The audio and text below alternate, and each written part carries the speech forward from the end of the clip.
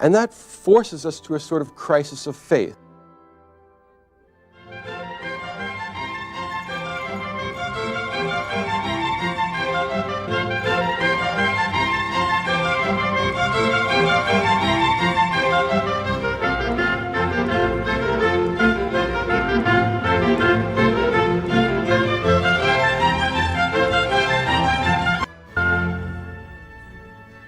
Today I'd like to talk about the book of Job and read it as a piece of literature as well as a piece of scripture, and take it independently of its scriptural meaning, look at the way in which ideas are organized in it, and try and look at the message that it has for us in the way that we might look for a certain sort of didactic message in certain kinds of pieces of literature. Now, the book of Job was written into the Hebrew Bible at the time that the Hebrew Bible was formed, roughly 1,000 or 800 years before the time of Christ. It took a number of generations to actually codify it, and in fact, the book of Job harks back to an ancient tradition in the Near East that goes back from many centuries prior to the organization of the Hebrew Bible. It's part of the sort of common heritage of wisdom literature that we find in the ancient Near East. In that respect, it's comparable to the story of Noah and the Ark, which we find also in the earlier traditions of the ancient Near East prior to the organization of the Bible itself. Now, the book of Job illustrates one of the main, or perhaps the foundational stance towards being of the religious person. In other words, it has a message which is timeless. It asks and answers a question which all human beings, by the very nature of the human condition, have to be forced to confront. And the question that the book of Job asks and tries to answer is, what's the point of evil? Where does evil come from? How do we account for evil? In a world that's run by God, by His almighty providence, that's been created by a completely good being, why is it that we have suffering and pain and misery? And more importantly, why is it that it seems that sometimes bad things happen to good people? Why is it that the virtuous and the righteous should suffer along with the evil? It's understandable, perhaps, if God were to send down some sort of chastisement for our own sins. That seems to have a certain kind of justice to it that we fairly readily comprehend. And yet, sometimes, and we've all seen this in our own lives, sometimes bad things happen to good people. And that forces us to a sort of crisis of faith. It forces us to ask questions of God, or ask questions of ourselves. How is it that we can continue to believe in God's providence, in an almighty and omniscient and all-good being, who yet sends unmerited suffering into our lives and into the lives of the people around us? Now, just by the very nature of the human condition, people have been asking this for centuries. If you look back, say, to something like Milton's Paradise Lost, the whole point of Paradise Lost is what we call theodicy, the justification of God's ways to man. And the book of Job inquires into the problem of whether it's possible to justify God's ways to man, and what would count as such a justification, and how we're able to kind of reconcile our understanding of God's providence with the problem of evil and with our own sinfulness. So let's consider the story of Job itself. Now, there's a very small cast of characters in the book of Job. We have God, who has the qualities of being the Old Testament deity. He's omniscient, He's omnipotent, He's all good, He's running all of history, not a sparrow falls without His consent, the usual attributes of the Creator. In addition, we have Job himself. Now, Job is described as a righteous man. He is righteous to those around him. He shows appropriate respect to the deity. And as a consequence of his goodness and his righteousness, he's been blessed by God with health and wealth and family and all the good things that life offers a human being in this world. His wife, something of a religious skeptic, plays a small but important part in the story of Job. And he also has 3 friends who come and help him come and try and commiserate with him during his sufferings. And they, I would say, are theological wannabes. Job's 3 friends are those people who claim to be wise enough to understand God's providence, people to comprehend His mysteries and comprehend His purposes. Particularly, Job's friends are the sort of people that think they understand the ways of God and believe that they can justify these ways to man. Finally, there is Elihu, kind of a mysterious figure, perhaps an angelic figure, who represents kind of real wisdom with regard to the divinity, real theological wisdom, which says there's only so much you can understand about God. At a certain point, you have to say, I submit to the will of the Almighty. I am not in a position to understand such things. And Elihu forces Job to the point where he is willing to acknowledge the fact that we cannot entirely comprehend God's ways, and that it's this inscrutable mystery of the way God organizes the world which the book of Job tries to reconcile us to. In other words, the book of Job asks or covers a familiar human theme. Why is there evil in the world? And the answer the book of Job gives us is, don't ask. Right? It's a dumb question, and the answer is even dumber, and that's about as far as you're going to get with this. Well, let's think about it. Let's start from the very beginning. The first scene, or it's not entirely a scene because we haven't really got a location, we see God in heaven, and he's surrounded by the angels and people who are described as the sons of God or the hosts of God. The idea is that we're up in heaven with God and his other various angelic creatures. And among these creatures, for reasons that are not very clearly explained, is Satan, the evil one, the Lord of darkness, Prince of evil, all that kind of business. Now, the book doesn't really explain to us what Satan is doing in heaven. And I imagine that there's all kinds of theological problems involved in figuring that out. Those of you who like to ponder this sort of thing, write me and let me know if you do manage to find out. I was myself never able to comprehend it.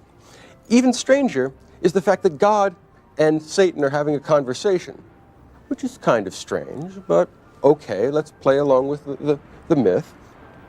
Satan and God are having a conversation, and God pipes up, apparently without prior discussion of him, and says, have you seen my friend Job, my good and faithful servant Job? Among all the people in the world, I really like Job. He's a great guy. What's great about him is the fact that he shows fear of the Lord, he's kind and generous and good towards those around him, and as a consequence of that, I've blessed him with all kinds of good things. Satan retorts, well, of course he's good and praises you and shows fear of the Lord. You've given him all this great stuff. You gave him health. You gave him wealth. You gave him family. You gave him everything a human being could possibly want. If you gave me everything a human being, or perhaps an angel, could possibly want, I think we could make a deal.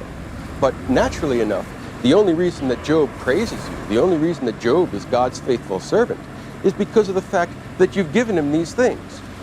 In terms of the philosophy of Immanuel Kant, you might say that Job's love of God and reverence for God is heteronymous. In other words, it's not free. It's in exchange for the good things that God gives him. And Satan says, look, this is essentially heteronymous love. Right? It's the kind of respect that you give towards somebody that's going to benefit you later on. And there's a cynical saying someone once said that gratitude is the expectation of future rewards. Well, okay, what Satan is essentially saying is that you've given him all this great stuff, so naturally he praises you. He hopes you're going to give him some more good stuff. A very cynical interpretation of religious devotion. So God says to Satan, oh no, that's definitely not the case. He's God's faithful servant. He's a good and righteous man. And Satan says no. And God says yes. And they go back and forth a little bit. And ultimately Satan says, well, I'll tell you what, let me test him.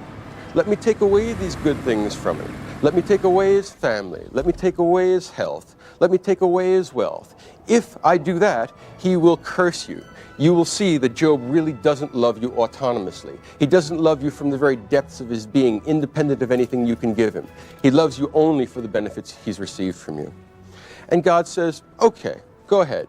Do whatever bad stuff you want to him, but don't touch his body in particular. Just take away from him the things that I've given him.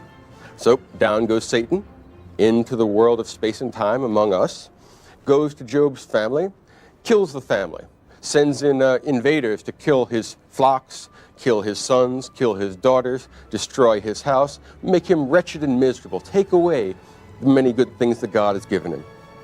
Well, up he comes to heaven, and they both look down, and we see Job, a miserable man who's found that he's facing all sorts of calamities.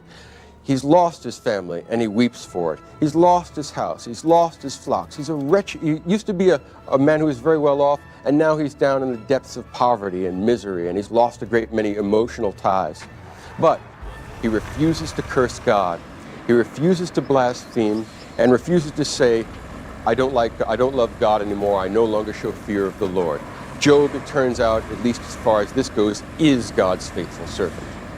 And Satan and God have a little back and forth about this. They say, well, look, I was right. And of course, God is always right. One of the points you'll find out in this story is that God, being God, is always right. And also, another thing you'll find out is that the sort of person that has arguments with God is really a personal manifestation of satanic pride. In other words, what sort of a person would argue with God? Well, you can't win an argument with God. He's God, after all. He's always right. So if you are on a different position, or if you make a different argument that departs from the one that he makes, by definition, you're wrong. The deity is always right. He knows everything. He is all-powerful. What's the point of having an argument with God? Well, that's a question that perhaps only Satan would completely understand. But being the satanic, evil figure that he is, he continues the argument with God, and he says, look, the reason why he is not blaspheming now, the reason why Satan is not cursing God and why he maintains his religious fidelity is because he really didn't care about his family, and wealth isn't all that important. What he really cares about is his own hide. If I were to go down there and send all kinds of afflictions to him personally, physical misery, pain, wretchedness, then he would blaspheme. Before he expired, he would say, I hate God, I curse God, I wish that God had never existed, or I wish that I had never been born. So God says, okay, go ahead down and do that. Now let's pause for a minute here before we go on to the rest of the narrative. It's very hard to understand what's going on up here in heaven. In other words, how did Satan get up there? Number one, doesn't get explained. Number two, what's the point of having an argument with God? Because you always lose arguments with God, he being God and you being something else. And number three, why doesn't God just squash Satan like a bug? In other words, why does he let Satan do stuff like this? He must have something in mind. Being God, and since his providence runs the whole world, there must be something that this does that satisfies God's desires for the world, or is part of God's general plan for the world. So we have to confront the question of why it is that God allows Satan to come down into this world, which is another way of saying, why does God create evil? Why does he allow a world in which evil happens?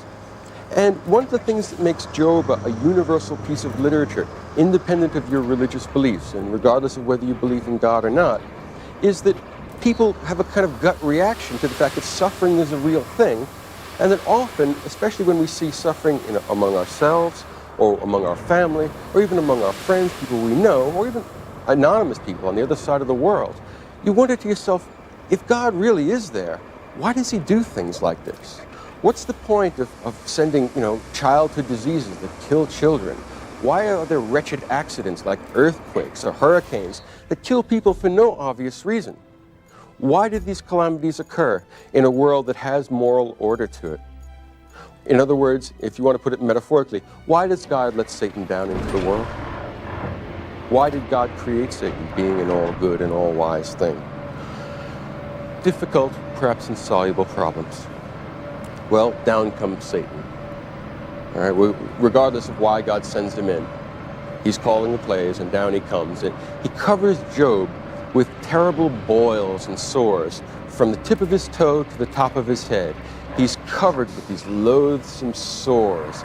And remember, of course, as we're talking about the ancient Near East, medical science is not very far advanced, and even today, medical science can't solve all the afflictions that hit the human body. And Job is just forced to sit there and suffer. And he sits among the ashes, and his family, except for his wife, is dead, and his flocks are destroyed, and his house is destroyed, and he has none of the things left that God had given him originally. But Job is God's faithful servant. And Job just stays there and says, although I've been afflicted with many great things, or with many evil things, I will not blaspheme. I'm still God's faithful servant. And his wife says to him, what do you mean you're still God's faithful servant? What good is this doing you? I mean, God was nice to you before, and I can understand the point of religious devotion at that point. But now that God has killed our children, now that God has destroyed our property, now that he's taken away our house, and now that he's done this terrible thing to you, just curse God and die. It's one of the most cynical and kind of perhaps bitterest negations of the human condition, or at least negation of that element in the human condition which entails suffering. Job's wife has the position of the kind of ultimate religious skeptic, the kind of person that's willing to go along with the forms of religion while things are going well, but when the going gets rough, Job's wife says, curse God and die. And Job says, that is wicked. I will never do that. I will never curse God. I will certainly die because all of us die. But to curse God is past the pale. I won't go beyond that point. No, I am God's faithful servant. I'll sit here and know that my suffering was unmerited because I didn't do anything wrong. But what is it? Man disposes and man proposes and God disposes. Well, God has sent this. I will accept this with the appropriate religious humility, and I will not curse God. I'll curse the day I was born. I'll curse my existence. I'll say that I wish that I was dead and that I wouldn't have to do this anymore, that I wouldn't have to put up with the suffering, but I will not curse my Creator. I will not curse the Almighty. Now, it's worth noting here that God was right from the beginning. In this little dispute between God and Satan, it turns out that God was right. And at the end of the story, we'll find out that in all disputes between God and anybody else, God is the heavy favorite. As a matter of fact, he's not just the heavy favorite, he's always right. It's a sure bet. All right?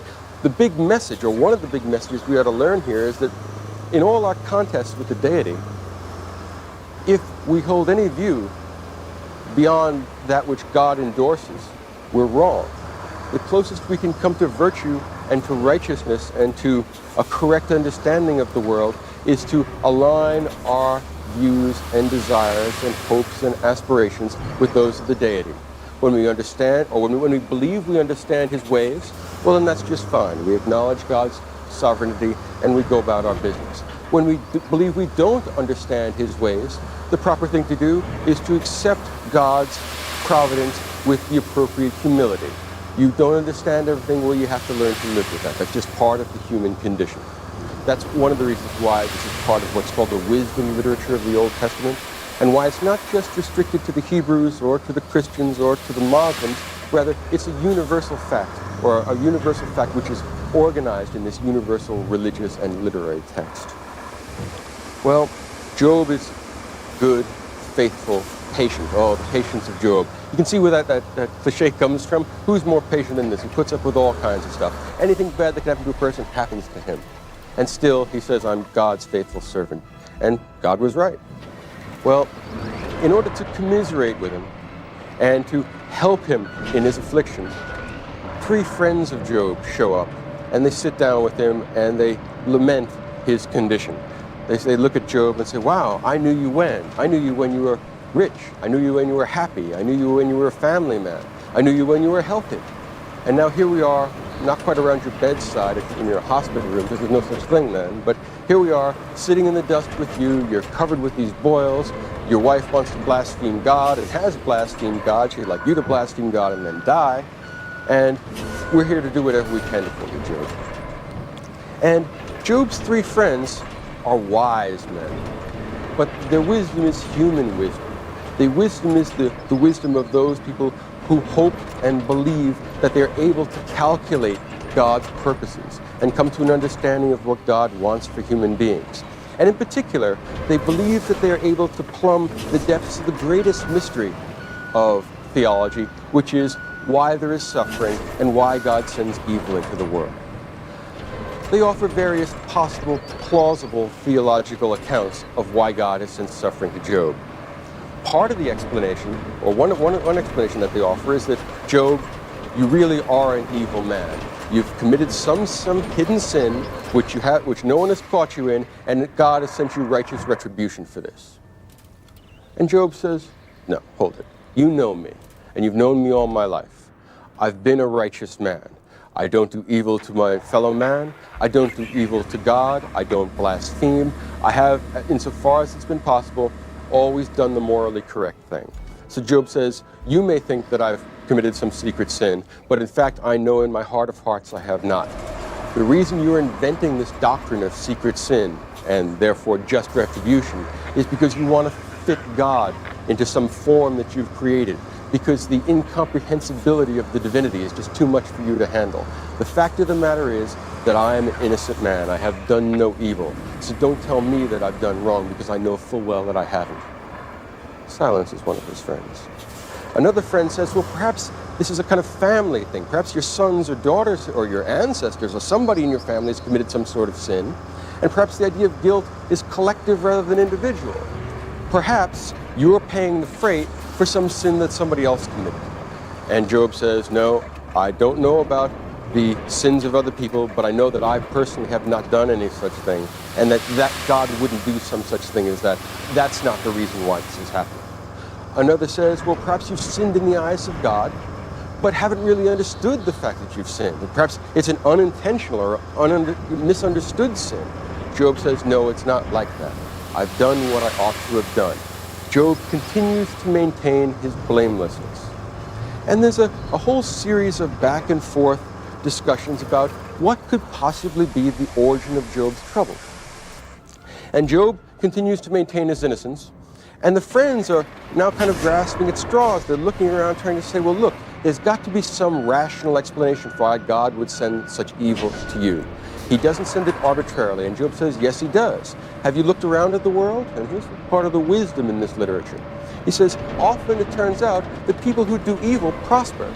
And we all know that as a matter of practical fact, when we look around in the world, there are people who do evil repeatedly, again and again and again, and they continue to do well. They cheat at cards and they continue to win. They never get caught. They steal and they never get arrested. They do all manner of evil, and God never sends them retribution here in the world.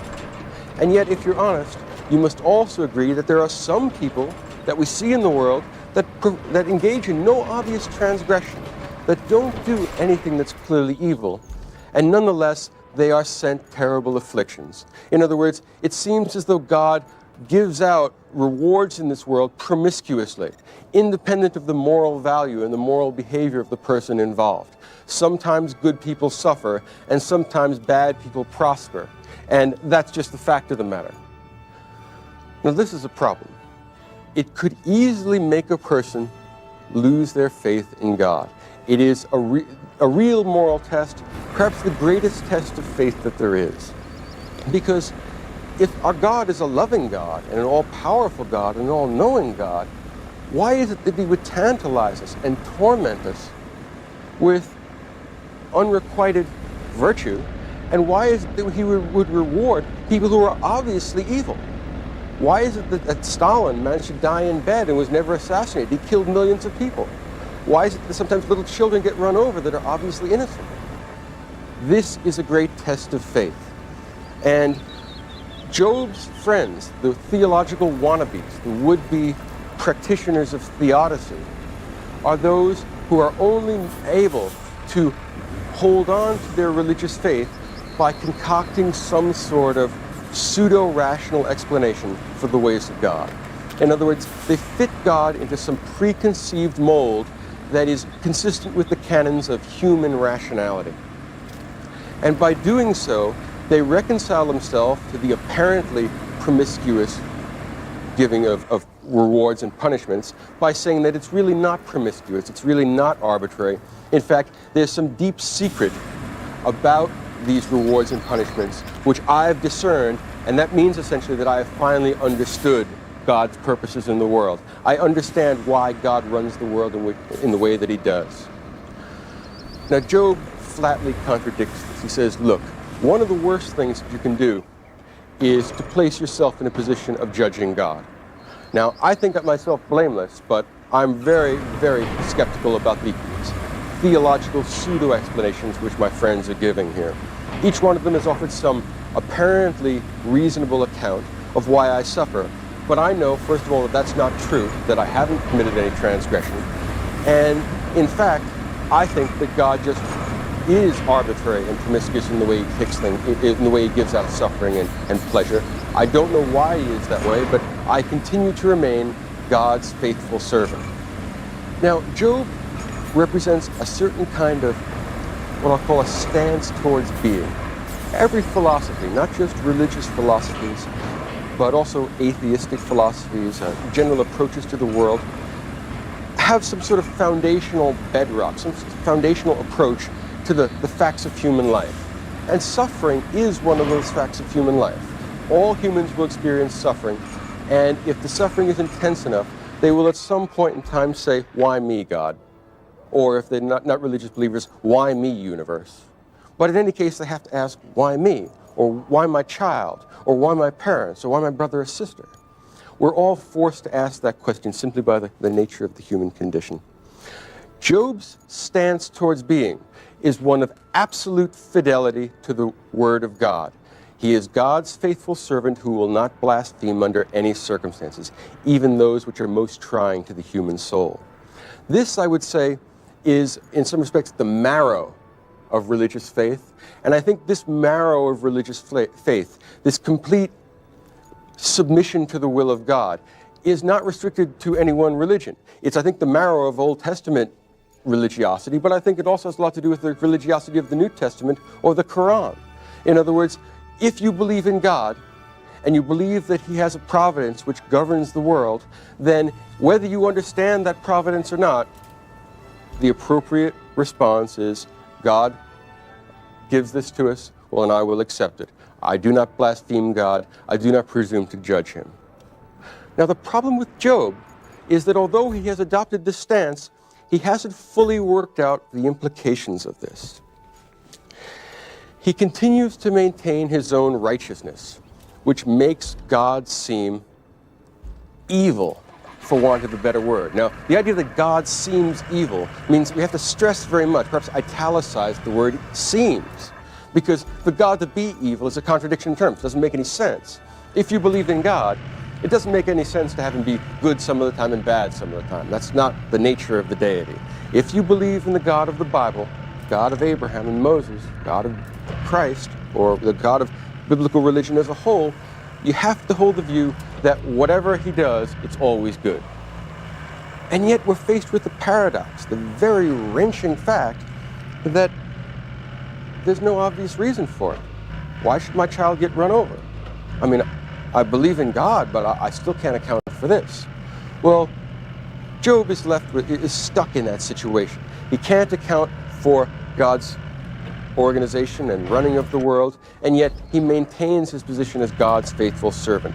He rejects and rebukes his wife. He says, I will not blaspheme God. I will not curse God and die. Well, Job continues to maintain his own righteousness. He continues to say, God sent this to me for no reason, or no reason that's obvious to anyone. And eventually, throughout the course of 50 or 60 responses and comebacks, kind of a long dialogue between Job and his friends, they are eventually silenced. And they're silenced for two reasons. One, because they have not managed to convince Job that he is somehow sinful, that he is somehow author of his own evil, and that God is just requiting Job's evils in an appropriate and just way. Job continues to believe he's blameless. He actually he swears 16 oaths to the various things that he's done properly and the righteousness and the righteous behavior that he has always engaged in, and says that as far as he knows, there is simply no reason why God would respond to his behavior in this way. There's no reason why he should be punished for sins he didn't commit. Job's friends are silenced. They say, wow, he thinks of himself as justified. And in addition to that, the more we think about it, the more hollow and the more implausible, and in some respects, the more presumptuous our theological explanations become. None of them are really satisfactory to account for the problem of evil in the world. We might say that the book of Job is the most anti-theological book ever written.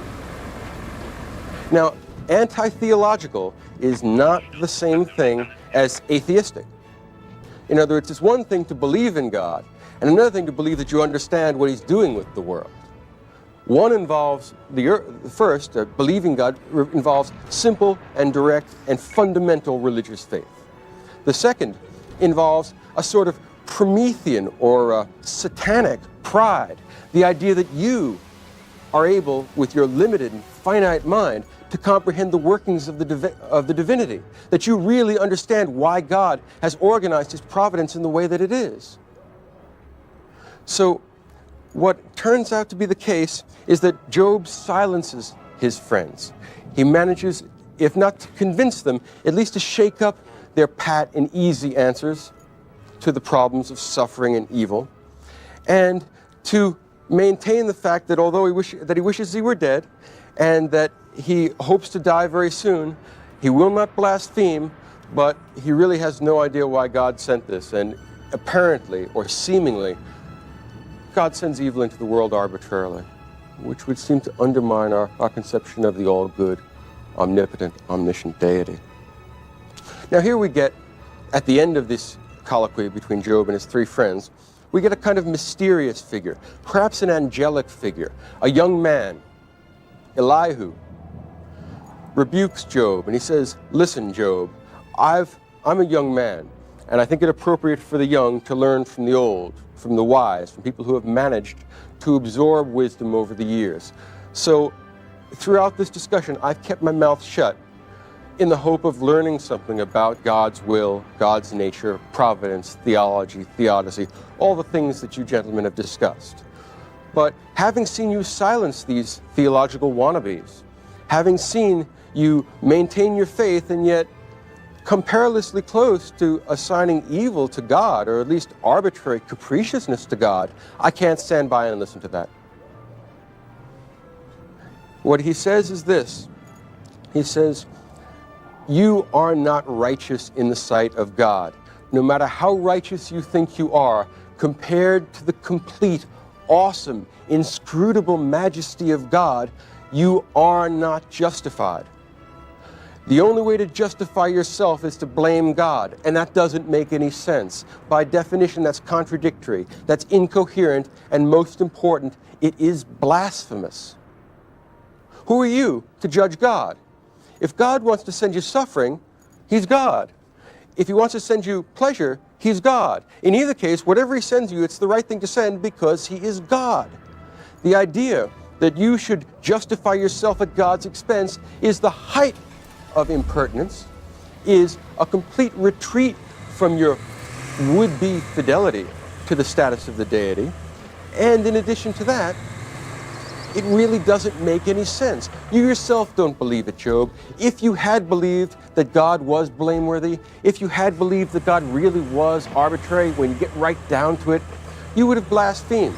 You would have taken the route suggested by your wife, who's become in some ways a byword for lack of religious fidelity. She said, "Curse God and die." Well, Job, you're going to die anyway. In the long run, we all die. But the fact of the matter is that if you do anything except completely submit to the will of God and accept all that he sends you, both for good and evil, then you are a blasphemer, and ultimately you are not a faithful man. You are not God's faithful servant. So Elihu, who has wisdom far beyond his years, and who has many of the qualities, apart from being described as an angel, sounds an awful lot like one of God's mouthpieces. Right? He has certainly great religious wisdom here. Straightens Job out about this. And after thinking about it, he says, you know, you're right. I mean, there's no back and forth here. Elihu just comes down and lays the real theological facts on him. He says, look, God is God and we are not. This is made very clear, actually, in chapter 25 of the book of Job, which is, the book of Job, incidentally, is well worth your reading. It's one of the books, I think, that is most wise in all of the Bible. It's not the only book that's worth reading the Bible. There's much wisdom to be gotten there. But when you do read the Bible, pay special attention to the book of Job because of its profundity. It makes you ask these kind of questions. And Job is silenced, which is a good thing. It's about time for Job to shut up. And perhaps it's about time for all theologians to shut up, which is part of the message of the book. Perhaps the whole idea of theology itself is presumptuous and a waste of time, if it's not blasphemous. Well, Elihu straightens him out. He says, look, the only way to justify yourself is to blame God. And that doesn't make sense. That means that you do not justify yourself. In the eyes of God, you're not justified. In the eyes of God, it says in chapter 25, you are unclean like a maggot, like a worm, like a filthy insect. For you to judge the deity is the height of impertinence and folly. You don't judge God. Think of it this way. Think of it in ontological terms. Those of you who have studied philosophy a little bit or listened to lectures I gave on philosophy, I talked about ontology quite a bit. And ontology is the kind of logos of being. It's speech about being, or about the gradations of being. And think of it this way. We had an insect here, a caterpillar or a worm or a maggot, and we had God on the other end, and we had man in between. How would we parse these things? I mean, in other words, think of it like in Sesame Street. What is it Big Bird says? One of these things is not like the other. One of these things just doesn't belong. Well, which of these things is not like the other? Is God and Job, are God and Job very similar? Or are Job and the maggot very similar? In other words, are we more like insects or are we more like the divinity? Well, God made both insects and us, whereas insects and us are both finite and we're both limited, and we both really can't presume to judge God. In fact, when you look at it on the ontological scale of things, when you try and look at where we stand in the cosmic hierarchy of things, we have a lot more in common with a worm than we do with God. And for a worm to presume to judge God, or even to talk to you and tell you how to run things, is preposterous, because the worm is so much below you and beneath you and outside of your status that the whole idea is preposterous.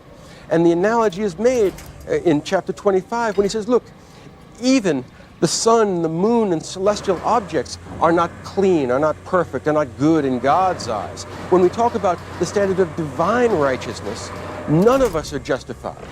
None of God's creatures really match up to his standard. And the whole idea of any of his creatures presuming to justify themselves at the expense of the deity is wrong. And that means that we should not seek out after self-justification. We should learn how to patiently submit to the will of God. In some respects, the worm is more virtuous than we are. At least the worm doesn't tell God how to run the universe. The worm, in fact, even if it's not conscious, doesn't try and be something that it's not. Whereas we would presume to judge the Almighty, the inscrutable deity. How foolish, how presumptuous, how sinful. Perhaps Job has had a secret sin all along. Perhaps there's always been a sort of latent pride in which he thought himself justified and he thought that he deserved good things from God. Maybe the message here is that when we get good things from God, we get them as an act of free grace, and we don't deserve anything. Hell, we don't even deserve to be alive. We don't deserve to exist. Nothing deserves to exist. The fact that anything exists at all is testimony to God's righteousness, to his power, and to his goodness towards us. The fact that we believe we deserve a continued series of good things is both foolish and ridiculous. And since we don't even deserve to exist from the very beginning, we have no claim to make on the Almighty. Whatever he sends us, we ought to accept patiently and with great fidelity. We should not be a presumptuous worm. That's part of the book of Job, that we would learn our real status in the cosmic hierarchy of things, and that we don't try and outreach ourselves.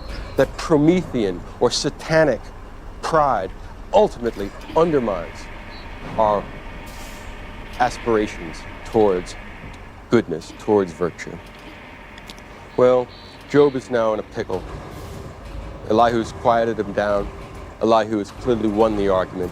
And it's clear enough that Elihu is not doing this for the reasons that Job's friends are. Job's friends want to put God into a logical box. Job's friends want to make the inscrutable and awesome deity somehow reconciled with the very feeble and finite and limited mental abilities of human beings. What Elihu says is that that's just not possible. We cannot force the ocean into a teaspoon. We cannot force the mind of God into our own minds. The great Russian theologian Shestov once said that God's reason and man's reason have as much in common as the dog has with the dog's star. Isn't that a beautiful line? Well, I think that's largely the message of the book of Job. God has his reasons if he exists, because he's almighty and because inscrutable and because he knows everything. And whatever happens in the universe happens because he wills it and because he ordains it. And the fact that we don't understand why he sends it, the fact that we can't comprehend why our children should get run over, or why earthquakes should kill people for no obvious reason, doesn't mean that there isn't a reason. It just means we don't understand it. And the key thing here is that God is not under any obligation to make himself understood to us. It's not like we have some claim on the Almighty in which we can blame him for not explaining the universe to us. We're lucky to exist at all. We're lucky to be given the very small rays of understanding that we do actually get. If we are content with that and still able to affirm the world, still able to say yes to God, yes to his providence, yes to both the good and evil that we get sent, that is the authentic religious stance towards being. The complete acceptance of God's providence, regardless of whether we find it painful or pleasant, regardless of whether we find it comprehensible or completely incomprehensible. It's not for us to judge. If you believe in God, then it follows that he's all-powerful and all good. And if he is all-powerful and all good, and not a sparrow falls without his consent, well then, whatever he sends you is exactly the thing you should have, because, after all, he sent it to you. Complete resignation to the will of God is what this ultimately leads us to. Now, there's a beautiful conclusion to this story, and I think it's one of the most moving passages in all of Scripture and in all of world religion, or all of world literature. After this colloquy with Elihu, Job is alone, and God comes and speaks to Job out of the whirlwind. And that's a beautiful image for the chaos of the world. Think of a tornado. God comes, and it's not a deus ex machina, the way we see in certain very inartistic plays or novels. It's not God from a machine. Rather, it's a deus ex natura. It's God out of nature, somehow out of the chaos, the incomprehensibility, the swirling flux of the world. God speaks directly to Job. It's a beautiful image for God speaking to us through the limitations in our understanding and knowledge. What a profound image. Whoever thought this up was a great genius of literature. Whoever in the ancient world managed to come up with this image, we owe him a great debt, because it tells us something about our finitude and about our appropriate stance towards being if we are religious believers. God speaks to Job out of the whirlwind, and as you can guess, God is none too pleased. I mean, you wouldn't be, right? I mean, he's your faithful servant, and he's as good as people get, and you've sent him all these afflictions, and of course, being God, you have your reasons. And Job, he's been silenced, but he has been awfully self-righteous, saying that he didn't merit this suffering and such like stuff. Well, what happens here is this. God speaks to Job out of the whirlwind, and he asks him certain leading questions. He says, Job, I suppose you can guess who I am, right? And being a giant whirlwind talking to him, you can sort of guess who that would be. And he says, I have some questions. Here's a pop quiz, Job. How do you make mountains? Can you make mountains? I make mountains all the time. Piece of cake. What's the recipe for mountains? Do you understand mountains, Job? And the fact of the matter is, Job doesn't know how to make mountains, because he's a regular human being like us. We don't know how to make mountains. And he says, how about the birds of the air? Can you make ducks? I make ducks all the time. I know where they are. I know what they do. I know all about ducks. Fish of the sea. How do you make mackerel, Job? Do you understand that? No, of course you don't. Why? Because you're Job. You're a regular, finite, limited, arrogant, prideful human being. And what's more, you're sinful. For all the above reasons, and probably some others too. I just don't have time to mention them. Let's get on with the story. Me, on the other hand, I'm God. And you know what that means? I know everything. I make mountains, I make mackerel, I make ducks, I make everything. I make the whole universe, I make the stars, the planets, the whole thing. I was here at the beginning of time. Where were you? You were in my brain, or you in the mind of God. I was getting ready to make you, but I've been here from the very beginning. I create everything, and I run the universe. Is that understood? In other words, no more insubordination from you. This is the way things are. I'm God, you're not. I speak to you out of the flux and chaos of the universe because I'm trying to make a point to the world. Complete acceptance of my will is the only virtue. all arguments with me are essentially satanic pride. You know who argues with me? Remember the guy from the beginning of the book? Satan? Right, that's the kind of person that argues with me. And those followers of Satan who think that they can put me into their illogical forms. No way. I'm God, you're not. That's the end of the discussion. All your disputes with the deity, you lose. So why not stop disputing with me and come over to my side and do exactly what I tell you and accept everything I give you and stop complaining and stop trying to justify yourself at my expense because you're always wrong. Enough is enough, Job. And Job is thoroughly humbled. I mean, he'd been quieted down and forced to seriously reconsider his view of the world by Elihu. But God, he's a real convincing guy, especially when he's talking to you out of the whirlwind. He straightens him right out. He says, look, I'm God, you're not. That's the end of all discussion. Don't dispute me. And Job says, you know, you got a point. I'm not going to dispute this anymore. Sorry. And God says, all right, don't worry about it. It's no big deal. I was just trying to make a point. Notice he doesn't come and ask, you know, why was Satan up in heaven? Why were you talking to him? Why'd you have a bet with him? He says, forget it. I don't ask any questions. Satan asks questions, and that's what makes him Satan. So I'm going to leave that alone entirely. So God speaks to Job out of the whirlwind. And the ultimate counsel that we get here is that we are not in a position to judge or to judge God or to justify ourselves. It's presumptuous, it's ridiculous, and it's ultimately irreligious. Our stance towards being, if we are truly religious, is that of Job.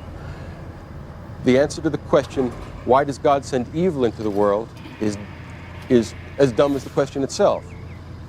Don't ask. It represents the level of intellectual sophistication that we see I mean, if you think of your 6-year-old coming to you and saying, Mommy, Daddy, how come God let the goldfish die? Well, we kind of chuckle at that and say, oh, you know, don't worry about it, kid. You know, that's just the way the world is. Well, when you extrapolate from that on a larger scale, why does God let children die? Why does God let nations die? Why does God let the evil sometimes prosper and the good do badly? Don't ask. It's like, why does God let the goldfish die? That's just the way the world is. If you believe in God, he has his providential reasons, and that's all there is to say. In other words, what I'm suggesting is that Job is the most anti-theological book ever written. And surprisingly enough, it ends up in the Bible. It says that real religious faith is beyond theodicy, is beyond theology. Perhaps it turns out that theology is really a sort of disguised blasphemy, that we would claim to plumb the depths of an infinite ocean with our finite chords, really beyond human capacity. Now, at the end of the story, this is kind of a funny ending. I don't know quite how to account for this. God shows that he's really kind of a nice fellow, or God shows that he's really inscrutable. Perhaps the most inscrutable part of the book is that after God appears to Job in the whirlwind, and Job humbles himself and submits to the word of God and says, okay, I understand that I'm a worm, that I'm a maggot, that I don't presume to judge you. I get the idea. I won't do that anymore. I'm sorry. And he says, okay, well, since you're sorry, I'm going to send you back twice as much money as you had before, and twice as many flocks, and a new family, and a new house, and all kinds of great stuff. As a matter of fact, you're going to have twice as much of everything as you had before. So you get a happy ending to this. Now, I get the impression that this is tacked on towards the end. It's hard for me to believe that this is part of the original story. It's not easy to believe that we are supposed to, again, love God heteronomously. What Job has learned is that the love of God and submission to the will of God, if it is real and if it is authentic, is completely autonomous. Has nothing to do with what God sends you. And once God makes that point and Job accepts it, then he's willing to send back good things to Job. Perhaps as a kind of way of flagging our sagging spirit, boosting our sagging spirits, or Job's sagging spirits. Perhaps showing that he truly is inscrutable, that he sends and takes away for reasons that we don't entirely comprehend. And that if we are wise, and if we are virtuous, and if we are good, we will give up on all questions that are beyond our human capacity to understand. Now, two things I'd like to conclude with. First of all, we should consider the fact that Job only suffers throughout this impersonal evil.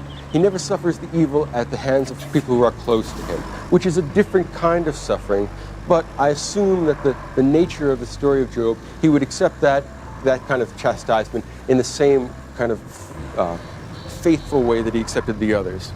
And a second and final point that I would make is that while the book of Job, or the kind of deity that we see in the book of Job, is an indispensable aspect of Almighty God, it is not by itself sufficient.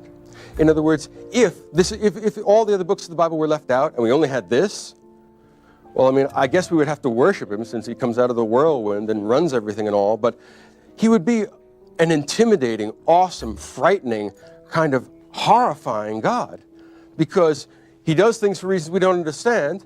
He creates a moral order to the world, which really amounts to shut up and take it. And it doesn't give us that consolation, which is one of the important elements in religion and in kind of didactic literature. And I would say that that's one of the reasons why other faces of the deity are shown to us in other books of the Bible. Within Judaism, if you go and read something like the Song of Solomon, you'll see the kind of gentle, kind, gracious face of God. If you look at the New Testament and read something like the Beatitudes, right, you will again see the gracious, kindly, generous face of God, rather than the awesome, almighty lawgiver. And as a consequence of that, it seems to me that the book of Job is important and could never be left out of biblical literature because it is an indispensable tonic to a certain kind of whining, to a certain kind of self-pity. And for that reason, it is one of the great contributions to the wisdom literature of the world. And if, in fact, it's not the only face of the deity, it is one of those faces of the deity without which our understanding of God's will and God's world would be incomplete.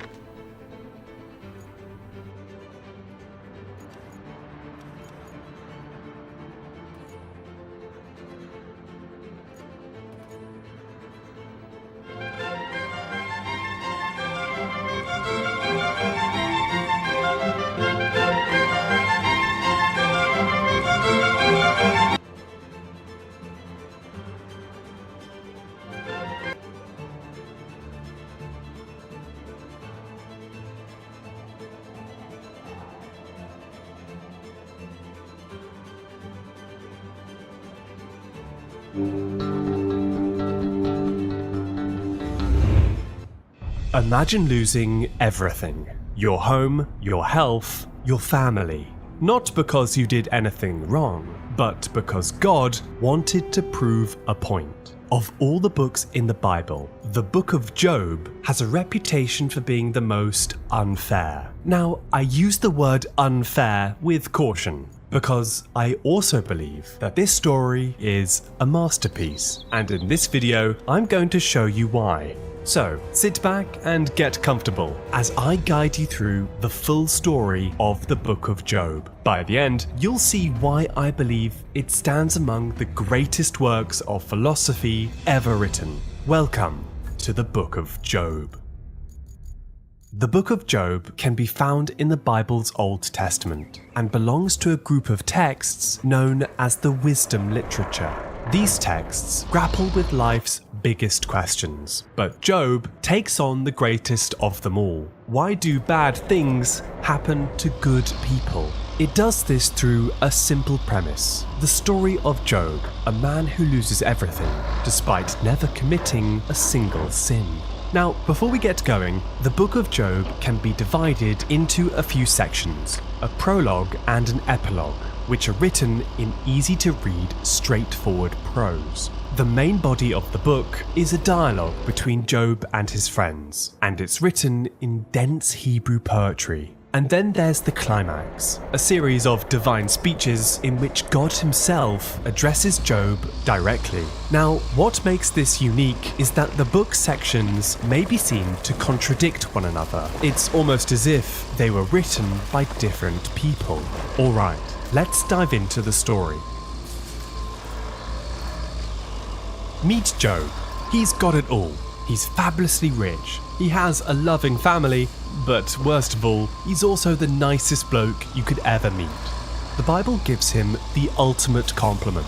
He is, quote, blameless and upright, one who feared God and turned away from evil. In other words, he's an all-round good person, and the perfect guinea pig for a little experiment. Up in heaven, God convenes his divine court, gathering all of his angels before him. Among them is a figure known simply as the adversary, or in Hebrew, the Satan. God notices this mysterious being and asks him, "Have you considered my servant Job? There is no one like him on the earth, a blameless and upright man." The Satan smirks. He believes Job is only loyal to God because he has blessed him with wealth and a large family. Remove all that, and Job will surely turn against him. But stretch out your hand and touch all that he has, and he will curse you to your face. God agrees to a little wager to test whether Job really is a loyal servant. God allows the Satan to destroy everything Job owns, but forbids him from harming Job physically. And with that, the Satan departs for Earth. In a single instant, Job has lost everything: his livestock, his servants, his family. Job gets up and then begins to worship. The Lord gave, and the Lord has taken away. Blessed be the name of the Lord. The next day, God convenes another council. Despite losing everything, it seems that Job has passed the test. He has refused to curse God. The Satan laughs. He is still not convinced. After all, Job has one thing still left: his health. God agrees to raise the stakes of the wager. Satan is now allowed to inflict pain upon Job to see if, even then, he will remain loyal.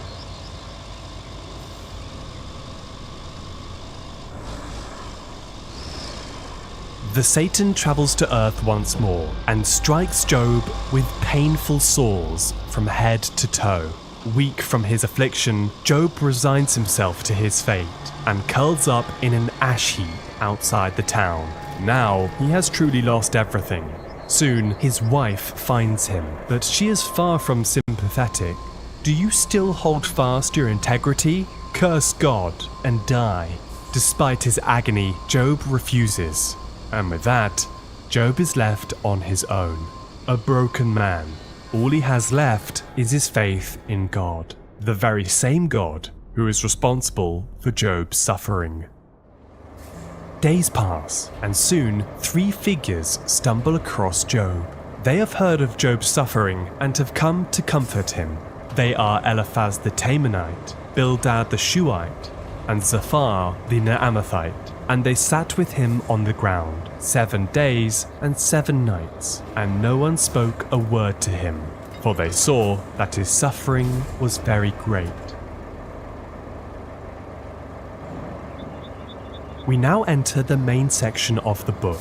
It's a series of conversations between Job and his 3 friends. Although whether they truly are his friends is very much up for debate. The first friend approaches, Eliphaz the Temanite. In his eyes, God never acts without reason, so Job must have done something to upset him. Eliphaz believes that Job's suffering is a punishment sent from God. Eliphaz talks a good talk, but he's missing something important. We know that Job is completely innocent.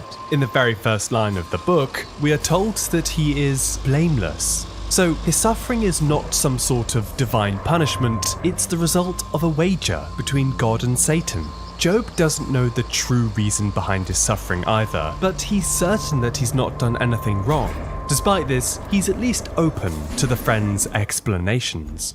At that moment, the second friend, Bildad the Shuhite, steps in, eager to prove Job's guilt. Bildad takes a different approach. What if Job's suffering isn't his fault at all, but his family's? He even suggests that Job's children brought God's wrath, and that Job is paying the price of their sins.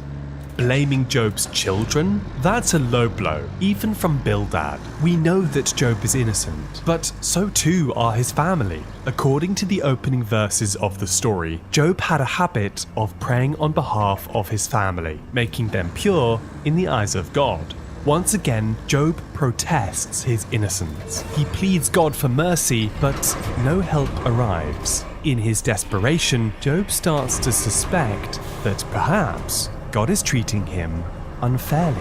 The third friend, Zophar the Naamathite, steps in. All Job needs to do is to say sorry, even if he doesn't know why. With friends like these, who needs enemies? Eliphaz, Bildad, and Zophar have all weighed in on Job's situation. Each one is convinced that Job has done something wrong, although none of them can say exactly what. The three friends share a single worldview, that the universe is predictable. God blesses the good and punishes the wicked. It's a principle found throughout the Old Testament. An eye for an eye, a tooth for a tooth. But that doesn't apply here, and Job knows it too. Over the course of the dialogues, Job becomes convinced that the friends do not know what they're talking about. And that gives Job an idea. He wants to take God to court. Yes, that's right. He wants God himself to stand trial. But I would speak to the Almighty, and I desire to argue my case with God, even if it costs him his life. Job wants to meet God face to face and make God answer for himself. This courtroom metaphor continues. Job decides that he'll need a lawyer, somebody to plead his case before God. For I know that my Redeemer lives, and at last he will stand upon the earth, and after my skin has thus destroyed, yet in the flesh, I shall see God. To the friends, Job's language against God is verging on the blasphemous. They are frustrated with Job and his stubborn attempts to prove his innocence. By this point, all civil conversation has broken down. The friends resort to inventing crimes, starting with Eliphaz. Seeing as Job himself was once rich, Eliphaz now suspects that Job must have oppressed the poor. Is not your evil abundant? You have given no water to the weary to drink, and you have withheld bread from the hungry. At this point, Job no longer cares what the friends have to say. He knows that they're acting in bad faith. Their arguments are irrelevant, especially as Job believes that he is going to win his lawsuit against God. And then something unexpected happens. An intruder enters the story, someone we've not yet met, a young man named Elihu the Buzite. All this time, Elihu has been listening to Job and the friends, and has been growing more and more frustrated. Despite his youth, Elihu is convinced he can succeed where the friends have failed. Now, young Elihu has a rather nuanced argument. In his view, Job is suffering not for something that he's done, but something that he might do in the future. In his view, God has sent Job a warning to set him on a different timeline, allowing him to learn from his mistakes before he makes them. This Elihu character has come out of nowhere. It's almost as if someone has inserted his speeches halfway through the story. Well, that's actually what might have happened. You see, many scholars believe that Elihu was added later, likely by a younger author. After all, this character is mentioned nowhere else. Elihu finishes by telling Job off for behaving so arrogantly. After all, he's criticizing God, the creator of everything. And reckless talk like that, well, can upset a deity. Suddenly, the skies darken and a whirlwind begins to form. It's God, and he's not happy. Who is this that darkens counsel by words without knowledge? Who, me? God has been listening to Job's debate with the friends, and he is not pleased with what Job has said about him. Speaking from a whirlwind, God has arrived to settle the matter once and for all. Well, sort of. In the speeches that follow, God takes Job on a tour of the universe and shows Job just how small he really is. Where were you when I laid the foundation of the earth? Have you commanded the morning since your days began? Can you bind the chains of the Pleiades? At this point, I'm sure poor Job is getting the picture. God is infinitely more powerful than him. Who is Job, a puny mortal, to question his creator? But God is not finished. He now takes Job on a tour through the animal kingdom, his kingdom. Do you know when the mountain goats give birth? Do you observe the carving of the does? Is the wild ox willing to serve you? At this point, it's as if God has gone full David Attenborough. But God has one more thing to show Job, and it happens to be one of my favourite moments in the Bible. Before Job are two colossal creatures, the most magnificent beings ever to grace creation. The first is Behemoth, the beast of the land. Behold, Behemoth, which I made as I made you.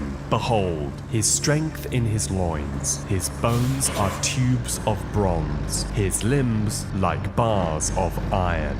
Whatever this is, the Behemoth certainly puts the god into Godzilla. Now, biblical scholars believe that this creature is based off a real-life animal, especially given the following description. Under the lotus plant he lies, in the shelter of the reeds and in the marsh. If you guessed a hippo, you'd be right. Or maybe you've seen my Biblical Beasts video. Regardless, God is clearly describing a massive herbivore of immense strength. And the details match that of a hippo rather well. But God has another creature, the Leviathan, the beast of the sea. It's a frightening sight, and God makes sure that Job knows it. Can you draw out the Leviathan with a fish hook, or press down his tongue with a cord? Can you put a rope in his nose, or pierce his jaw with a hook? Lay your hands on him. Remember the battle. You will not do it again. This aquatic war machine is God's favorite pet. Based on this description of scales and sharp teeth, scholars believe that this creature might be a crocodile. It's indeed plausible, but then things get a little out of hand. Out of his nostrils come forth smoke. His breath kindles coal, and a flame comes forth from his mouth. The Leviathan appears elsewhere in the Bible and may have been an established mythical being. Across the ancient Near East, many myths tell of a giant aquatic serpent, one defeated by the gods at the dawn of time. This is part of an ancient mythological motif known as the Chaos Camp, or primordial battle. But in the book of Job, God seems perfectly happy to let the Leviathan be. These two creatures seem to epitomize the wildness of creation, beautiful yet deadly. And with that marvelous tour of creation, God concludes his divine speeches. He has shown Job the wondrous workings of the world and has put this puny mortal into perspective. It's impressive, but has it really answered the original question? Throughout the book, Job has complained that God does not uphold justice in his creation and has even treated him unfairly. God's response? Hey, look at this. It's a puzzling answer, but maybe there's a deeper point being made. The universe, in all its vastness, does not operate according to the rules that we humans invent. Another curious detail about the divine speeches is that God never mentions the events of the prologue, or even his wager with Satan. You think that would be relevant, right? Regardless, Job finally responds to God, and what follows are the most enigmatic lines in the entire Bible. I had heard you by the hearing of the ear, but now my eye sees you. Therefore I despise myself, and repent in dust and ashes. Job is admitting to wrongdoing and is seeking forgiveness from God. All this raises a serious problem. I've said it once, and I'll say it again. Job is innocent. That's the premise of the book. Plus, we know why he's suffering. It was God, well, playing God. Some find this lack of answers frustrating, as well as Job's seemingly unnecessary apology. In any case, it seems that Job has grasped God's message. The ways of God are simply too unknowable for humans to ever truly understand. And with that, the poetry section of the book comes to an end, and the style returns to the simple prose of the introduction.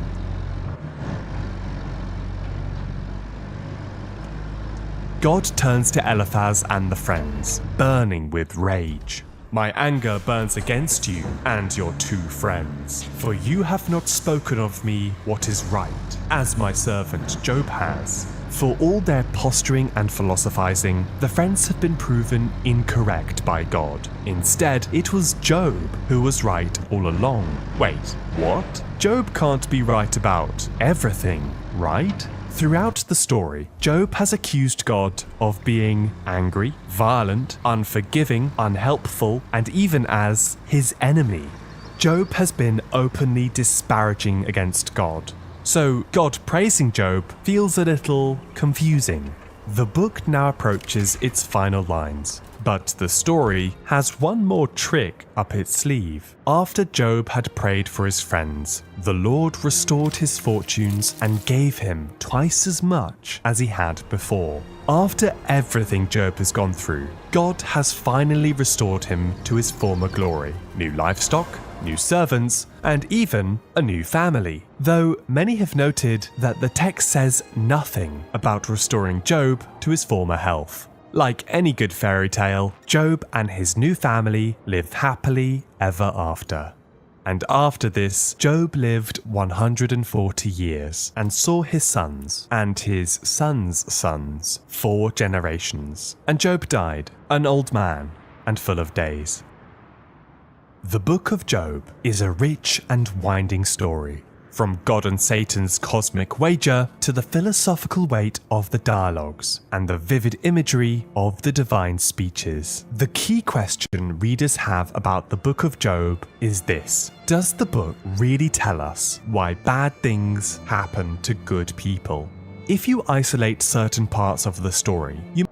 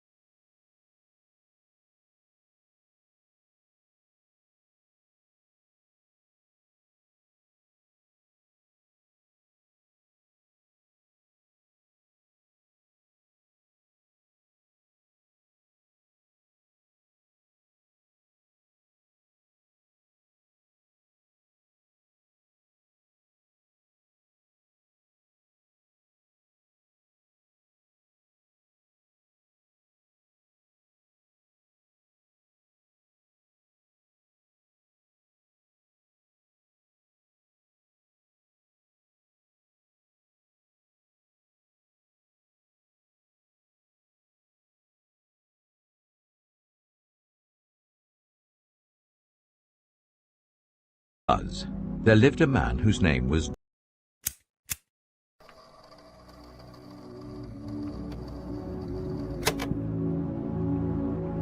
In the land of Uz, there lived a man whose name was Job. This man was blameless and upright. He feared God and shunned evil. He had 7 sons and 3 daughters, and he owned 7,000 sheep, 3,000 camels, 500 yoke of oxen, and 500 donkeys, and had a large number of servants. He was the greatest man among all the people of the East.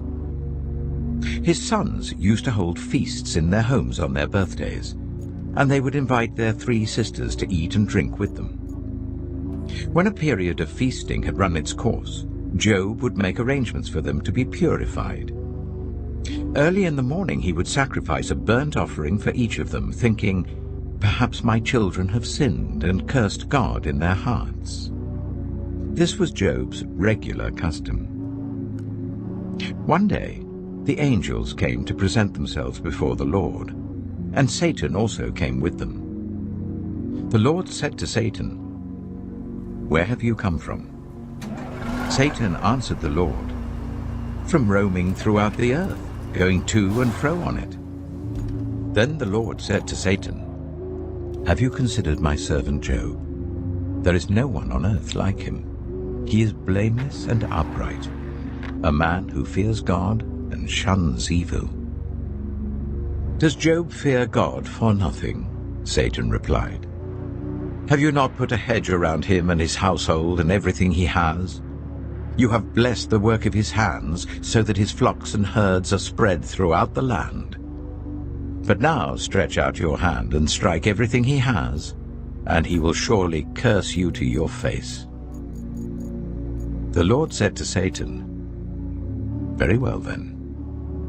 Everything he has is in your power. But on the man himself, do not lay a finger." Then Satan went out from the presence of the Lord. One day, when Job's sons and daughters were feasting and drinking wine at the eldest brother's house, a messenger came to Job and said, "The oxen were plowing and the donkeys were grazing nearby, and the Sabeans attacked and made off with them.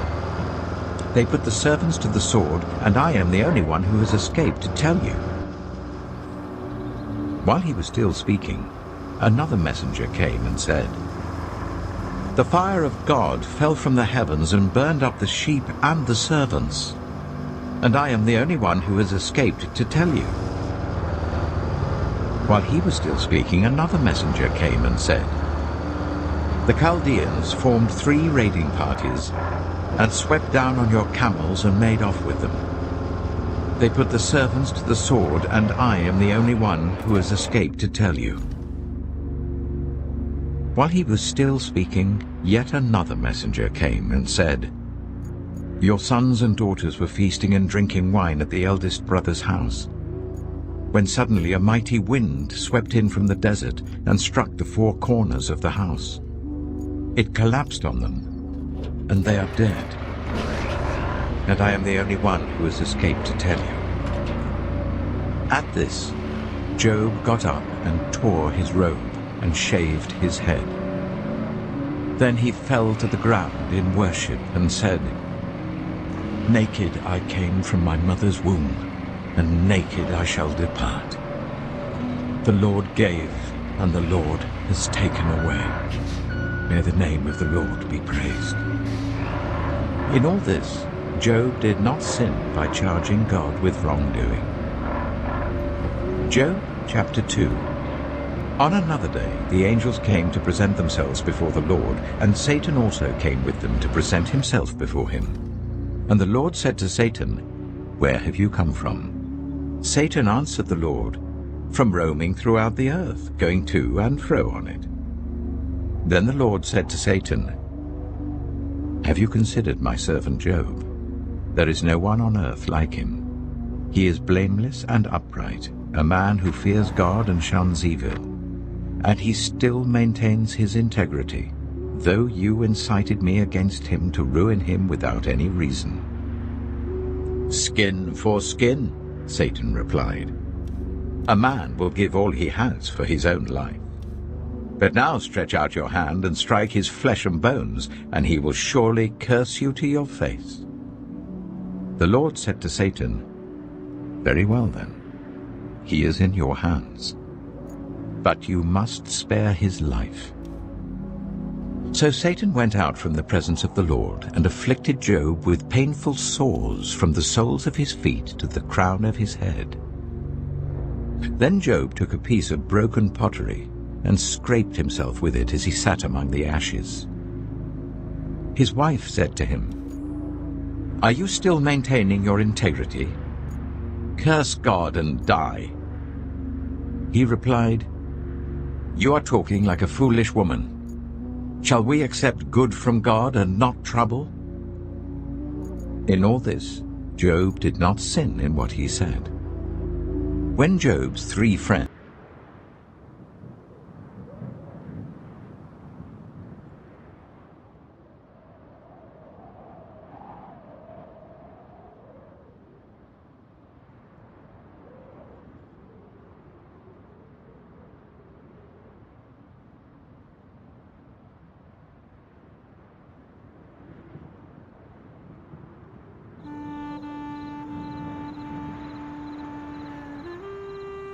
Sometimes, in the middle of a day that looks exactly like every other, you feel something you can't explain.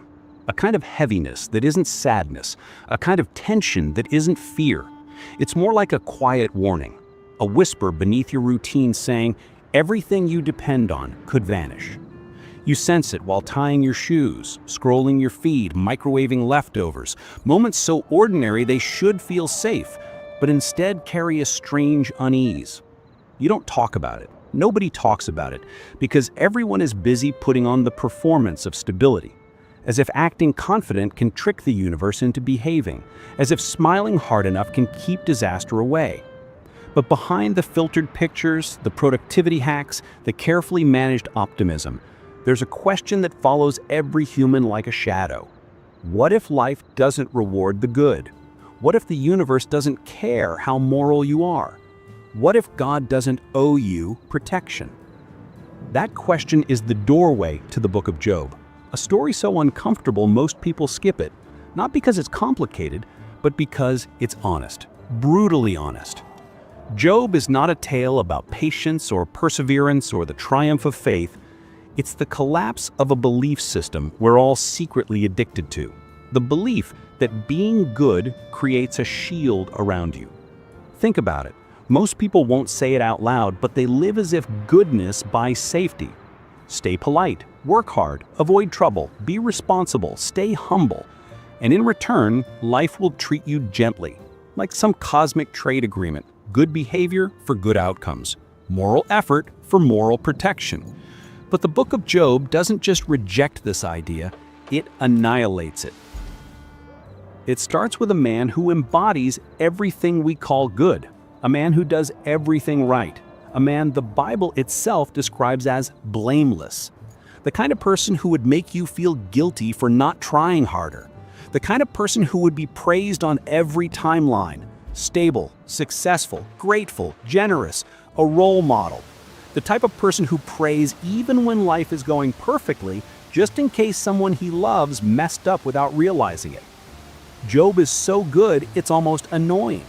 And that's exactly the point. Because if anyone deserved divine protection, it was him. If anyone deserved safety, stability, reward, blessing, security, it was him. And then, without warning, his life collapses. Not slowly, not gently, not in a way that allows him to adjust. Everything breaks at once. Wealth, gone. Status, gone. Children, dead. His entire world ripped to pieces. Not because he failed, not because he sinned, not because he forgot God for a moment, but for no reason he can understand. This is the part people pretend isn't there, the part most preachers blur out, the part that destroys the inspirational version of the story. Because Job doesn't suffer as a lesson, he suffers as evidence of a truth we hate to face. You can do everything right and still lose everything. That's the line nobody wants to hear. It's the line that makes the story dangerous. Because if this happened to the best man alive, then what about us? What does that mean for people who are normal, flawed, inconsistent, anxious, impulsive, imperfect? If Job can lose everything in one afternoon, what makes us think we can't?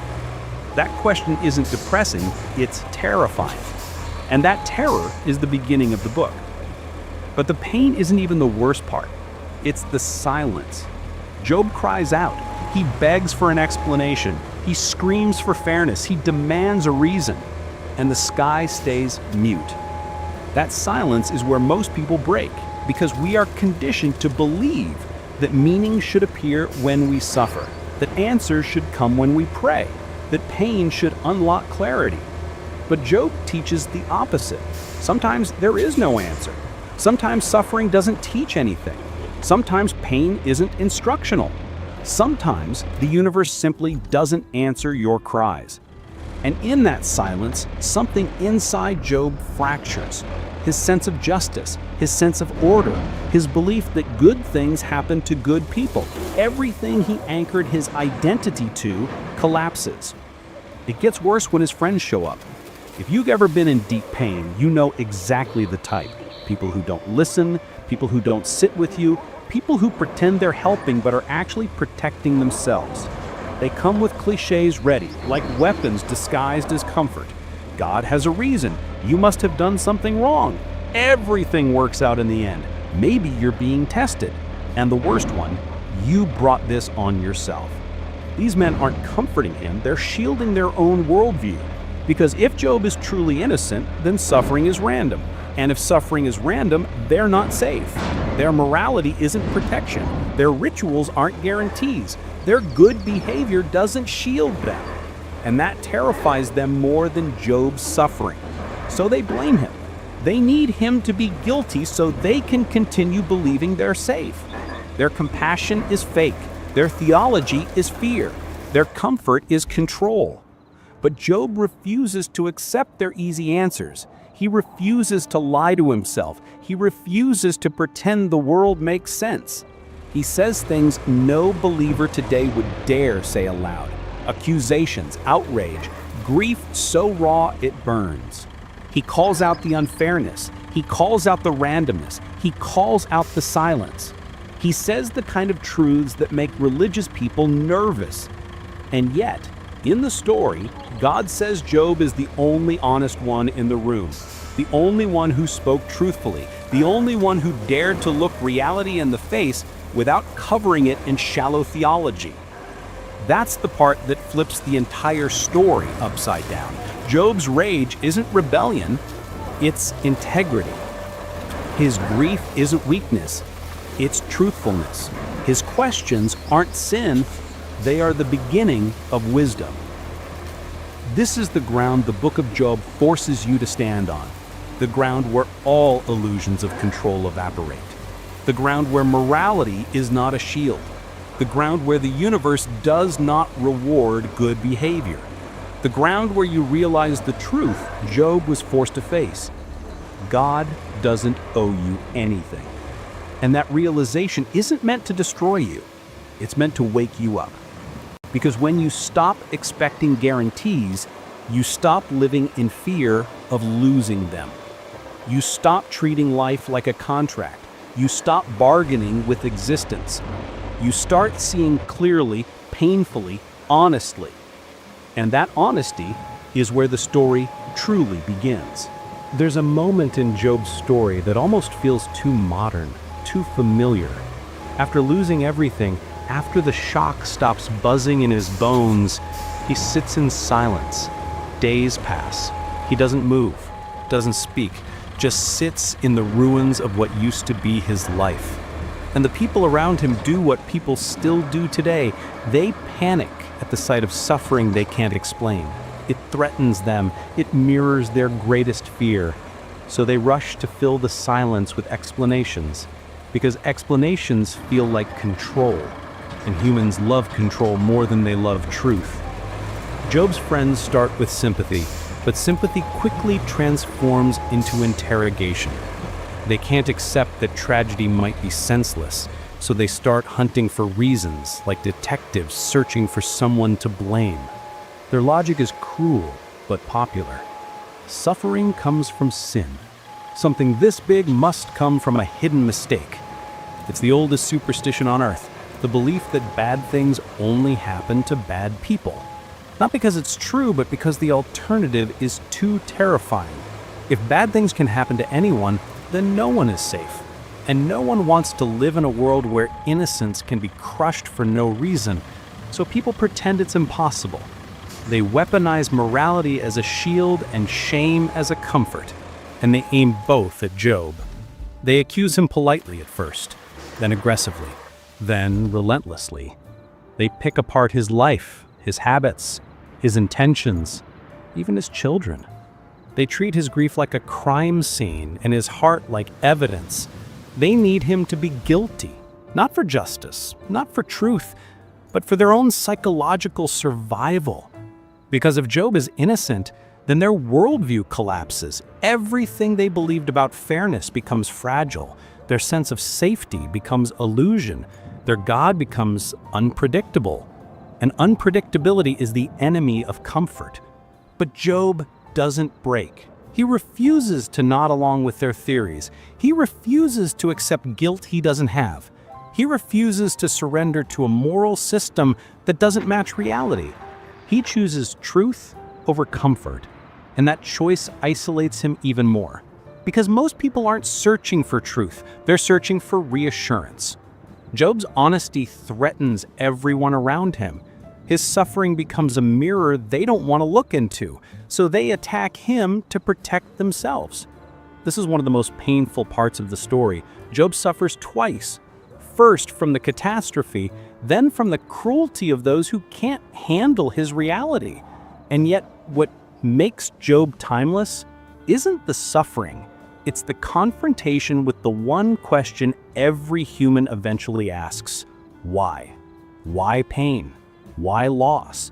Why injustice? Why do the wicked thrive while the innocent bleed? Why does goodness not guarantee protection?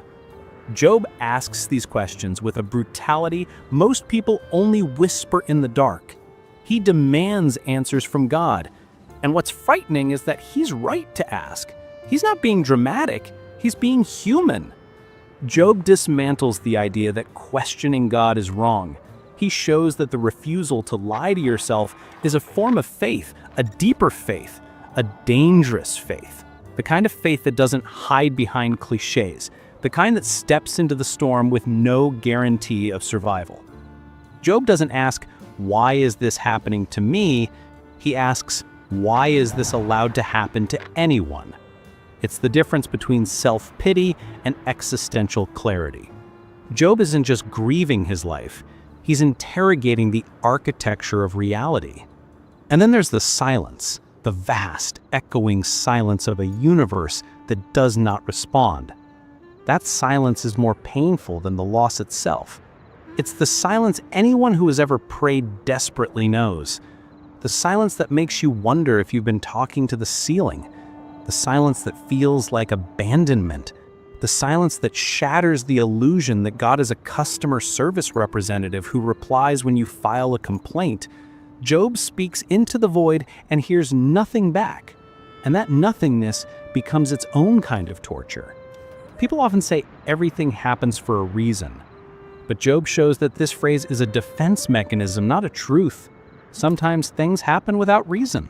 Sometimes they don't fit into a lesson. Sometimes suffering is not a message. Sometimes it's just suffering. But humans hate randomness. Randomness makes life unbearable. So his friends invent narratives to cover the void. They choose false certainty over honest confusion. Job chooses the opposite. He chooses truth, even when the truth is terrifying, and that choice isolates him further. But the real turning point happens when Job shifts his focus. His grief morphs into fury. Not blind rage, philosophical rage. The kind that looks at the world and demands accountability. He doesn't demand comfort, he demands coherence. He wants reality to make sense. He wants justice to be more than a word, He wants a universe where actions have predictable outcomes. But the more he looks at the world, the more obvious it becomes that the universe doesn't behave like that. Bad people thrive, good people perish, justice is inconsistent, morality is not a shield, and Job says what almost no one has the courage to admit. The world doesn't operate the way we pretend it does. This honesty is so explosive that his friends react like he's committing blasphemy. But the shocking twist, which most people never notice, is that God later tells those same friends that Job is the only one who spoke truthfully. Think about that. Job, the man who questioned everything. Job, the man who accused God of injustice. Job, the man who refused to accept cliches. That's the man God defends. Not the ones who repeated religious slogans, not the ones who tried to protect God with bad theology, not the ones who insisted everything was fair. God rejects their comfort and embraces Job's honesty. This is where the book of Job becomes unbearable for anyone addicted to easy answers. The story makes a claim most people aren't ready to hear. Complaining to God is not sin. Lying about reality is. And Job refuses to lie. He refuses to pretend God always makes sense. He refuses to pretend life is predictable. He refuses to pretend suffering is always deserved. Job is the kind of believer modern religion doesn't know what to do with. Too honest, too raw, too unmanageable. This is the point where the story stops being about Job and starts being about us. Because everyone eventually reaches a moment where the ground beneath their life cracks. A diagnosis, a death, a betrayal, a disaster. And in that moment, the illusions we've built about fairness, about control, about protection, shatter. And you have to decide, will you cling to fake comfort like Job's friends, or will you face the truth like Job? That's the question the story holds like a knife. That's the question no one can escape. There's a moment in the book of Job that feels like the center of the entire universe. A moment most people avoid because it strips away every comforting belief we've ever held. After all the speeches, all the blame, all the tears, Job finally breaks, not in despair, but in clarity. He stops trying to understand why this happened. He stops trying to fix the moral equation. He stops trying to reconcile goodness with disaster. Instead, he turns directly toward God and demands something almost no one is brave enough to demand: accountability. He doesn't whisper, he doesn't tiptoe, he doesn't sugarcoat his words to sound holy. He speaks like someone whose world has burned down and who refuses to pretend the ashes don't smell like smoke. He says, in essence, explain yourself. If you are just, show me the justice. If you are good, show me the goodness. If there is order in the universe, then reveal it. Because from where I'm sitting, the world looks incoherent. This is the point where Job stops being a victim and becomes a philosopher.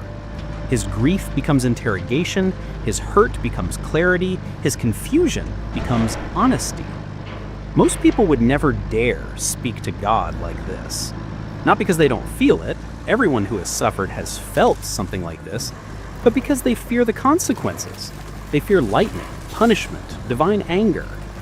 But Job's courage is different. He speaks not from arrogance, but from desperation. He speaks like someone whose world has burned down and who refuses to pretend the ashes don't smell like smoke. And this is where the story becomes shockingly subversive. Job's confrontation isn't condemned, it's honored.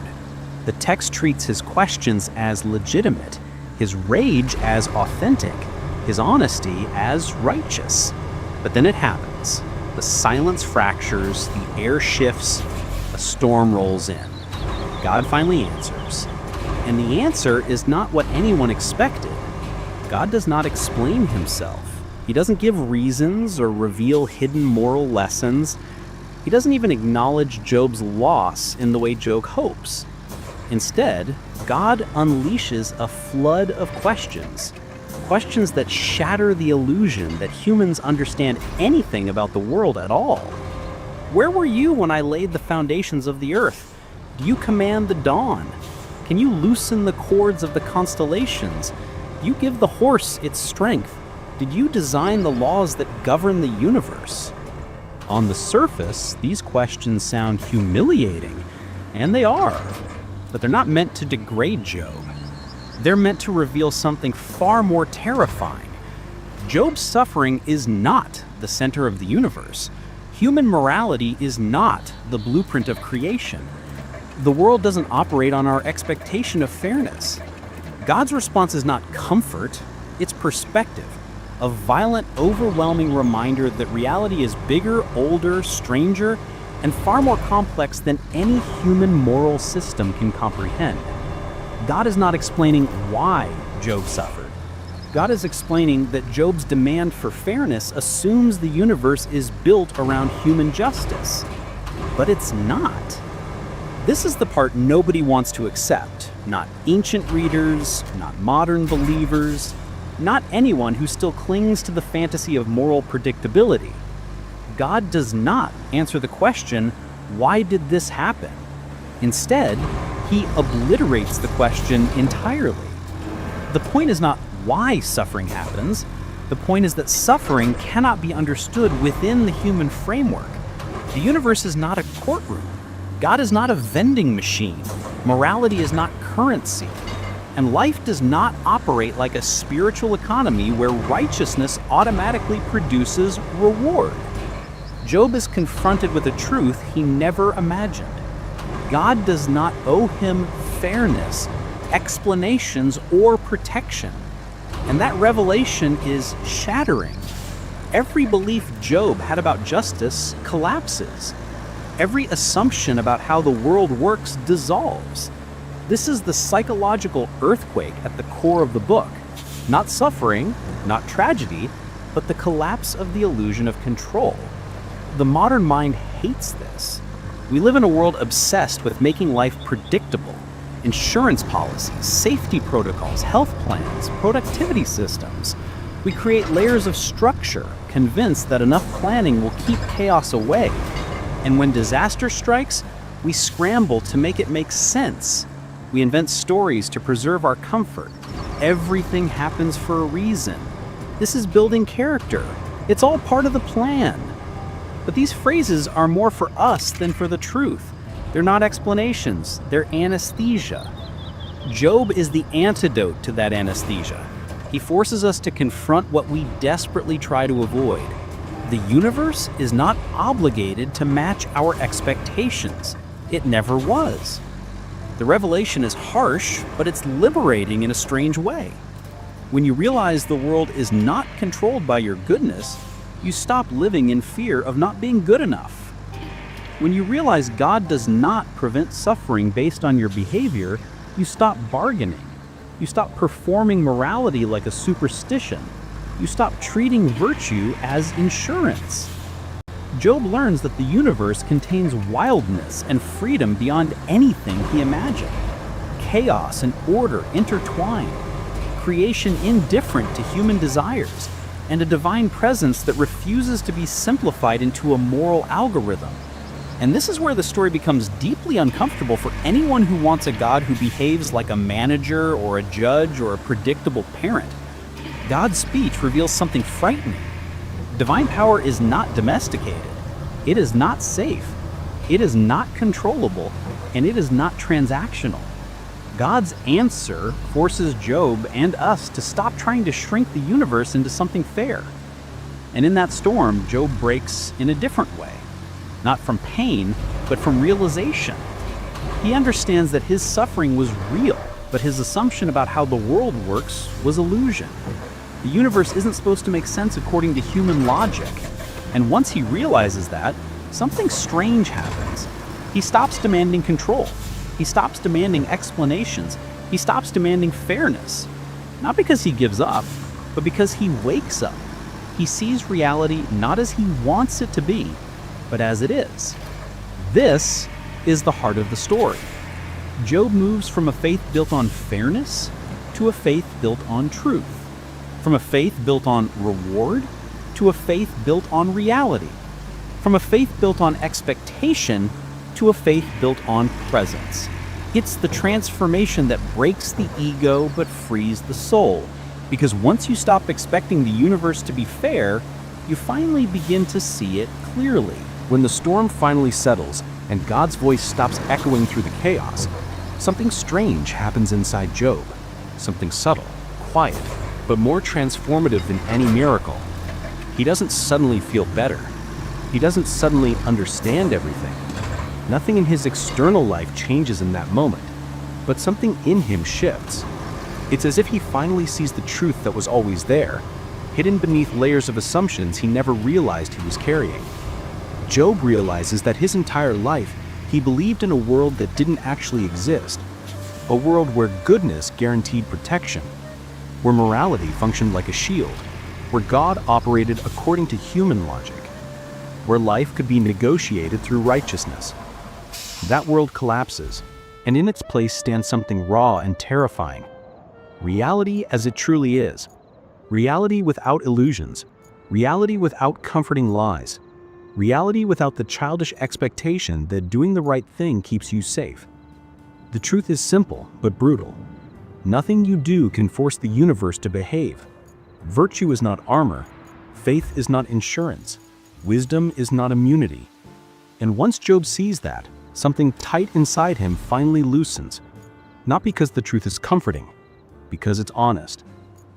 After the divine speech, Job does something most people misunderstand. He doesn't apologize for questioning God. He doesn't retract his pain. He doesn't pretend he was wrong to feel betrayed. What he does is admit that he was trying to make the universe smaller than it is. He acknowledges that he assumed too much about how reality works. He thought he understood justice. He thought he understood God. He thought he understood cause and effect. And now he realizes those were projections, not truths. Job doesn't surrender because he's defeated. He surrenders because he's awakened. This is a transformation most people never reach because most people would rather cling to comforting illusions than face the terrifying openness of a world without guarantees. People want a God who fits into logic, a universe that behaves predictably, a moral system that functions like math. But the world isn't built that way, and the Book of Job refuses to lie about it. There's a reason this story stands like a knife in the heart of religious certainty. It calls out the human desire for control disguised as faith. It exposes how much of what we call belief is actually bargaining. It forces us to confront how deeply we crave a universe that responds to our effort the way a machine responds to a button. We want predictability, not partnership. We want guarantees, not relationship. We want protection, not truth. But God's response to Job dismantles all of that. It exposes how fragile and self-centered our expectations truly are. People often say, if God is good, why do bad things happen? But that question already assumes a bargain, that God's goodness must be expressed in ways that protect us from suffering. Job's story says something more radical. Goodness does not mean safety. Divine power does not mean predictability. Moral living does not mean immunity. The world is not a moral vending machine, and God is not a cosmic bodyguard hired by our good behavior. The truth is harder. The truth is this: existence contains chaos, and faith is not the removal of chaos. It is the refusal to let chaos define meaning. Job learns this the hard way. He learns that demanding the world makes sense is a form of arrogance disguised as righteousness. He learns that asking God to follow human rules is like asking the ocean to stay within the lines drawn in the sand. He learns that suffering is not a flaw in the system, it's part of the system. Not punishment, not neglect, not divine failure. A consequence of living in a world where freedom and danger coexist. There's a moment after God speaks when Job simply sits there. No lightning strikes him, no miracles occur, no explanations are provided. Just him breathing in the dust of his ruined life and realizing that the universe is bigger than he ever imagined. In that moment, he becomes something new. He stops trying to control reality. He stops trying to analyze fairness like a philosopher mapping equations. He stops trying to force meaning into places where meaning doesn't naturally exist. He starts, quietly, to accept that understanding is not the foundation of faith. presence is. This is the part of Job most people skip because it doesn't feel triumphant. It doesn't feel uplifting. There's no neat emotional payoff, no closing montage with happy music. It's quiet, uneasy, almost anticlimactic. But that's exactly why it matters, because transformation rarely feels like fireworks. Transformation feels like resignation, like honesty, like finally admitting the truth you fought for years to avoid. Job's transformation isn't visible, it's internal. He doesn't leap up and rejoice. He doesn't chant inspirational quotes. He doesn't suddenly become wise and tranquil. He just understands. And that understanding is enough to shift everything. It allows him to live without needing the world to behave, without needing explanations for every loss, without needing guarantees, without needing the illusion that righteousness equals reward. This moment is the real climax of the book. Not restoration, not blessing, not the happy ending people like to emphasize. The real climax is Job realizing that he doesn't need answers to keep living. That life itself is not the problem. It's the expectations we place on it. Expectations that it should be fair, predictable, safe, controlled. But life is none of those things. Life is fragile, chaotic, beautiful, terrifying, temporary, and precious precisely because of that fragility. Most people never reach this place because they keep waiting for the universe to explain itself. They wait for closure, for meaning, for a moment when everything makes sense. But Job shows that such clarity rarely comes. The world's mysteries don't bend to human understanding, and demanding clarity is just another form of control. In the quiet that follows the storm, Job learns the hardest truth. Faith isn't believing everything will work out. Faith is choosing to live even when nothing makes sense. It's choosing presence over explanation. It's choosing honesty over illusion. It's choosing reality over comfort. It's choosing to remain human in a universe that does not bend to human desire. By the time Job speaks again, it's with a new kind of humility. Not the humility of defeat, but the humility of someone who finally sees the world as it is. Someone who understands that righteousness does not earn reward, that morality is not currency, that God does not owe him protection, and the absence of guarantees is not abandonment. It's the condition of being alive. After everything, after the silence, the storm, the collapse of certainty, Job does something incredibly ordinary. He lives. Not triumphantly, not with renewed optimism, not with some Hollywood-style transformation. He simply continues. He eats, he breathes, he walks, he exists. And this is the moment most people misunderstand more than any other, because they think the point of the story is the restoration that comes later, the return of wealth, the new children, the double blessings. But restoration is not the point. The point is that Job was willing to live even without restoration. The point is that Job chose to continue before anything improved.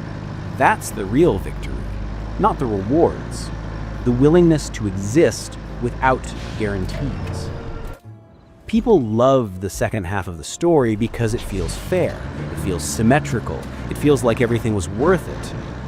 But if you truly read the book, you'll notice something unsettling. Job never receives an explanation. Not before his suffering, not during it, not after it. The happy ending does not answer a single one of his questions, and the text doesn't claim it does. If anything, the ending reinforces the most uncomfortable truth of the entire narrative. Life gives and life takes, and neither motion is predictable or controllable. The restoration is not payment. It is not compensation. It is not divine apology. It is simply another turn of the wheel. This is what makes the book of Job so psychologically devastating. It refuses to turn suffering into a lesson. It refuses to give meaning where meaning doesn't naturally exist. It refuses to reward Job for surviving. It refuses to say, this all happened so you could get something better. That line, so popular today, does not appear in the text. The restoration is not the moral of the story. All these years and I still hate even looking at them. Sorry to vent, but this job sometimes just gets to me. Maybe I'll tell you more someday. People who say time heals all wounds haven't had any real wounds.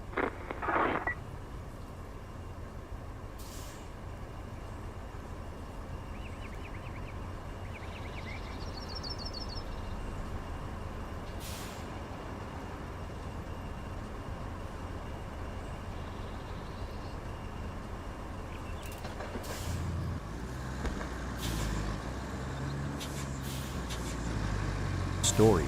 The moral is that Job lived without requiring it. The moral is that Job no longer based his faith on outcomes. The moral is that Job no longer believed he was owed anything. And that freedom, dangerous, dizzying freedom, is the real turning point. Because once you stop expecting fairness, you stop being betrayed by life. Once you stop expecting protection, you stop living in fear.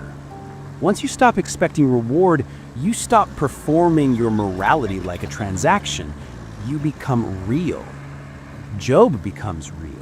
Not the man who was righteous because life rewarded him, but the man who remained human when life broke him. That is the kind of person who can survive a world that does not operate on moral formulas. That is the kind of person who can live without illusions. And there's something else, something almost hidden. When Job prays for his friends at the end, the same friends who accused him, blamed him, misunderstood him, he doesn't do it because everything makes sense now. He doesn't do it because he suddenly feels wise or healed or elevated.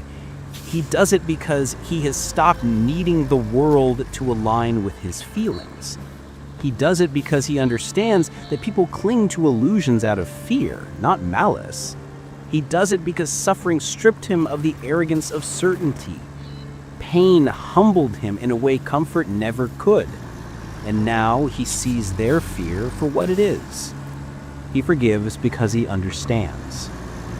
This is something restoration cannot teach, only collapse can. Job's new life does not erase the old one. His dead children are not replaced by the new ones. His grief does not vanish just because blessings return.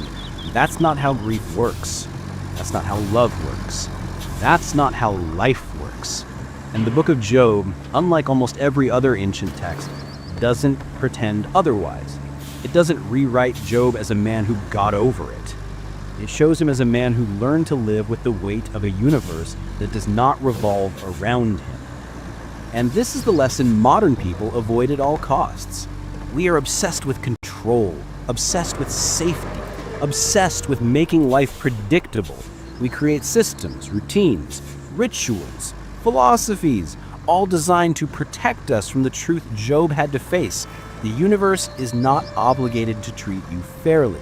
The world does not operate according to your moral logic.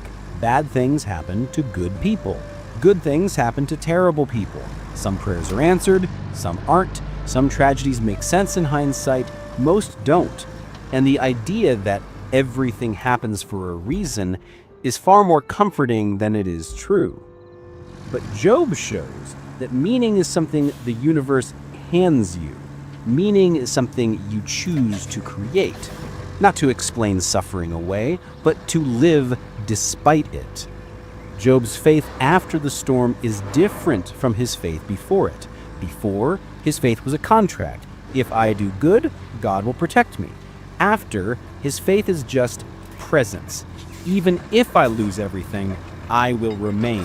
There is no bargaining left, no illusion of immunity, no expectation of protection, just a raw and terrifying kind of trust that exists without answers.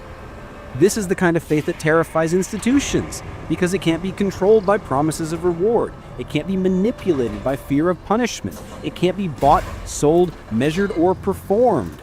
It's the kind of faith that exists even when God is silent, even when the world is violent, even when life is unpredictable, even when justice seems absent. It's a faith that chooses to live without demanding compensation. Most people never reach this point because it requires letting go of the fantasy that being good guarantees safety. It requires letting go of the illusion that the world owes you something. It requires letting go of the need for answers. And humans hate letting go. We want structure, not surrender. We want clarity, not mystery. We want justice, not reality. But Job learns something deeper than justice: acceptance. Not passive acceptance, not apathetic acceptance, but the acceptance that allows you to move through life without needing it to obey you. This is why Job's story is not a tragedy and not a triumph. It's something rarer, a revelation about the true nature of existence, a revelation about the limits of human understanding, a revelation about the fragility of life, a revelation about the absurdity of expecting fairness from a universe that predates fairness itself. And above all, a revelation about the kind of faith that remains after illusions collapse, the kind that isn't based on outcome, reward, comfort, or control. The story ends not with victory, but with clarity, not with explanation, but with transformation. Job emerges from the storm as someone who finally understands God doesn't owe him anything. Life doesn't owe him anything. The world doesn't owe him anything. And once you understand that, you stop waiting for the universe to reward you. You start living because living is all there is. You start loving because love is all that matters. You start cherishing the fragile, temporary moments because they are precious precisely because they are temporary. Job's story doesn't give you safety. It gives you truth. And truth, once accepted, is the only thing strong enough to set you free.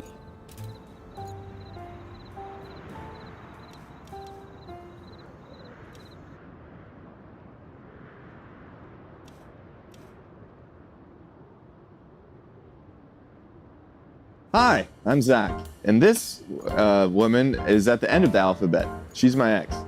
And a small little giggle between friends. Say hi. Hi, Hey, your name? I'm Indiana. And I'm Zach. And what did you do for me today? I found 8 women for Zach to date for Valentine's Day. I call that an octopus. Oh, okay. Well, if that's any indication of how this is gonna go, horribly. But at the end of today, they will be signing a marriage contract.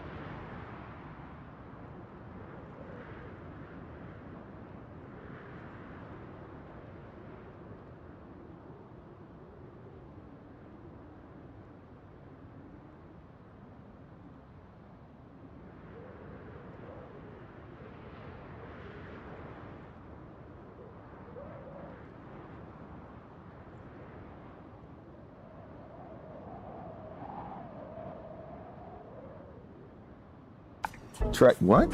Yeah.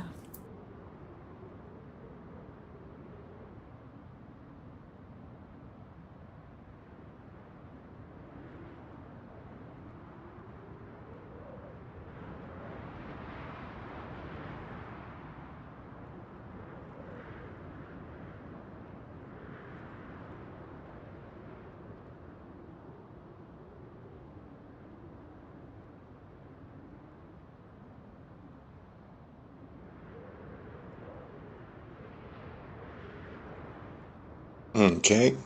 Hello, friends. This is read to. I tend to read nonfiction. Since called so. I haven't read any of his other books. But fallen leaves were swirling in little whirlwinds, each with a life of its own. It was good to be inside and warm and safe, with my mother preparing dinner in the next room. In our apartment, there were no older kids who picked on you for no reason. Just the week before, I had been in a fight. I can't remember, after all these years, who it was with. Maybe it was Snoony Agata from the 3rd floor, and, after a wild swing, I found I had put my fist through the plate glass window of Schechter's drugstore. Mr. Schechter was solicitous. "It's all right, I'm insured," he said, as he put some unbelievably painful antiseptic on my wrist. My mother took me to the doctor, whose office was on the ground floor of our building. With a pair of tweezers, he pulled out a fragment of glass. Using needle and thread, he sewed 2 stitches. 2 stitches, my father had repeated later that night. He knew about stitches because he was a cutter in the garment industry. His job was to use a very scary power saw to cut out patterns, backs, say, or sleeves, for ladies' coats and suits, from an enormous stack of cloth. Then the patterns were conveyed to endless rows of women sitting at sewing machines. He was pleased I had gotten angry enough to overcome a natural timidity. Sometimes it was good to fight back. I hadn't planned to do anything violent. It just happened. One moment, Snoony was pushing me, and the next moment, my fist was through Mr. Schechter's window. I had injured my wrist, generated an unexpected medical expense, broken a plate glass window, and no one was mad at me. As for Snoony, he was more friendly than ever. I puzzled over what the lesson was, but it was much more pleasant to work it out up here in the warmth of the apartment, gazing out through the living room window into lower New York Bay, than to risk some new misadventure on the streets below. As she often did, my mother had changed her clothes and made up her face in anticipation of my father's arrival. The sun was almost setting, and together we looked out across the choppy waters.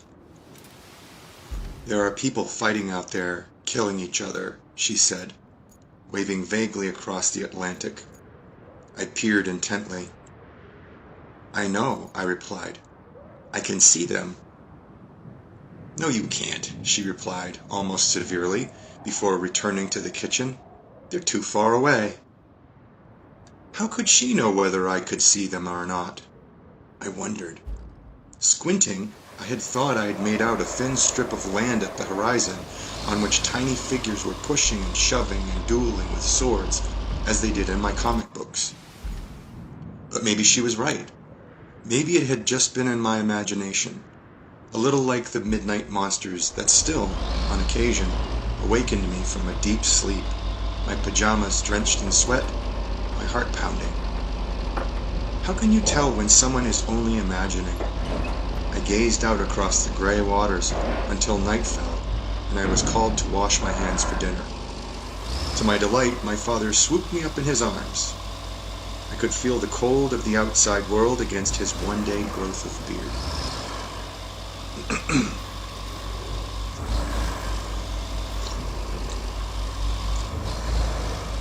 On a Sunday in that same year, my father had patiently explained to me about 0 as a placeholder in arithmetic.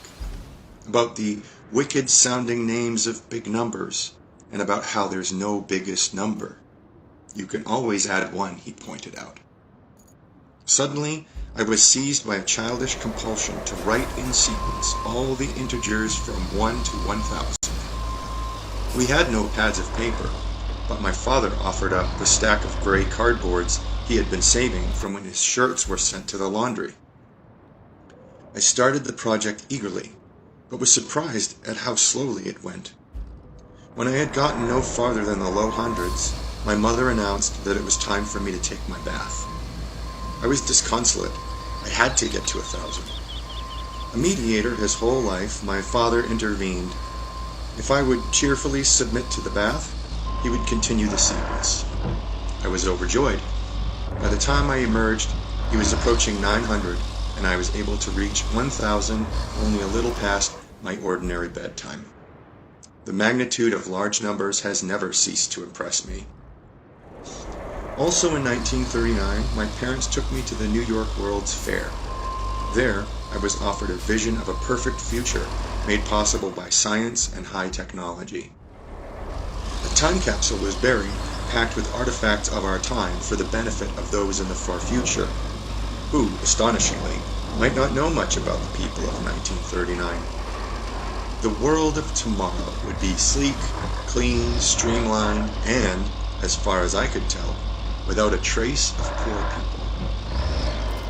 "See sound," one exhibit bewilderingly commanded.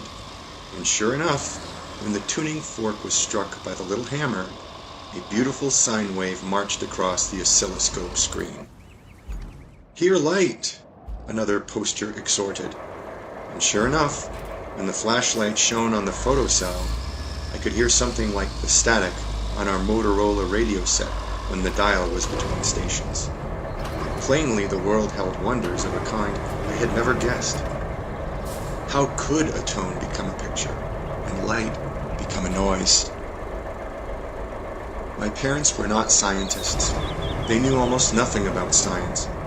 But in introducing me simultaneously to skepticism and to wonder, they taught me the two uneasily cohabiting modes of thought that are central to the scientific method. They were only one step out of poverty, but when I announced that I wanted to be an astronomer, I received unqualified support, even if they, as I, had only the most rudimentary idea of what an astronomer does. They never suggested that, all things considered, it might be better to be a doctor or a lawyer. I wish I could tell you about inspirational teachers in science from my elementary or junior high or high school days, but as I think back on it, there were none. There was rote memorization about the periodic table of the elements, levers and inclined planes, green plant photosynthesis, and the difference between anthracite and bituminous coal. But there was no soaring sense of wonder, no hint of an evolutionary perspective, and nothing about mistaken ideas that everybody had once believed.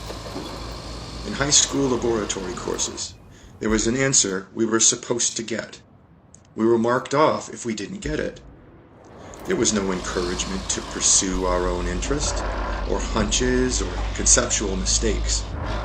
In the backs of textbooks, there was material you could tell was interesting. The school year would always end before we got to it. You could find wonderful books on astronomy, say, in the libraries, but not in the classroom.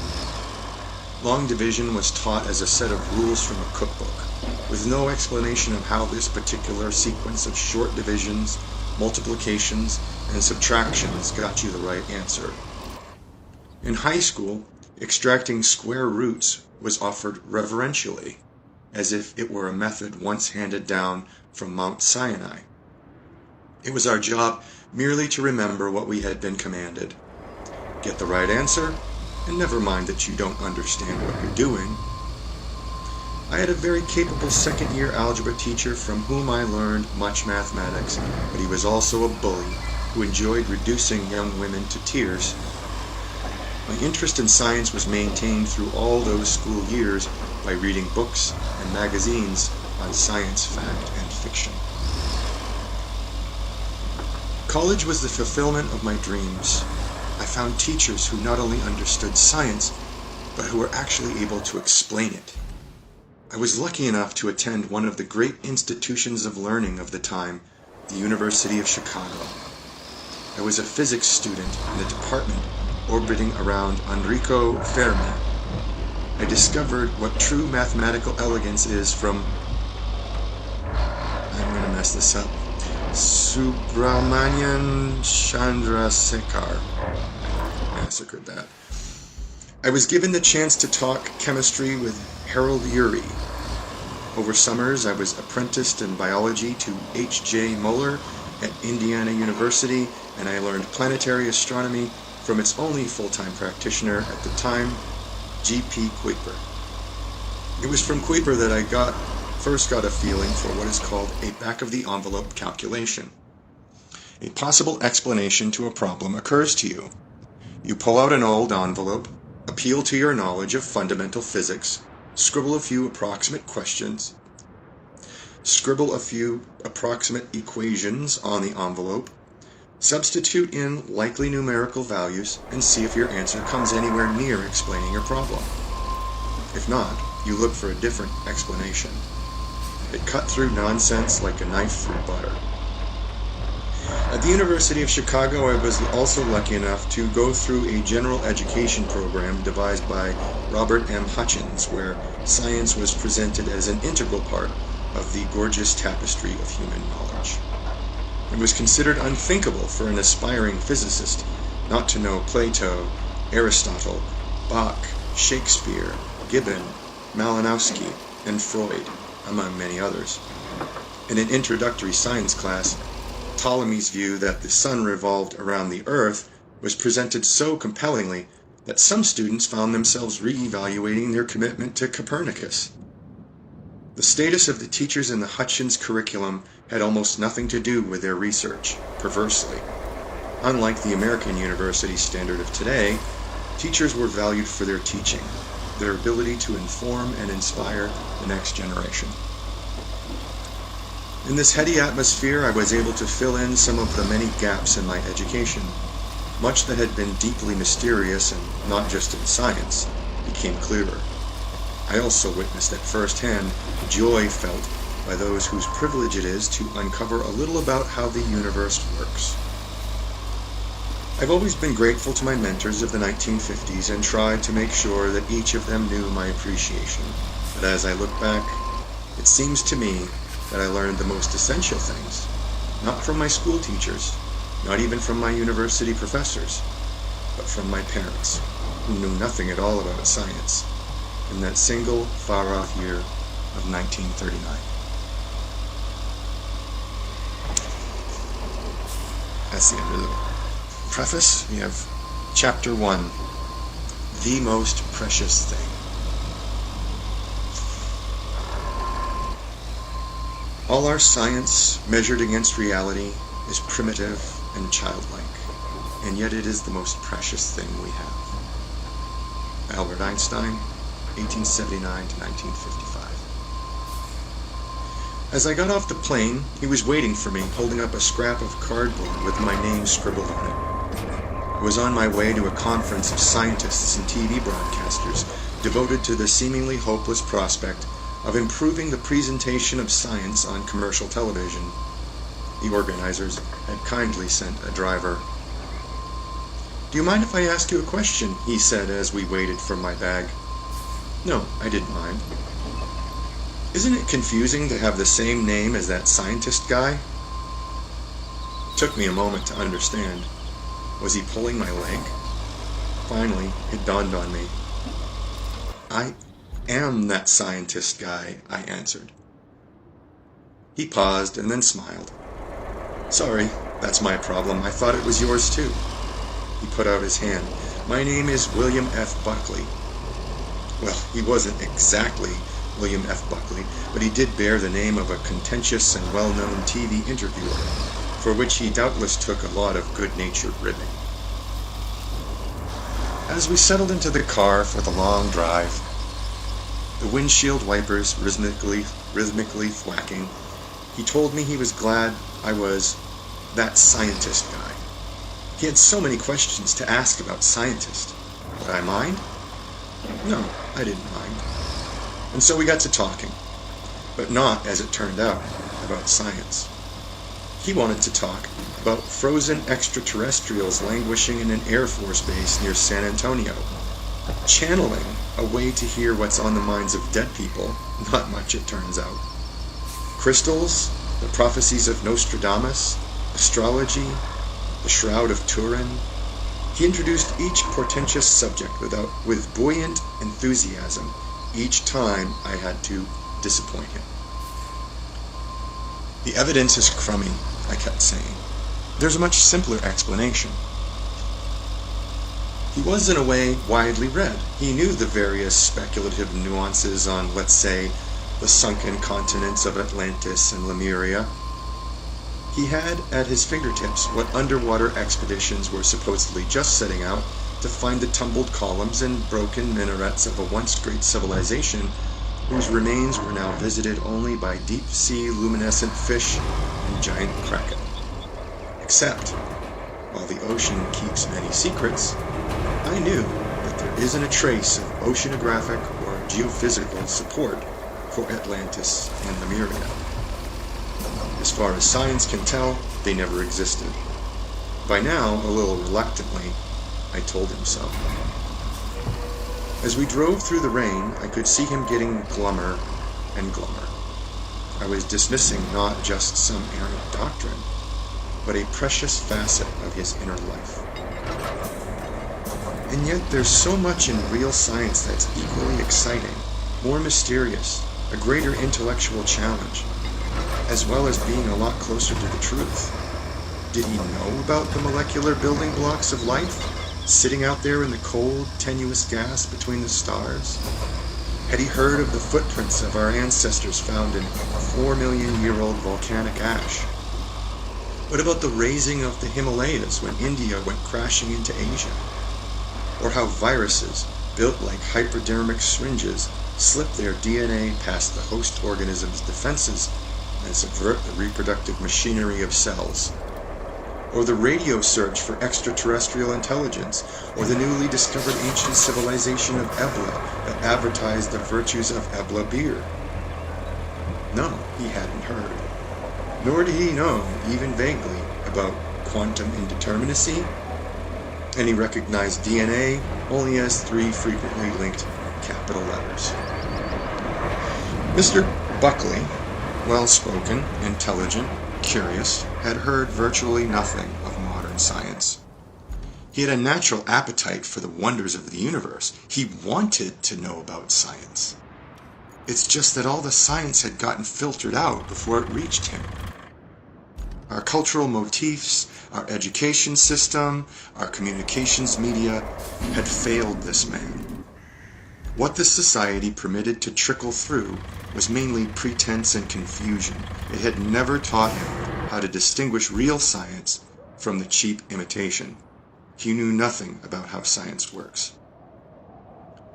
There are hundreds of books about Atlantis, the mythical continent that is said to have existed something like 10,000 years ago in the Atlantic Ocean, or somewhere. A recent book locates it in Antarctica.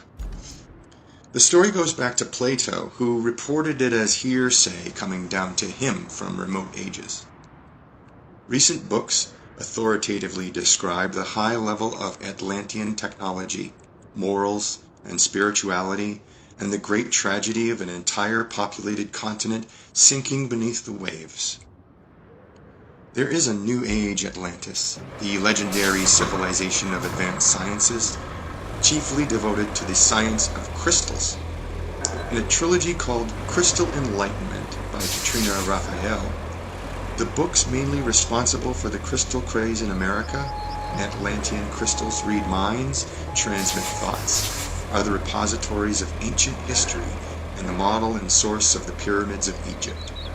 Nothing approximating evidence is offered to support these assertions. A resurgence of crystal mania may follow the recent finding by the real science of seismology that the inner core of the Earth may be composed of a single huge, nearly perfect crystal of iron. A few books, Dorothy Vitaliano's Legends of the Earth, for example, sympathetically interpret the original Atlantis legends in terms of a small island in the Mediterranean that was destroyed by a volcanic eruption, or an ancient city that slid into the Gulf of Corinth after an earthquake. This, for all we know, may be the source of the legend, but is a far cry from the destruction of a continent on which had sprung forth a preternaturally advanced technical and mystical civilization. What we almost never find in public libraries or newsstand magazines or primetime television programs is the evidence from seafloor spreading and plate tectonics, and from mapping the ocean floor, which shows quite unmistakably that there could have been no continent between Europe and the Americas on anything like the timescale proposed. Spurious accounts that snare the gullible are readily available. Skeptical treatments are much harder to find. Skepticism does not sell well. A bright and curious person who relies entirely on popular culture to be informed about something like Atlantis is hundreds or thousands of times more likely to come upon a fable treated uncritically than a sober and balanced assessment. Maybe Mr. Buckley should know how to be more skeptical about what's dished out to him by popular culture. But apart from that, it's hard to see how it's his fault. He simply accepted what the most widely available and accessible sources of information claimed was true. For his naivete, he was systematically misled and bamboozled.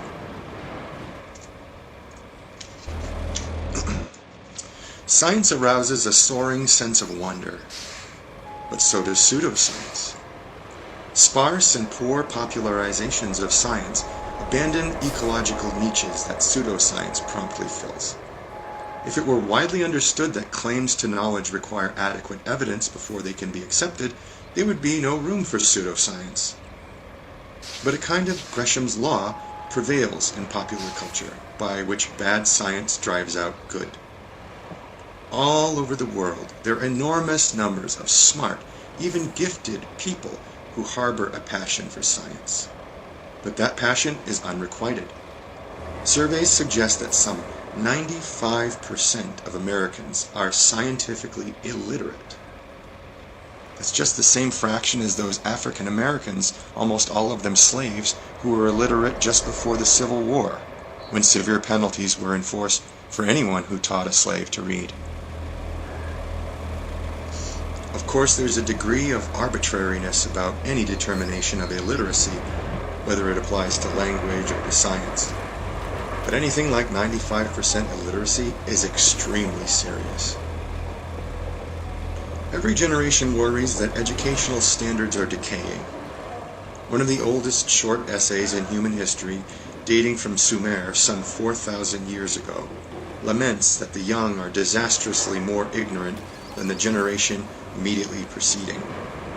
2,400 years ago, the aging and grumpy Plato, in Book 7 of the Laws, gave his definition of scientific illiteracy.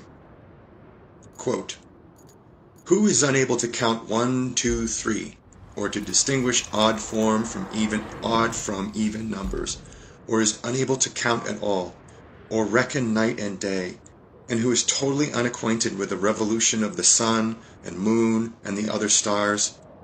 All freemen, I conceive, should learn as much of these branches of knowledge as every child in Egypt is taught when he learns the alphabet.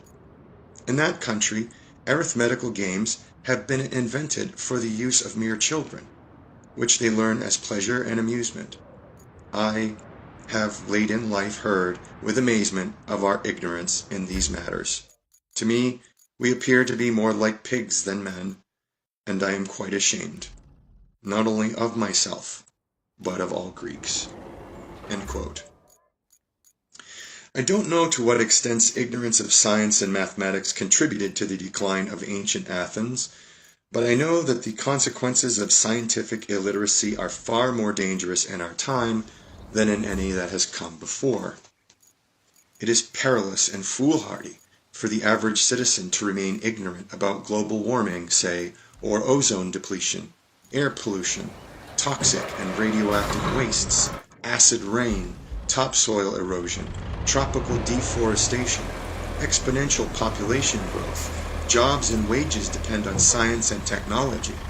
If our nation can't manufacture at high quality and low price products people want to buy, then industries will continue to drift away and transfer a little more prosperity to other parts of the world. Consider the social ramifications of fission and fusion power, supercomputers, data highways, abortion, radon, massive reductions in strategic weapons, addiction, government eavesdropping on the lives of its citizens, high-resolution TV, airline and airport safety, fetal tissue transplants, health costs, food additives, drugs to ameliorate mania or depression or schizophrenia, animal rights, superconductivity, morning after pills, alleged hereditary antisocial predispositions, space stations going to Mars, finding cures for AIDS and cancer. How can we affect national policy or even make intelligent decisions in our own lives if we don't grasp the underlying issues? As I write, Congress is dissolving its own Office of Technology Assessment, the only organization specifically tasked to provide advice to the House and Senate on science and technology. Its competence and integrity over the years have been exemplary. Of the 535 members of the U.S. Congress, rarely in the 20th century have as many as 1% have any significant background in science. The last scientifically literate president may have been Thomas Jefferson. Footnote: although claims can be made for Theodore Roosevelt, Herbert Hoover, and Jimmy Carter, Britain had such a prime minister in Margaret Thatcher. Her early studies in chemistry, in part under the tutelage of Nobel laureate Dorothy Hodgkins, were key to the UK's strong and successful advocacy that ozone-depleting CFCs be banned worldwide. End footnote. So how do Americans decide these matters? How do they instruct their representatives? Who, in fact, makes these decisions, and on what basis? Hippocrates of Kos is the father of medicine. He is still remembered 2,500 years later for the Hippocratic Oath, a modified form of which is still here and there taken by medical students upon their graduation. But he is chiefly celebrated because of his efforts to bring medicine out of the pall of superstition and into the light of science. In a typical passage, Hippocrates wrote, quote, "Men think epilepsy divine merely because they do not understand it. But if they called everything divine which they do not understand, why, there would be no end of divine things." End quote. Instead of acknowledging that in many areas we are ignorant, we have tended to say things like, the universe is permeated with the ineffable. A god of the gaps is assigned responsibility for what we do not yet understand. As knowledge of medicine improved since the 4th century BC, there was more and more that we understood and less that had to be attributed to divine intervention, either in the causes or in the treatment of disease. Deaths in childbirth and infant mortality have decreased, lifetimes have lengthened, and medicine has improved the quality of life for billions of us all over the planet. In the diagnosis of disease, Hippocrates introduced elements of the scientific method. He urged careful and meticulous observation. Quote, "Leave nothing to chance, overlook nothing, combine contradictory observations, allow yourself enough time." End quote. Before the invention of the thermometer, he charted the temperature curves of many diseases. He recommended that physicians be able to tell, from present symptoms alone, the probable past and future course of each illness. He stressed honesty. He was willing to admit the limitations of the physician's knowledge. He betrayed no embarrassment in confiding to posterity that more than half his patients were killed by the diseases he was treating. His options, of course, were limited. The drugs available to him were chiefly laxatives, emetics, and narcotics. Surgery was performed and cauterization. Considerable further advances were made in classical times through the fall of Rome. While medicine in the Islamic world flourished, what followed in Europe was a truly dark age. Much knowledge of anatomy and surgery was lost. Reliance on prayer and miraculous healing abounded. Secular physicians became extinct. Chants, potions, horoscopes, and amulets were widely used. Dissections of cadavers were restricted or outlawed, so those who practiced medicine were prevented from acquiring first-hand knowledge of the human body. Medical research came to a standstill. It was very like what the historian Edward Gibbon described for the entire Eastern Empire, whose capital was Constantinople. Quote, "In the revolution of 10 centuries, not a single discovery was made to exalt the dignity or promote the happiness of mankind. Not a single idea had been added to the speculative systems of antiquity, and a succession of patient disciples became in their turn the dogmatic teachers of the next servile generation." End quote. Even at its best, pre-modern medical practice did not save many. Queen Anne was the last Stuart monarch of Great Britain. In the last 17 years of the 17th century, she was pregnant 18 times. Only 5 children were born alive. Only one of them survived infancy. He died before reaching adulthood, and before her coronation in 1702, and there seems to be no evidence of some genetic disorder. She had the best medical care money could buy. Diseases that once tragically carried off countless infants and children have been progressively mitigated and cured by science. Through the discovery of the microbial world, via the insight that physicians and midwives should wash their hands and sterilize their instruments, through nutrition, public health and sanitation measures, antibiotics, drugs, vaccines, the uncovering of the molecular structure of DNA, molecular biology, and now gene therapy. In the developed world at least, parents today have an enormously better chance of seeing their children live to adulthood than did the heir to the throne of one of the most powerful nations on earth in the late 17th century. Smallpox has been wiped out worldwide. The area of our planet infested with malaria-carrying mosquitoes has dramatically shrunk. The number of years a child diagnosed with leukemia can expect to live has been increasing progressively, year by year. Science permits the Earth to feed about 100 times more humans, and under conditions much less grim than it could a few thousand years ago. We can pray over the cholera victim, or we can give her 500 milligrams of tetracycline every 12 hours. There is still a religion, Christian Science, that denies the germ theory of disease. If prayer fails, the faithful would rather see their children die than give them antibiotics. We can try nearly futile psychoanalytic talk therapy on the schizophrenic patient, or we can give him 300 to 500 milligrams a day of clozapine. These scientific treatments are hundreds or thousands of times more effective than the alternatives, and even when the alternatives seem to work, we don't actually know that they played any role. Spontaneous remissions, even of cholera and schizophrenia, can occur without prayer and without psychoanalysis. Abandoning science means abandoning much more than air conditioning, CD players, hair dryers, and fast cars. In hunter-gatherer pre-agricultural times, the human life expectancy was about 20 to 30 years. That's also what it was in Western Europe in late Roman and medieval times. It didn't rise to 40 years until around the year 1870. It reached 50 in 1915, 60 in 1930, 70 in 1955, and is today approaching 80. A little more for women, a little less for men. The rest of the world is retracing the European increment in longevity. What is the cause of this stunning, unprecedented humanitarian transition? The germ theory of disease, public health measures, medicines, and medical technology.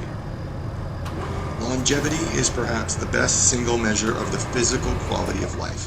If you're dead, there's little you can do to be happy. This is a precious offering from science to humanity, nothing less than the gift of life. But microorganisms mutate. New diseases spread like wildfire. There is a constant battle between microbial measures and human countermeasures. We keep pace in this competition not just by designing new drugs and treatments, but by penetrating progressively more deeply toward an understanding of the nature of life. Basic research. If the world is to escape the direct consequence, if the world is to escape the direst consequences of global population growth and 10 or 12 billion people on the planet in the late 21st century, we must invent safe but more efficient means of growing food, with accompanying seed stocks, irrigation, fertilizers, pesticides, transportation, and refrigeration systems. It will also take widely available and acceptable contraception, significant steps toward political equality of women, and improvements in the standards of living of the poorest people. How can this all be accomplished without science and technology? I know that science and technology are not just cornucopia pouring out gifts into the world. Scientists not only conceived nuclear weapons, they also took political leaders by the lapels, arguing that their nation, whichever it happened to be, had to have one first. Then they manufactured over 60,000 of them. During the Cold War, scientists in the United States, the Soviet Union, China, and other nations were willing to expose their own fellow citizens to radiation, in most cases without their knowledge, to prepare for nuclear war. Physicians in Tuskegee, Alabama, misled a group of veterans into thinking they were receiving medical treatment for their syphilis when they were the untreated controls. The atrocious cruelties of Nazi doctors are well known. Our technology has produced thalidomide, CFCs, Agent Orange, nerve gas, pollution of air and water, species extinctions, and industries so powerful that they can ruin the climate of the planet. Roughly half the scientists on Earth work at least part-time for the military. While a few scientists are still perceived as outsiders, courageously criticizing the ills of society and providing early warnings of potential technological catastrophes, many are seen as compliant opportunists, or as the willing source of corporate profits and weapons of mass destruction. Never mind the long-term consequences. The technological perils that science serves up, its implicit challenge to receive wisdom, and its perceived difficulty, are all reasons for some people to mistrust and avoid it. There's a reason people are nervous about science and technology. And so the image of the mad scientists haunts our world, down to the white-coated loonies of Saturday morning children's TV and the plethora of Faustian bargains in popular culture, from the eponymous Dr. Faustus himself to Dr. Frankenstein, Dr. Strangelove, and Jurassic Park. But we can't simply conclude that science puts too much power into the hands of morally feeble technologists or corrupt, power-crazed politicians, and so decide to get rid of it. Advances in medicine and agriculture have saved vastly more lives than have been lost in all the wars in history. Footnote.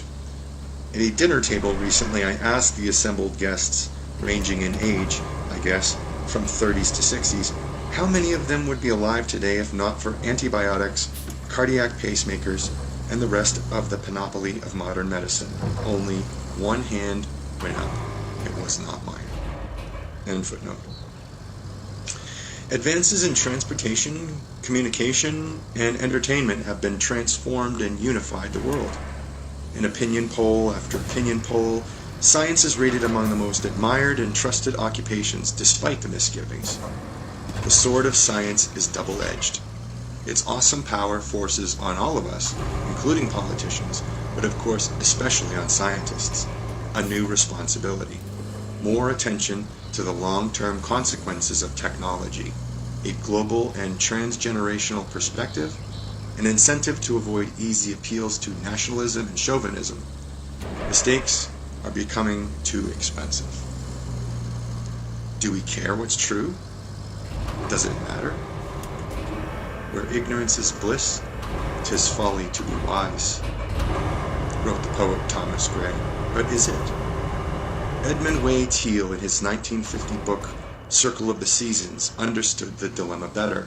Quote, "It is morally as bad not to care whether a thing is true or not, so long as it makes you feel good, as it is not to care how you got your money as long as you've got it."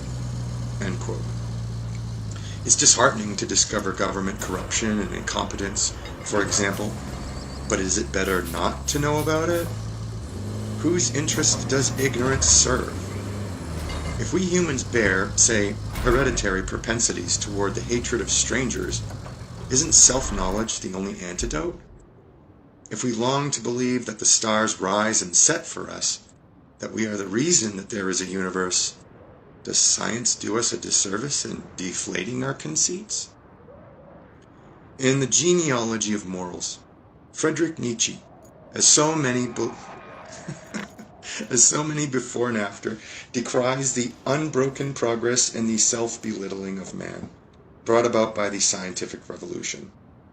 Nietzsche mourns the loss of man's belief in his dignity, his uniqueness, his irreplaceability in the scheme of existence. For me, it is far better to grasp the universe as it really is than to persist in delusion, however satisfying and reassuring. Which attitude is better geared for our long-term survival? Which gives us more leverage on our future? And if our naive self-confidence is a little undermined in the process, is that altogether such a loss? Is there not cause to welcome it as a maturing and character-building experience? To discover that the universe is some 8 to 15 billion and not 6 to 12,000 years old improves our appreciation of its sweep and grandeur. To entertain the notion that we are a particularly complex arrangement of atoms and not some breath of divinity at the very least enhances our respect for atoms. To discover, as now seems probable, that our planet is one of billions of other worlds in the Milky Way galaxy, and that our galaxy is one of billions more, majestically expands the arena of what is possible. To find that our ancestors were also the ancestors of apes ties us to the rest of life and makes possible important, if occasionally rueful, reflections on human nature. Footnote: no thinking religious person believes this old hat about the world being 6 to 12,000 years old, writes one of the referees of this book. But many scientific creationists not only believe it, but are making increasingly aggressive and successful efforts to have it taught in the schools, museums, zoos, and textbooks. Why? Because adding up the begats, the ages of the patriarchs and the others in the Bible, gives such a figure, and the Bible is inerrant. End quote. Plainly, there is no way back. Like it or not, we are stuck with science. We had better make the best of it. When we finally come to terms with it and fully recognize its beauty and power, we will find in spiritual as well as in practical matters that we have made a bargain strongly in our favor. But superstition and pseudoscience keep getting in the way, distracting all the Buckleys among us, providing easy answers, dodging skeptical scrutiny, casually pressing our awe buttons and cheapening the experience, making us routine and comfortable practitioners as well as victims of credulity. Yes, the world would be a more interesting place if there were UFOs lurking in the deep waters off Bermuda and eating ships and planes. Or if dead people could take control of our hands and write us messages. It would be fascinating if adolescents were able to make telephone handsets rocket off their cradles just by thinking at them. Or if our dreams could, more often than can be explained by chance and our knowledge of the world, accurately foretell the future. These are all instances of pseudoscience.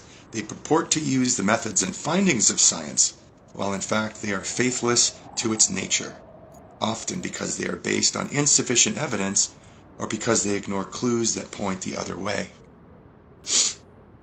They ripple with gullibility. With the uninformed cooperation and often the cynical connivance of newspapers, magazines, book publishers, radio, television, movie producers, and the like, such ideas are easily and widely available. Far more difficult to come upon, as I was reminded by my encounter with Mr. Buckley, are the alternative, more challenging, and even more dazzling findings of science. Pseudoscience is easier to contrive than science because distracting confrontations with reality, where we cannot control the outcome of the comparison, are more readily avoided. The standards of argument, what passes for evidence, are much more relaxed. In part for the same reasons it is much easier to present pseudoscience to the general public than science, but this isn't enough to explain its popularity. Naturally, people try various belief systems on for size to see if they help. And, if we're desperate enough, we become all too willing to abandon what may be perceived as the heavy burden of skepticism. Pseudoscience speaks to powerful emotional needs that science often leaves fulfilled. It caters to fantasies about personal powers we lack and long for, like those attributed to comic book superheroes today, and earlier to the gods. In some of its manifestations, it offers satisfaction of spiritual hungers, cures for disease, promises that death is not the end. It reassures us of our cosmic centrality and importance. It vouchsafes that we are hooked up with, tied to, the universe.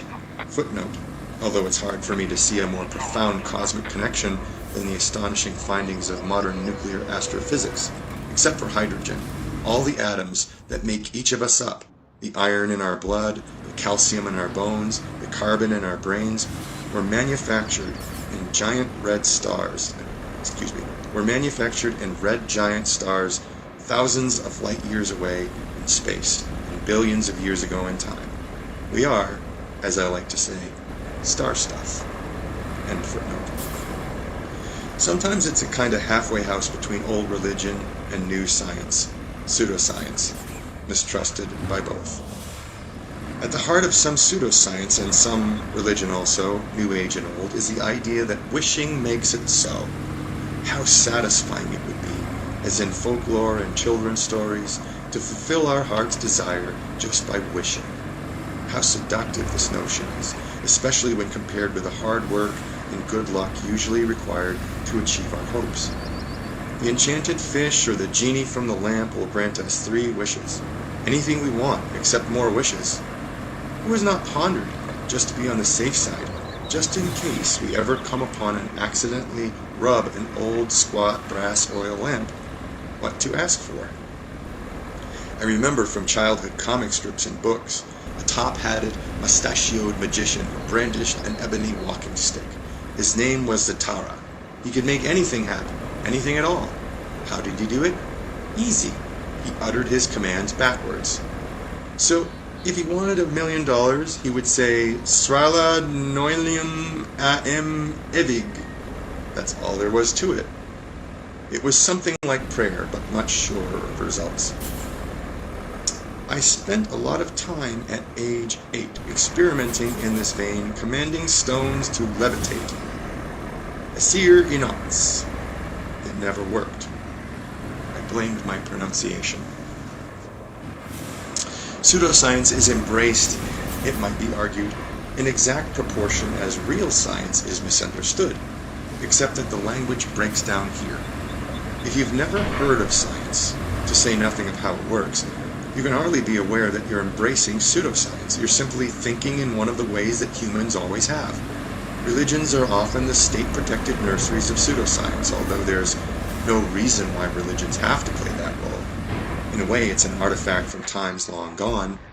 In some countries, nearly everyone believes in astrology and precognition, including government leaders. But this is not simply drummed into them by religion. It is drawn out of the enveloping culture in which everyone is comfortable with those practices, and affirming testimonials are everywhere. Most of the case histories I will relate in this book are American, because these are the cases I know best. not because pseudoscience and mysticism are more prominent in the United States than elsewhere. But the psychic spoonbender and extraterrestrial channeler, Uri Geller, hails from Israel. As tensions rise between Algerian secularists and Muslim fundamentalists, more and more people are discreetly consulting the country's 10,000 soothsayers and clairvoyants, about half of whom operate with a license from the government. High French officials, including a former president of France, arranged for millions of dollars to be invested in a scam, the Elf Aquitaine scandal, to find new petroleum reserves from the air.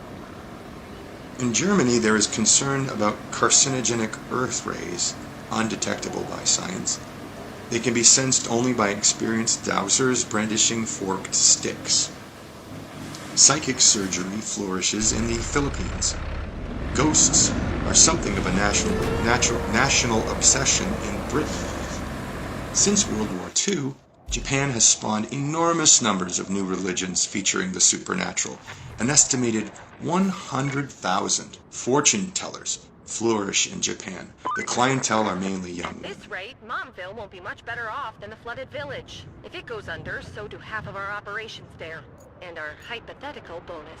If you can spare a moment, plot a route from the lakeside base to the relief camp. Then deliver an ample amount of concrete slabs. Montville is still dry on fuel, but I have a way to fix that. Drive the semi-truck from Montville to the oil station that needs fixing.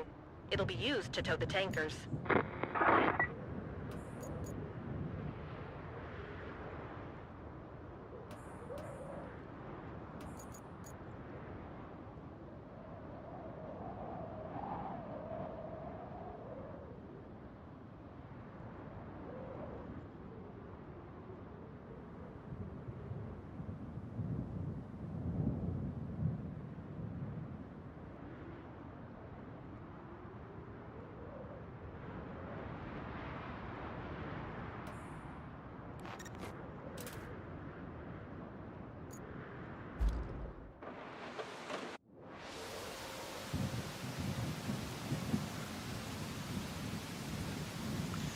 Aum Shinrikyo, a sect thought to be involved in the release of the nerve gas sarin in the Tokyo subway system in March 1995, features levitation, faith healing, and ESP among its main tenets.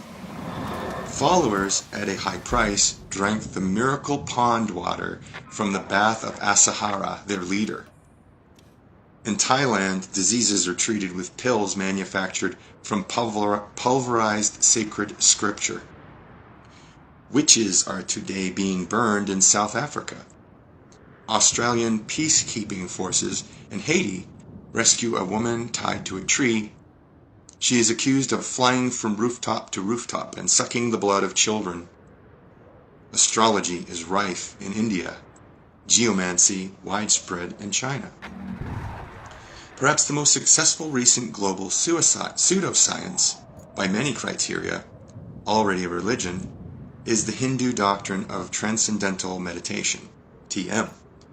The soporific homilies of its founder and spiritual leader, the Maharishi Mahesh Yogi, can be seen on television.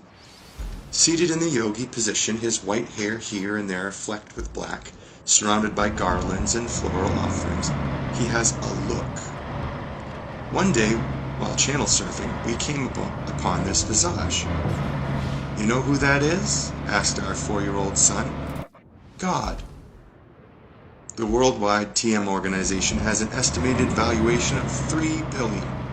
For a fee, they promise through meditation to be able to walk you through walls, to make you invisible, to enable you to fly. By thinking in unison, they have, they say, diminished the crime rate in Washington, D.C., and caused the collapse of the Soviet Union, among other secular miracles. Not one smattering of real evidence has been offered for any such claims. TM sells folk medicine, runs trading companies, medical clinics, and research universities, and has unsuccessfully entered politics. In its oddly charismatic leader, its promise of community, and the offer of magical powers in exchange for money and fervent belief, It is typical of many pseudosciences marketed for sacerdotal export. At each relinquishing of civil controls in scientific education, another little spurt in pseudoscience occurs. Leon Trotsky described it for Germany on the eve of the Hitler takeover, but in a description that might equally have applied to the Soviet Union of 1933. Quote, "Not only in peasant homes, but also in city skyscrapers, there lives alongside the 20th century the 13th. 100 million people use electricity and still believe in the magic powers of signs and exorcisms. Movie stars go to mediums. Aviators who pilot miraculous mechanisms created by man's genius wear amulets on their sweaters. What inexhaustible reserves they possess of darkness, ignorance, and savagery." End quote. Russia is an instructive case. Under the Tsars, religious superstition was encouraged, but scientific and skeptical thinking, except by a few tame scientists, was ruthlessly expunged. Under communism, both religion and pseudoscience were systematically suppressed, except for the superstition of the state ideological religion. It was advertised as scientific, but fell as far short of this ideal as most unself-critical mystery cult. Critical thinking, except by scientists in hermetically sealed compartments of knowledge, was recognized as dangerous, was not taught in the schools, and was punished where expressed. As a result, post-communism, many Russians view science with suspicion. When the lid was lifted, as was also true of virulent ethnic hatreds, what had all along been bubbling subsurface was exposed to view. The region is now awash in UFOs, poltergeist, faith healers, quack medicines, magic waters, and old-time superstition. A stunning decline in life expectancy, increasing infant mortality, rampant epidemic disease, sub-minimal medical standards, and ignorance of preventative medicine all work to raise the threshold at which skepticism is triggered in an increasingly desperate population. As I write, the electorally most popular member of the Duma, a leading supporter of the ultranationalist Vladimir Zhirinovsky, is one Anatoly Kasparovsky, a faith healer who remotely cures diseases ranging from hernias to AIDS by glaring at you out of your television set. His face starts stopped clocks.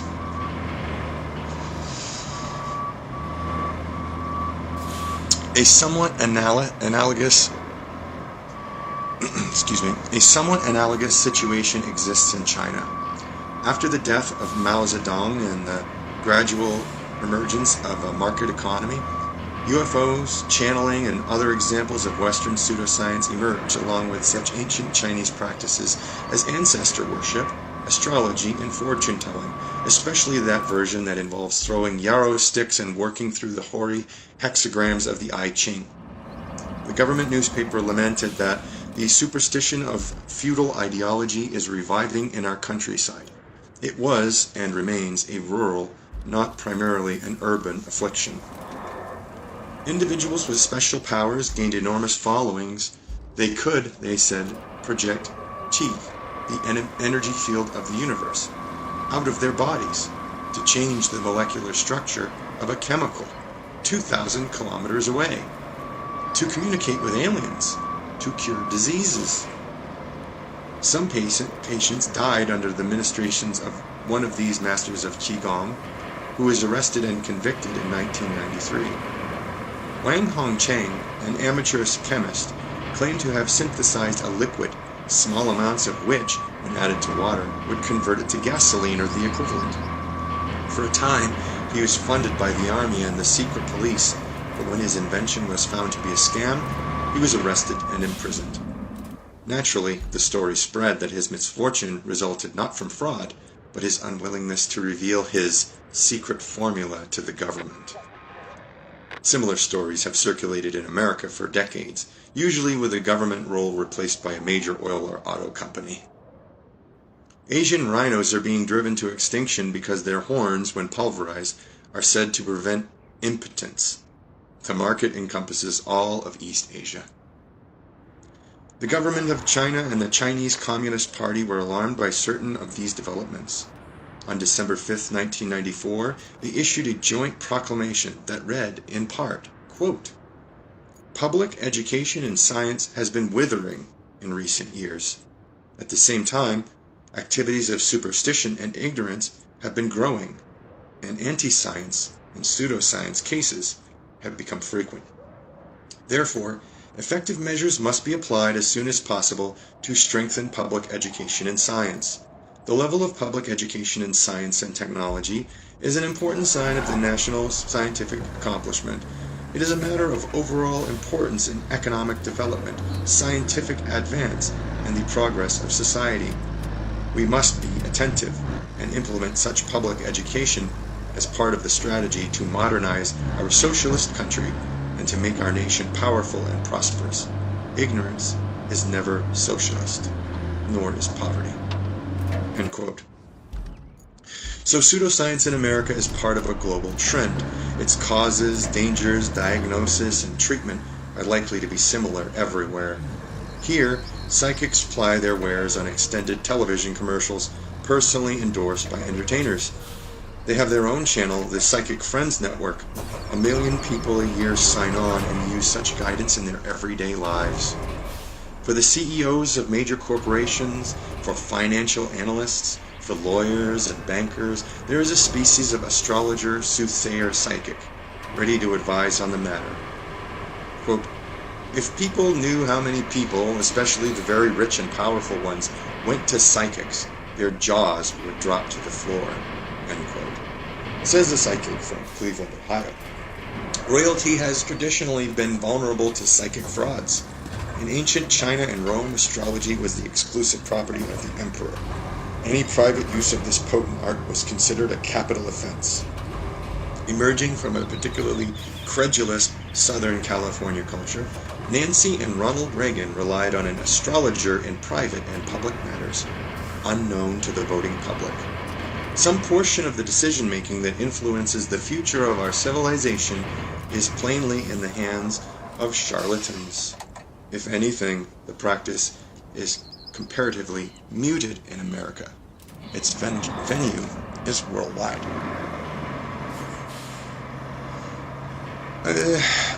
As amusing as some of pseudoscience may seem, as confident as we may be that we would never be so gullible as to be swept up by such a doctrine, we know it's happening all around us. Transcendental meditation and Aum Shinrikyo seem to have attracted a large number of accomplished people, some with advanced degrees in physics or engineering. These are not doctrines for nitwits. Something else is going on.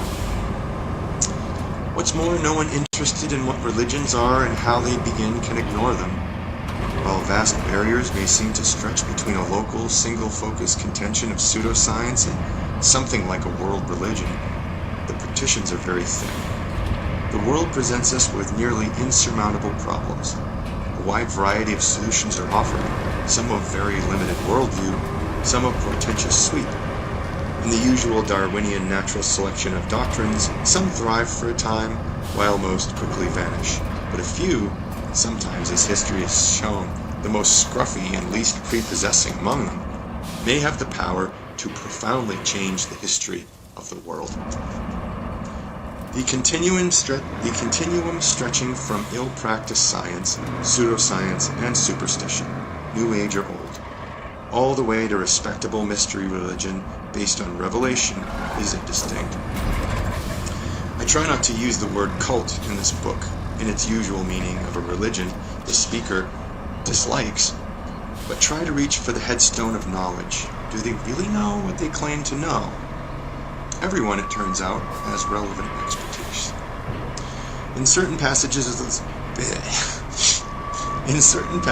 of this book, I will be critical of the excesses of theology, because at the extremes it is difficult to distinguish pseudoscience from rigid doctrinaire religion.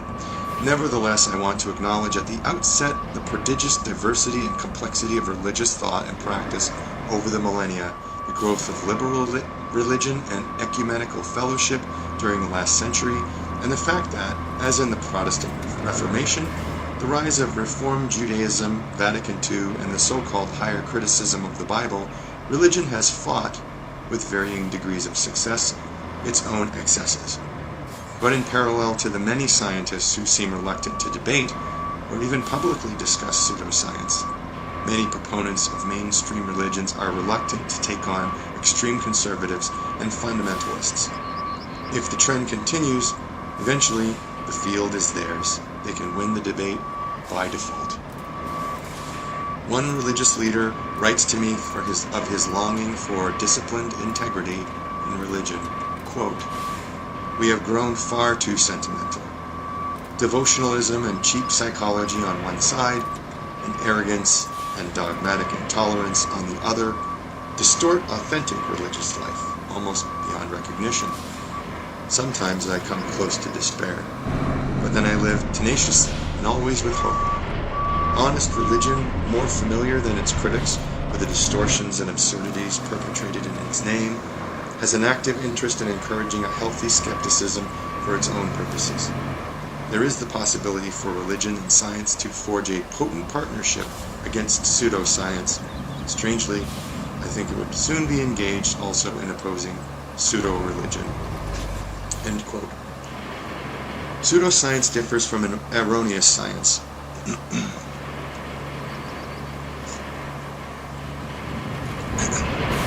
Pseudoscience differs from erroneous science.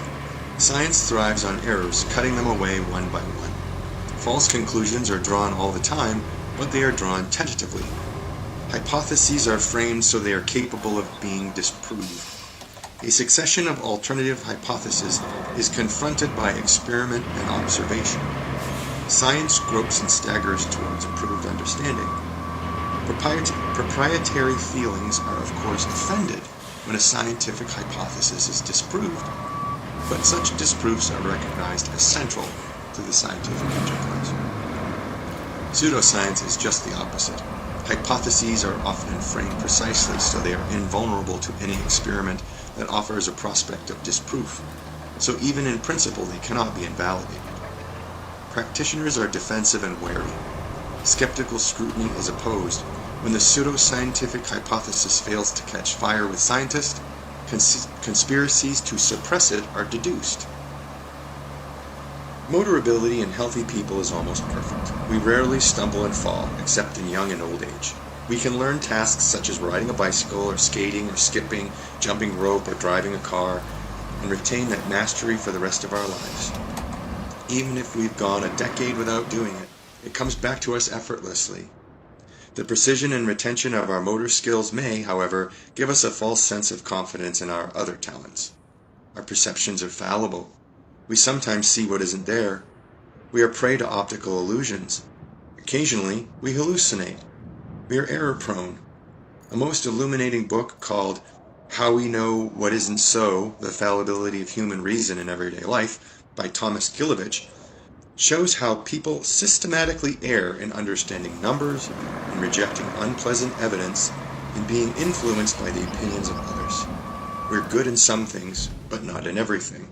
Wisdom lies in understanding our limitations. For man is a giddy thing, teaches William Shakespeare. That's where the stuffy, skeptical rigor of science comes in.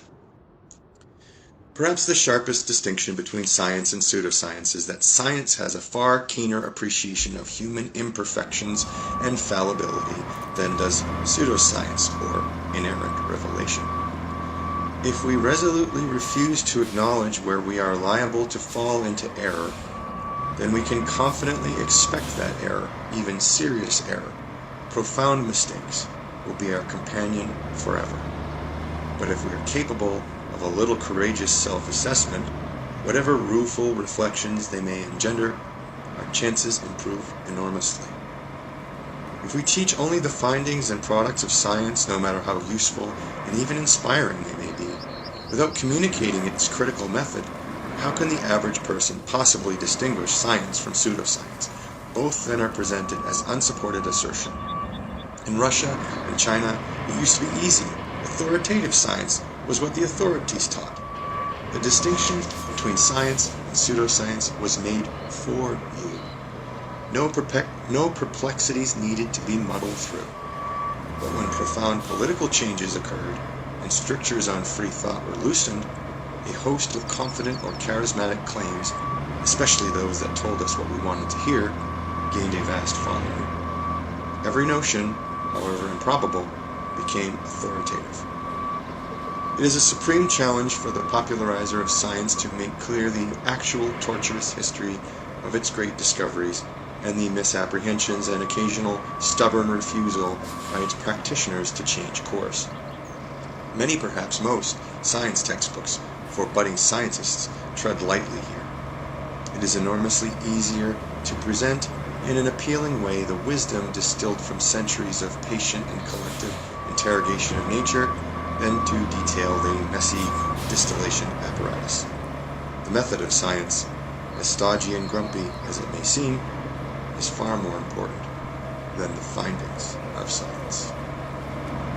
That's the end of chapter 1.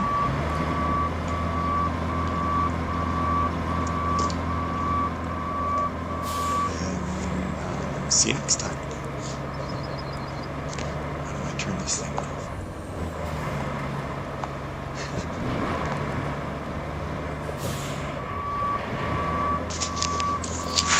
Why don't I turn this off? Okay, here we go. Uh-oh. Hello, friends. I am going to continue to read the book I started yesterday, Carl Sagan's The Demon-Haunted World, Science as a Candle in the Dark. We are doing Chapter 2 today. The title of Chapter 2 is Science and Hope.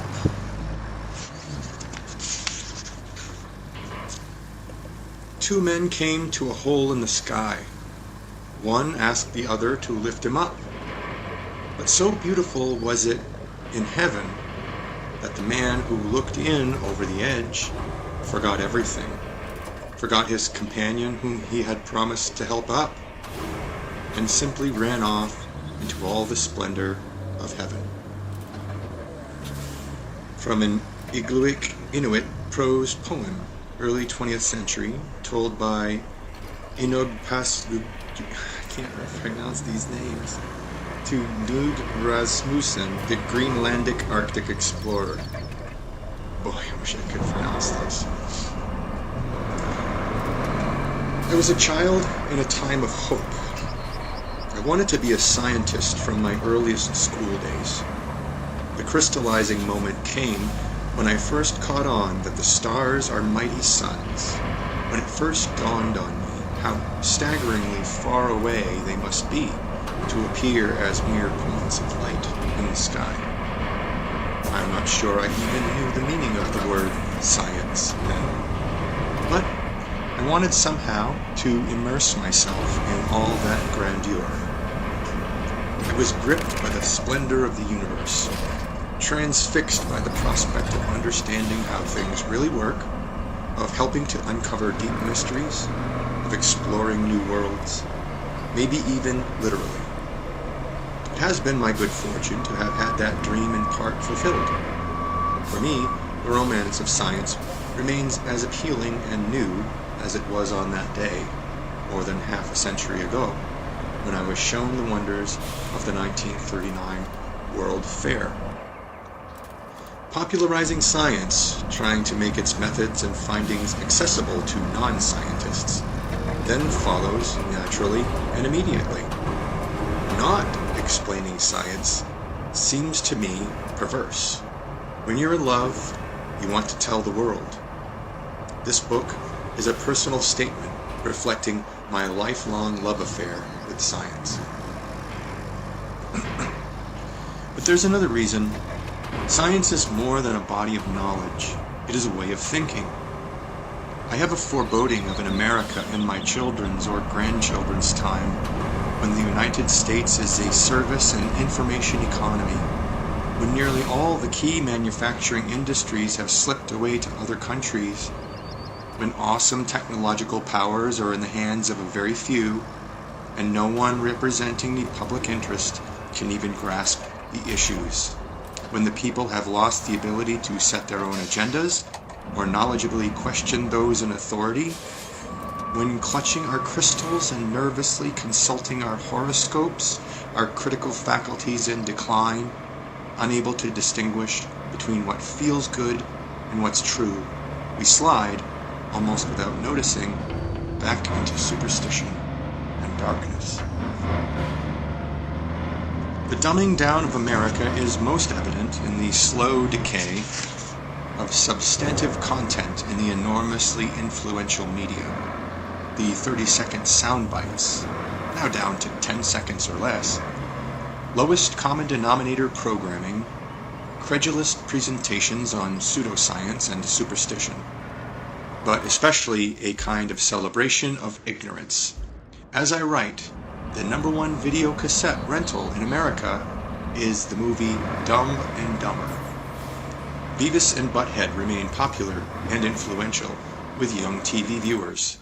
The plain lesson is that study and learning, not just of science, but of anything, are avoidable, even undesirable. We've arranged a global civilization in which most crucial elements, transportation, communications, and all other industries, agriculture, medicine, education, entertainment, protecting the environment, and even the key democratic institution of voting, profoundly depend on science and technology. We have also arranged things so that almost no one understands science and technology. This is a prescription for disaster. We might get away with it for a while, but sooner or later, this combustible mixture of ignorance and power is going to blow up in our faces.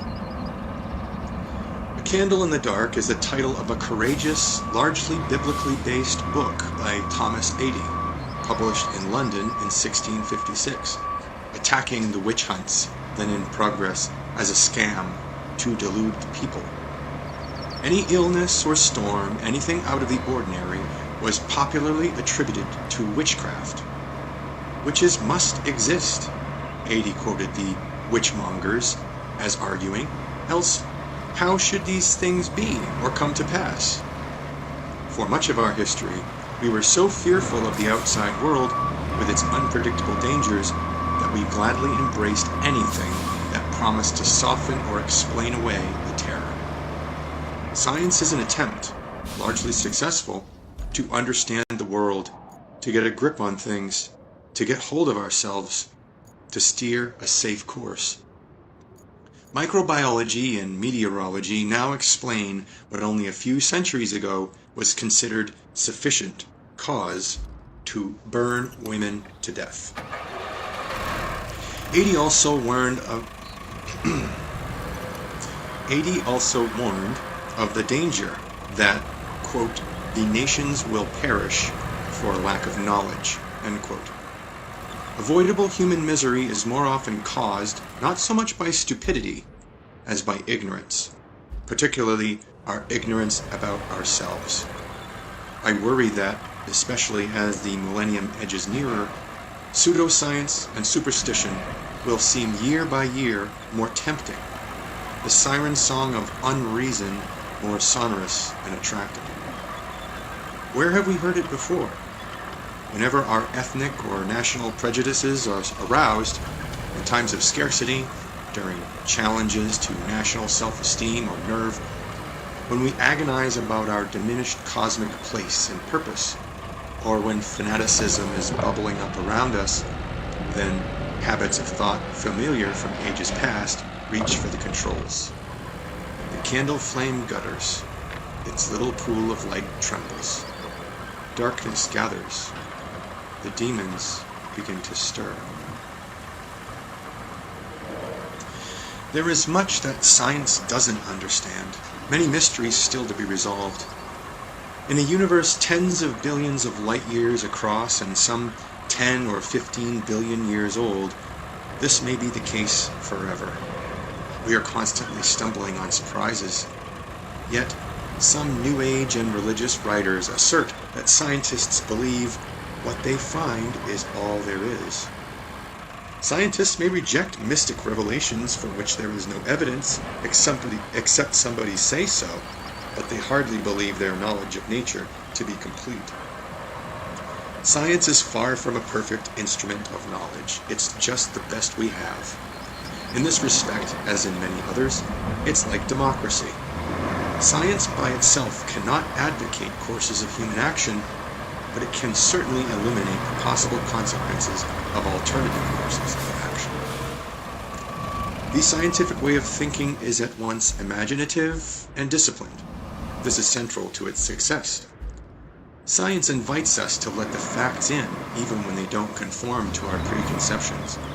It counsels us to carry alternative hypotheses in our heads and see which best fit the facts. It urges on us a delicate balance between no-holds-barred openness to new ideas, however heretical, and the most rigorous skeptical scrutiny of everything, new ideas and established wisdom. This kind of thinking is also an essential tool for a democracy in an age of change. One of the reasons for its success is that science has built-in error-correcting machinery at its very heart. Some may consider this an overbroad characterization, but to me, every time we exercise self-criticism, every time we test our ideas against the outside world, we are doing science. When we are self-indulgent and uncritical, when we confuse hopes and facts, we slide into pseudoscience and superstition. Every time a scientific paper presents a bit of data, it's accompanied by an error bar, a quiet but insistent reminder that no knowledge is complete or perfect. It's a calibration of how much we trust what we think we know. If the error bars are small, the accuracy of our empirical knowledge is high. If the error bars are large, then so is the uncertainty in our knowledge. Except in pure mathematics, nothing is known for certain, although much is certainly false. Moreover, scientists are usually careful to characterize the veridical status of their attempts to understand the world, ranging from conjectures and hypotheses, which are highly tentative, all the way up to laws of nature, which are repeatedly and systematically confirmed through many interrogations of how the world works. But even laws of nature are not absolutely certain. There may be new circumstances never before examined, inside black holes, say, or within the electron, or close to the speed of light, where even our vaunted laws of nature break down and, however valid they may be in ordinary circumstances, need correction. Humans may crave absolute certainty. They may aspire to it. They may pretend, as partisans of certain religions do, to have attained it. But the history of science, by far the most successful claim to knowledge accessible to humans, teaches that the most we can hope for is successive improvement in our understanding, learning from our mistakes, an asymptotic approach to the universe, but with the proviso that absolute certainty will always elude us. We will always be mired in error. The most each generation can hope for is to reduce the error bars a little and to add to the body of data to which error bars apply. The error bar is a pervasive, visible self-assessment of the reliability of our knowledge. You can often see error bars in public opinion polls, an uncertainty of plus or minus 3%, say. Imagine a society in which every speech in the congressional record, every television commercial, every sermon had an accompanying error bar or its equivalent. One of the great commandments of science is mistrust arguments from authority. Scientists, being primates, and thus given to dominance hierarchies, of course, do not always follow this commandment. Too many such arguments have proved too painfully wrong. Authorities must prove their contentions like everyone else. This independence of science, its occasional unwillingness to accept conventional wisdom, makes it dangerous to doctrines less self-critical or with pretensions to certitude. Because science carries us toward an understanding of how the world is, rather than how we would wish it to be, its findings may not in all cases be immediately comprehensible or satisfying. It may take a little work to restructure our mindsets. Some of science is very simple. When it gets complicated, that's usually because the world is complicated, or because We're complicated. When we shy away from it because it seems too difficult, or because we've been taught so poorly, we surrender the ability to take charge of our future. We are disenfranchised. Our self-confidence erodes. But when we pass beyond the barrier, when the findings and methods of science get through to us, when we understand and put this knowledge to use, Now, many let's help Montville get its own fuel going. The route between the Montville administration and the oil station is blocked. That means we need a bypass. Plot that route and they'll be singing your praises. Maybe I'll even get a verse.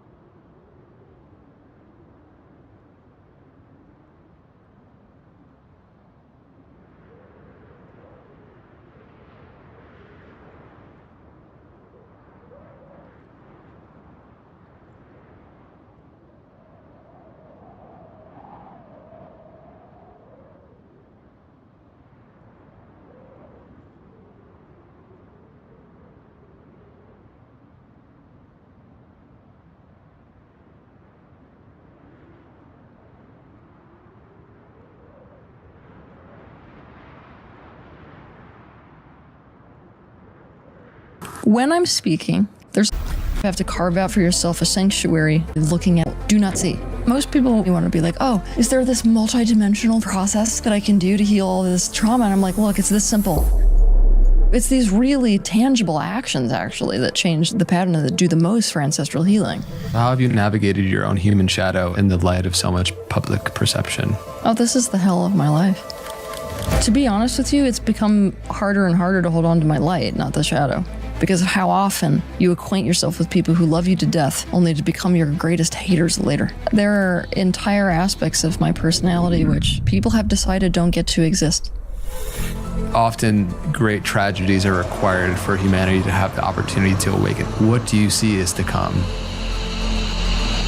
Society is the sum of its pieces. So if the individuals within a society are doing this work, and you see them wake up, it causes a massive shift within the society itself. By doing so, even when you've got such powerful forces against you, you can be in profound levels of alignment.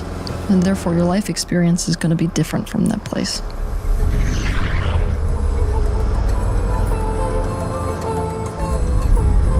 Hello, beautiful beings. Welcome back to the Know Thyself podcast, where every single week we get the honor and privilege to sit down with a brilliant mind to learn more about the true nature of self and the world around us at deeper levels every single week. Our guest today is a spiritual thinker, teacher, speaker, author.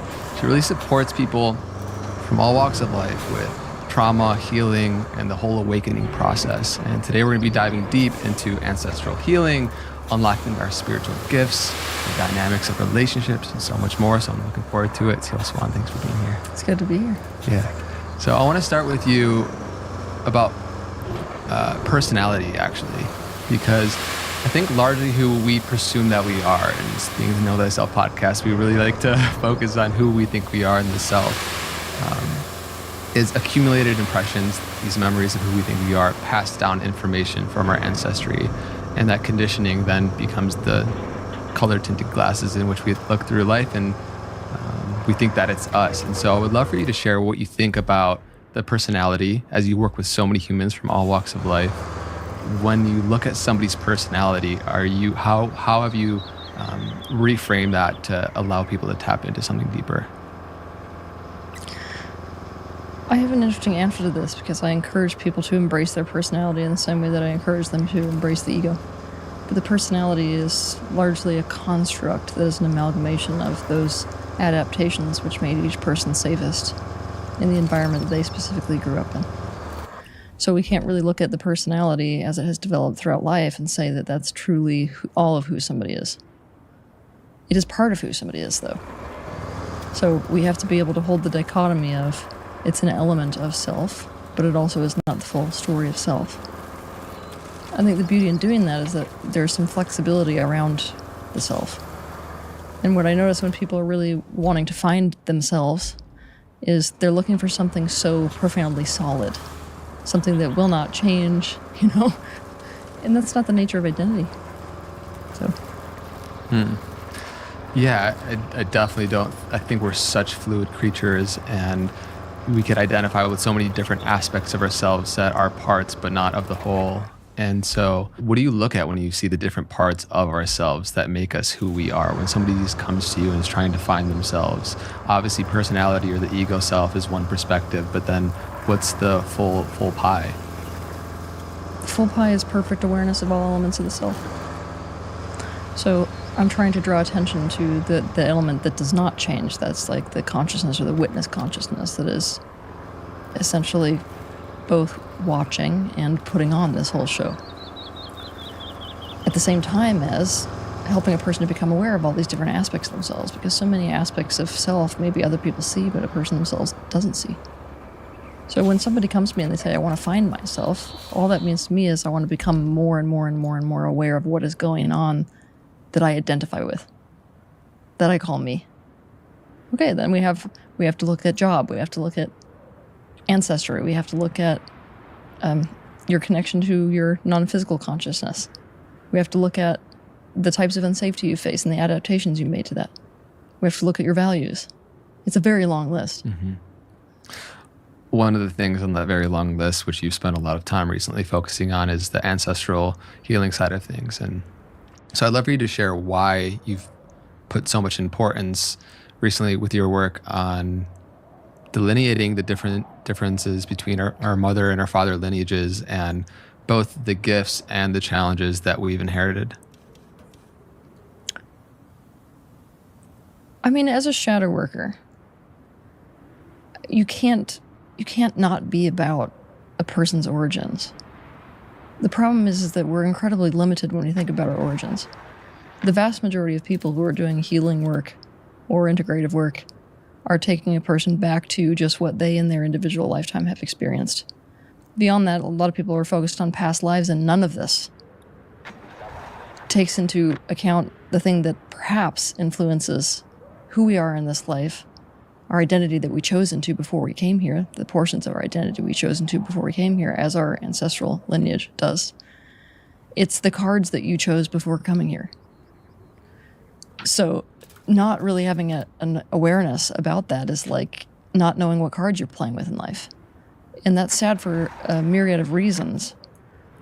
One of the reasons why we came down into this kind of a construct is to say, I want to create expansion in this family line. So every individual that's born into a family comes into that family as the progression for that family line.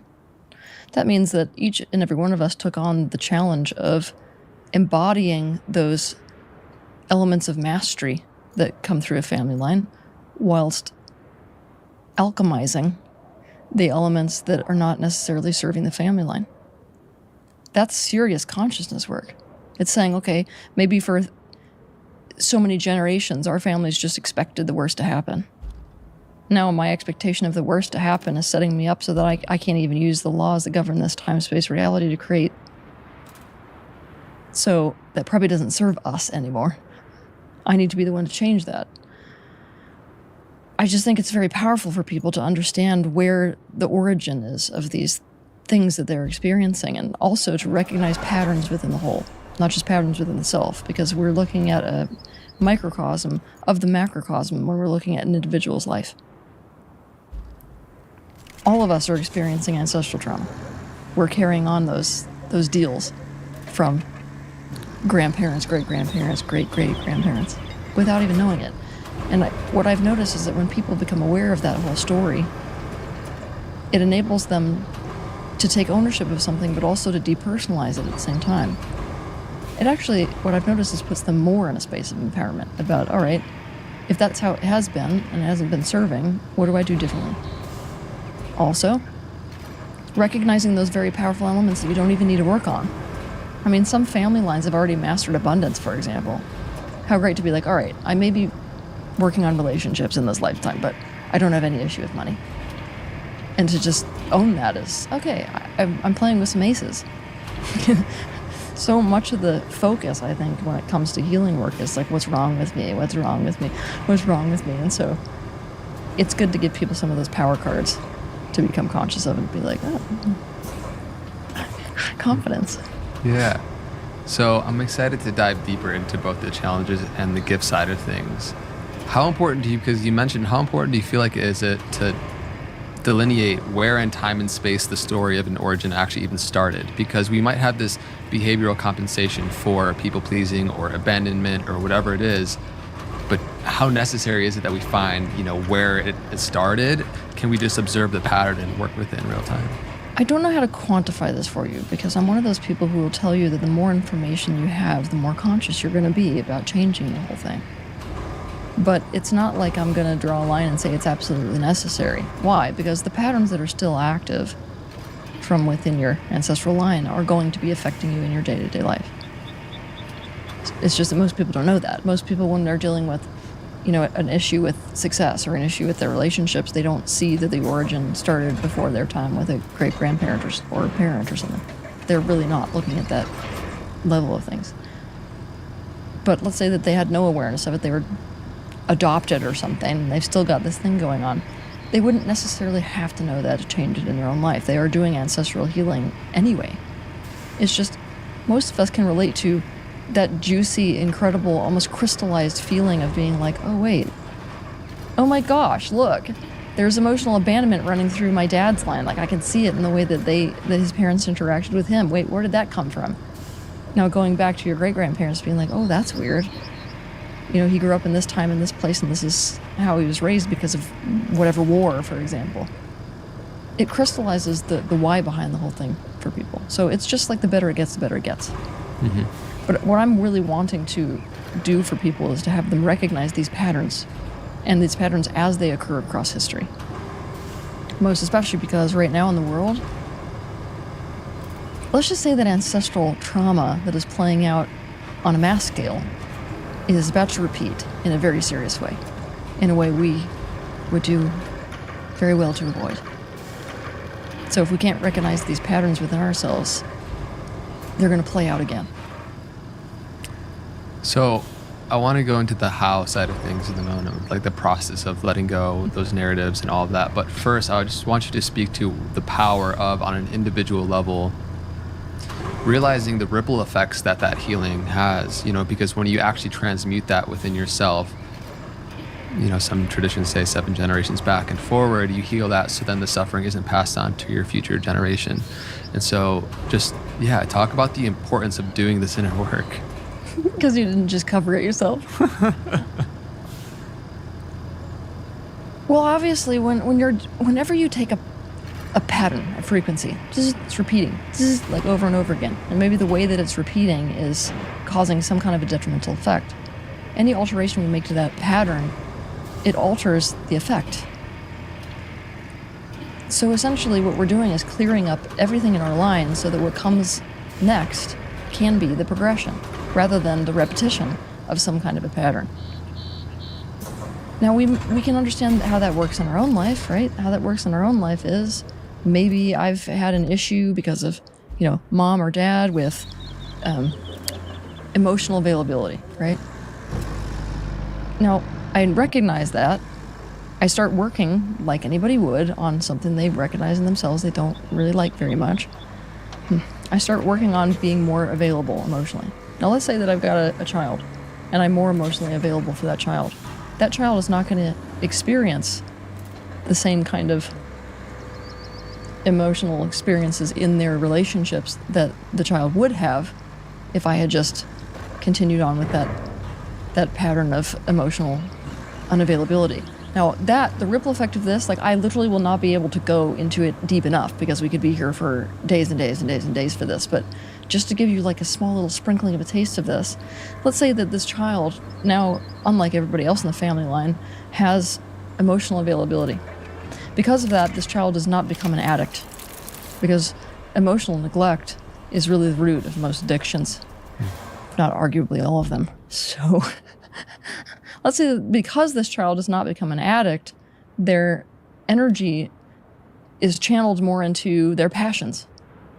Now let's just pretend that in this case, this child's passion is architecture. Life path number 1, with emotional neglect, becomes an addict, ends up in the street. Life path number 2, not an addict, becomes an architect that starts to design the new earth. Are you serious right now? Now, if you just start to play that out on that person's partners, that person's children, that person's friends, it just starts to be like the ripples around this, right? That even impacts their interaction with the pets they have. It's everything you touch. It feels completely infinite to the degree it's like one interaction that the healed version, life path number 2, would have an interaction with one person, and how that affects how he shows up in his life. It's like it's impossible to quantify, but exactly. the impact is very real and felt. Oh yeah. Oh, when you get up to that level where you can see all these ripple effects, it's so mind-blowing, and it changes your reaction to things. I'm noticing this in myself a lot when I'm spending time with people. When people are not at that level where they see the ripple effects easily, it's like they don't take things seriously. Whereas if you see those ripple effects, you may be freaking out at something, and most people are like, what is your deal? Like, this is not a big deal. You're like, you don't understand. You do this in 30 years from now, you know? Definitely makes life more difficult, but it's the reality, whether we want to accept it or not. For sure. So getting the context and the understanding, like we spoke to, is valuable. The more that we can understand where the origins, regardless if you have awareness as to what the pattern is, that's a starting place, no matter how much context of the story of where it originated from is. But then what is the process once awareness to a certain degree, because there's levels of awareness, is established, then the process of actually transmuting it? I know there's many different ways, but what have you found as like most effective modalities in actually being able to release those? You know what's funny is my answer is actually, it's not as esoteric as most people want to go. Most people, especially when they meet people like me, want to be like, oh, is there this multidimensional process that I can do to heal all this trauma? And I'm like, look, it's this simple. Recognize the pattern. What's the pattern change? Action, thought, in the direction of that change. End of story. It's about free will. It's about exerting your free will to change that pattern. So recognizing something that's detrimental, what would I don't even want to say opposite. what would the healing experience be? What would the opposite action be? And then carrying that out. Now, you can do that on the level of just like recognizing a trauma that needs some kind of resolution, or recognizing a detrimental behavior that needs you to behave in a different way. But this can go as far as recognizing things like ancestral karma. So if we look back in our past, quite often our ancestors created some kind of negative karma for us. And really all that is also a pattern, right? It's just the law of cause and effect in action.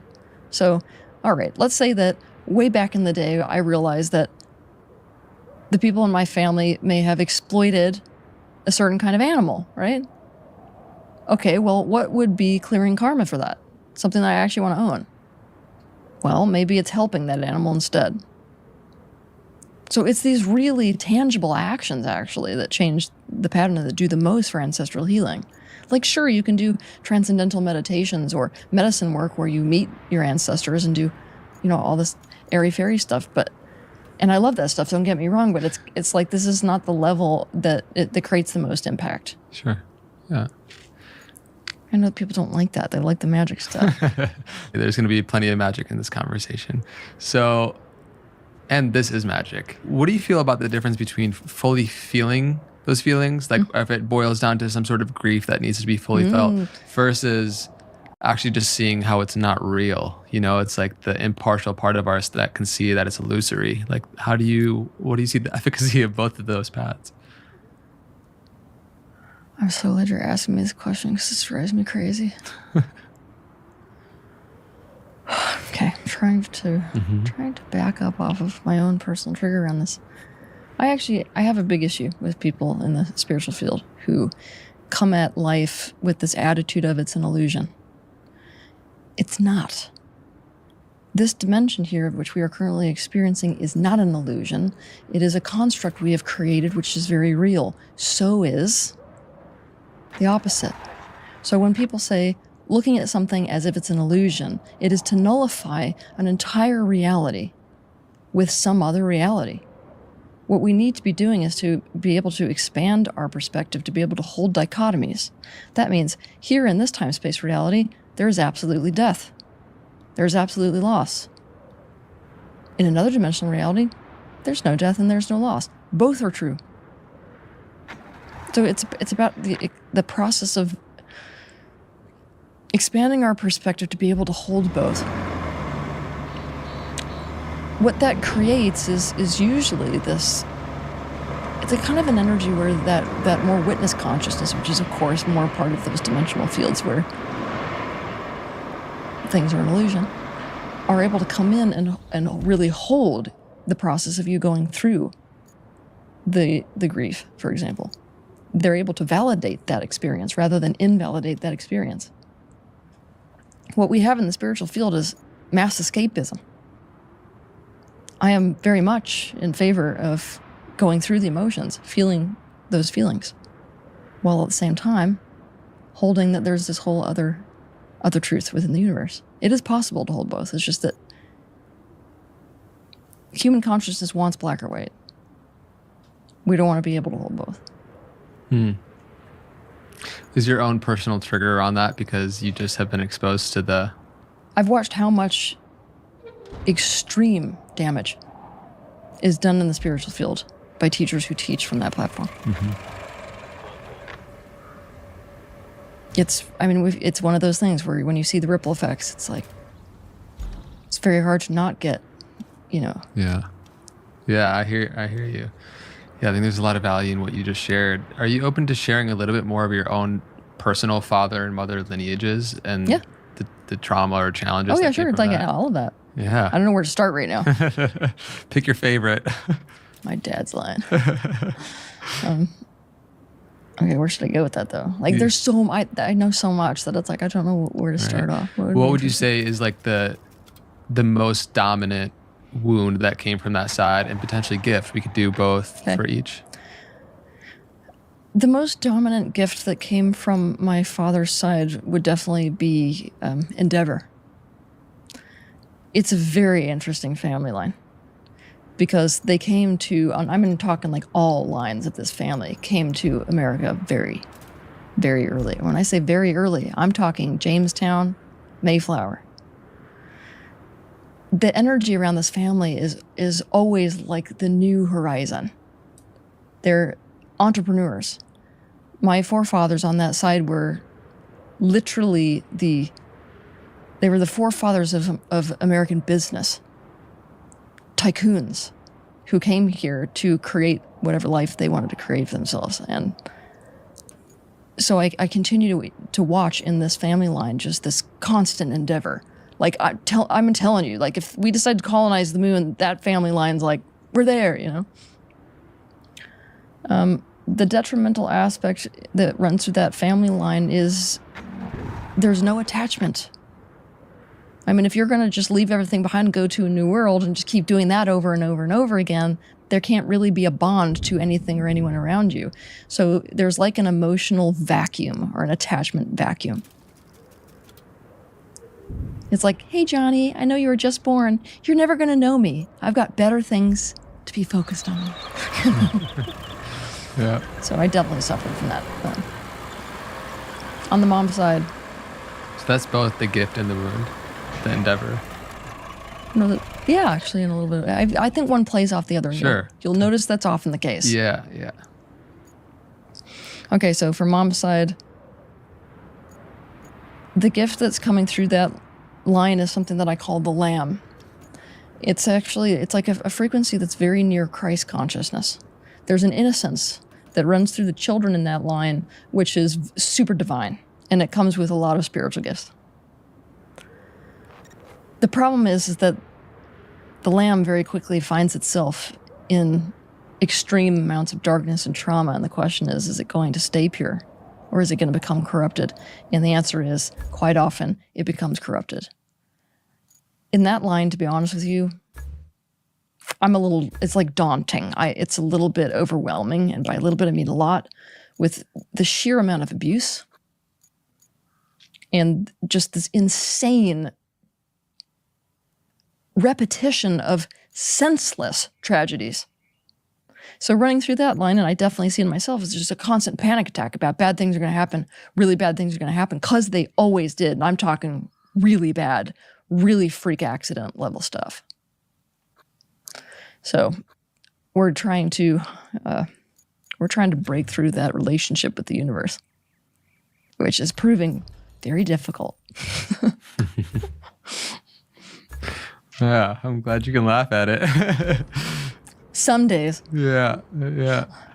So when you look back, because that mother side lineage feels like there's just a lot of weight and so much there, and feels like what has activated so much of your life path and gifts now and all of that.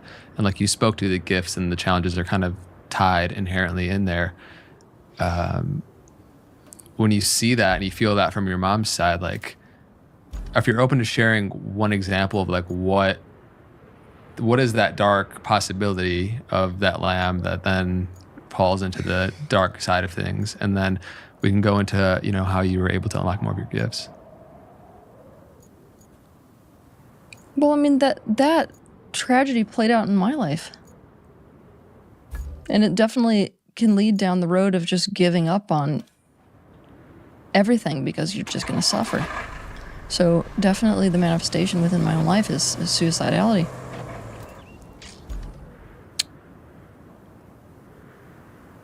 What it is it's like there has to be sort of almost like an access to the light that's underneath that whole thing. So where I keep turning to try to resolve this, and it's probably going to be better places that I discover, is finding moments of joy. Like when you're in a prison cell, is it possible to be maybe looking at a puddle on the side of the room and the way the light reflects off that puddle, and to recognize the beauty in a moment of absolute tragedy? I'm not going to say that it makes the rest of it worth it. It certainly hasn't yet, but it's when you're getting consumed by that sort of darkness and that misery, it's very hard to let light penetrate. And I've definitely watched so many people in that family line where the light no longer penetrates. and they're no longer able to access their own vulnerability. That's another danger that I've watched in myself. It's like you have to adapt to so much extreme misfortune that you just become an inaccessible person in terms of the vulnerable aspects of self. There's a vulnerability along with this powerful lightness to that lamb energy. So how do we stay connected to that even in the worst moments is the question. So in those moments of our development where we felt unsafe, then we create barriers to that pain, but then also that creates barriers to the upper limits of our joy and gifts and all of that. Is there a dominant moment, a pivotal moment that sticks out when you really broke through to that barrier and got access to the depth of the pain, and then also on the other side? Yeah, I would say that's a continual process for me. Yeah. But let me think about a moment. Mm-hmm. About 2 years ago, I was working on like a superiority complex because I was starting to recognize that in myself. The way that it manifested is no matter what room I walked in, I was like, I can do everything that people are doing better than they can do it. It's annoying me. It was starting to cause me pain, actually, because it just feels like you're by yourself, surrounded by idiots. So I was first starting to witness the fact that that superiority dynamic that I was going into must be some kind of a coping mechanism covering for something. And it definitely was. It originated from feeling like I could not trust anybody in childhood and therefore had to overcompensate by essentially doing everybody's job better so that at least I had some kind of control. When you're caught up in the superiority complex, it's like you don't actually have access to the vulnerability that creates it because you're just feeling kind of that hit of self-esteem. It's not until, like I said, you feel the pain that comes with that, which is that incredible isolation, that you're like, wait a minute, this is a problem. Before that, it's just like, look at me comparatively. So I was able to drop down into that absolute terror of just being like, oh no, like if I put myself in somebody's hands and they're worse, then what does that mean for me? It was all around danger, right? So I allowed myself to go through the terror, and I'm talking, it was like burn your body up level somatic terror. What was really interesting is that what came out of that, and it's not like I went and tried to do it, I sat with that emotion so long and so deeply and so intensely that sort of burning pain of the superiority and the fear that was underneath it dissipated.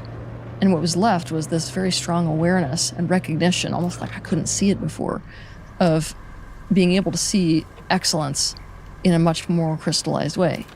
I was able to see the elements where I have more power than other people because there is a genuine superiority in that moment, and where other people are in a position of superiority. Now that sounds really funny for people because, especially in the spiritual field, that word superiority, inferiority is not well received. In fact, it's all about equality for people. But that is not a thing. It's not a thing. This is a very unpopular opinion that I have, but I feel like it's very necessary for people to hear. We are not living in a plane of equality. Like, we can have a conversation around equality of, purpose and value of the soul and things like that, but if you line up one person with another person and you go, okay, jump, there's going to be a superiority established in terms of who's a better jumper. Let's say you have somebody who went to flight school. Now you have that person behind the wheel of a plane and me. There's going to be a superiority. Wherever somebody has that element of excellence or that element of skill, you've got a power disparity. What's so important to recognize is that power disparity. Not only because it's dangerous when you don't recognize the power that you have or the power that other people have. Prioritizing Highland rescue operations, but they need a relief camp. And that means finding a good location for it. Looking at the map, I see one promising spot. The charming Montevkin Castle, built as a tourist trap in the 60s. Feel free to check it out. From what I hear, it's a sight to behold. At least on par with the world's biggest ball of twine. Wish I could be there with you to see it. Maybe one day.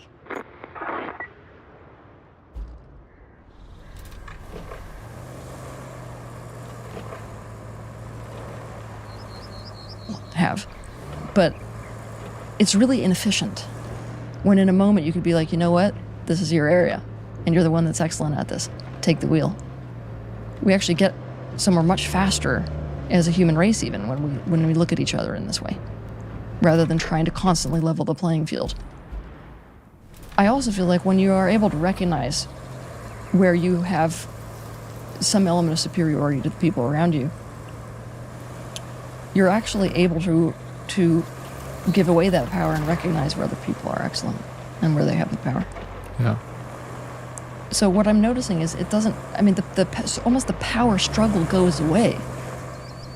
And that's really beautiful because you're not in this constant fight. You're also not feeling the constant isolation that I was feeling previously. You're able to get along in a much more harmonious way. People feel safer when you recognize their power. There's not as much jockeying. And like the list goes on and on and on and on. So I hope that's a good example. Yeah. Well, I want to pick up on a couple of things you said, because that superiority complex is, I feel like, always inherently tied to self-righteousness and anger that's deep-seated. And as somebody that stepped into the arena... is a route to the relief camp inside Lontevkin Castle. The rescue services will need it to transport their supplies. They do good work, so I'm always happy to help them.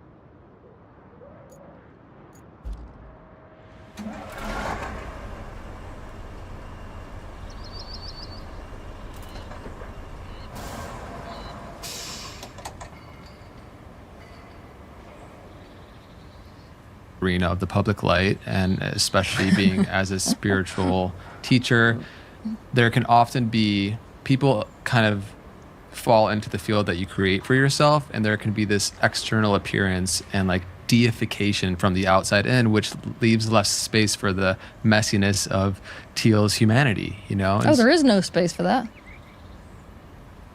Keep going. I didn't mean to. No, but that's like, to feel that, like there's no space for that, you know? It's, for anybody who's stepping into this space, like... You should run away from fame unless you have to be in the limelight for some important reason. I know that's a sad statement, but it's true. How have you navigated your own human shadow in the light of so much public perception? To be honest with you, it's become harder and harder to hold on to my light, not the shadow. I always find this funny. because people are like, oh, you're in the public eye, you're constantly getting sort of flooded with deification. I actually feel the exact opposite. Also, what I'm losing touch with is, what I'm noticing that I'm losing touch with over the years is a felt sense of my importance for the people who I do matter for. Because of how often you acquaint yourself with people who love you to death only to become your greatest haters later. And that creates a dynamic where when people are like, I love your stuff, you're like, just wait. So what I'm noticing is that what's more magnifying that, I'm having to work with constantly is the negative reflections. Constant negative reflections. Constant fights in terms of, power struggles. Constantly, why should I be listening to you? And it's getting worse and worse with the younger generations. Because they don't want it. They actually leveled the playing field with fame. To a large degree, what social media platforms did was it gave everybody the impression that they can be in this position. So they're like, who are you? Yeah. There's that public, like when people perceive somebody that has a heightened level of awareness and has more answers to dimensions of life, that they can often put them on that pedestal. And then like we spoke to, it doesn't give as much space for your own humanity. And so I want you to speak into a little bit more of like, when you fall and you fall into your shadow or you mess up or you get angry or whatever it is, and you're surrounded by individuals that don't expect that for you or maybe don't have the bandwidth or capacity to hold you in that space, then how do you relate to that in your own way? Oh, this is the hell of my life. It's literally the hell of my life. Like, there are entire aspects of my personality which people have decided don't get to exist because it doesn't fit into their mental idea of what somebody would be like if they did have all of this interdimensional awareness.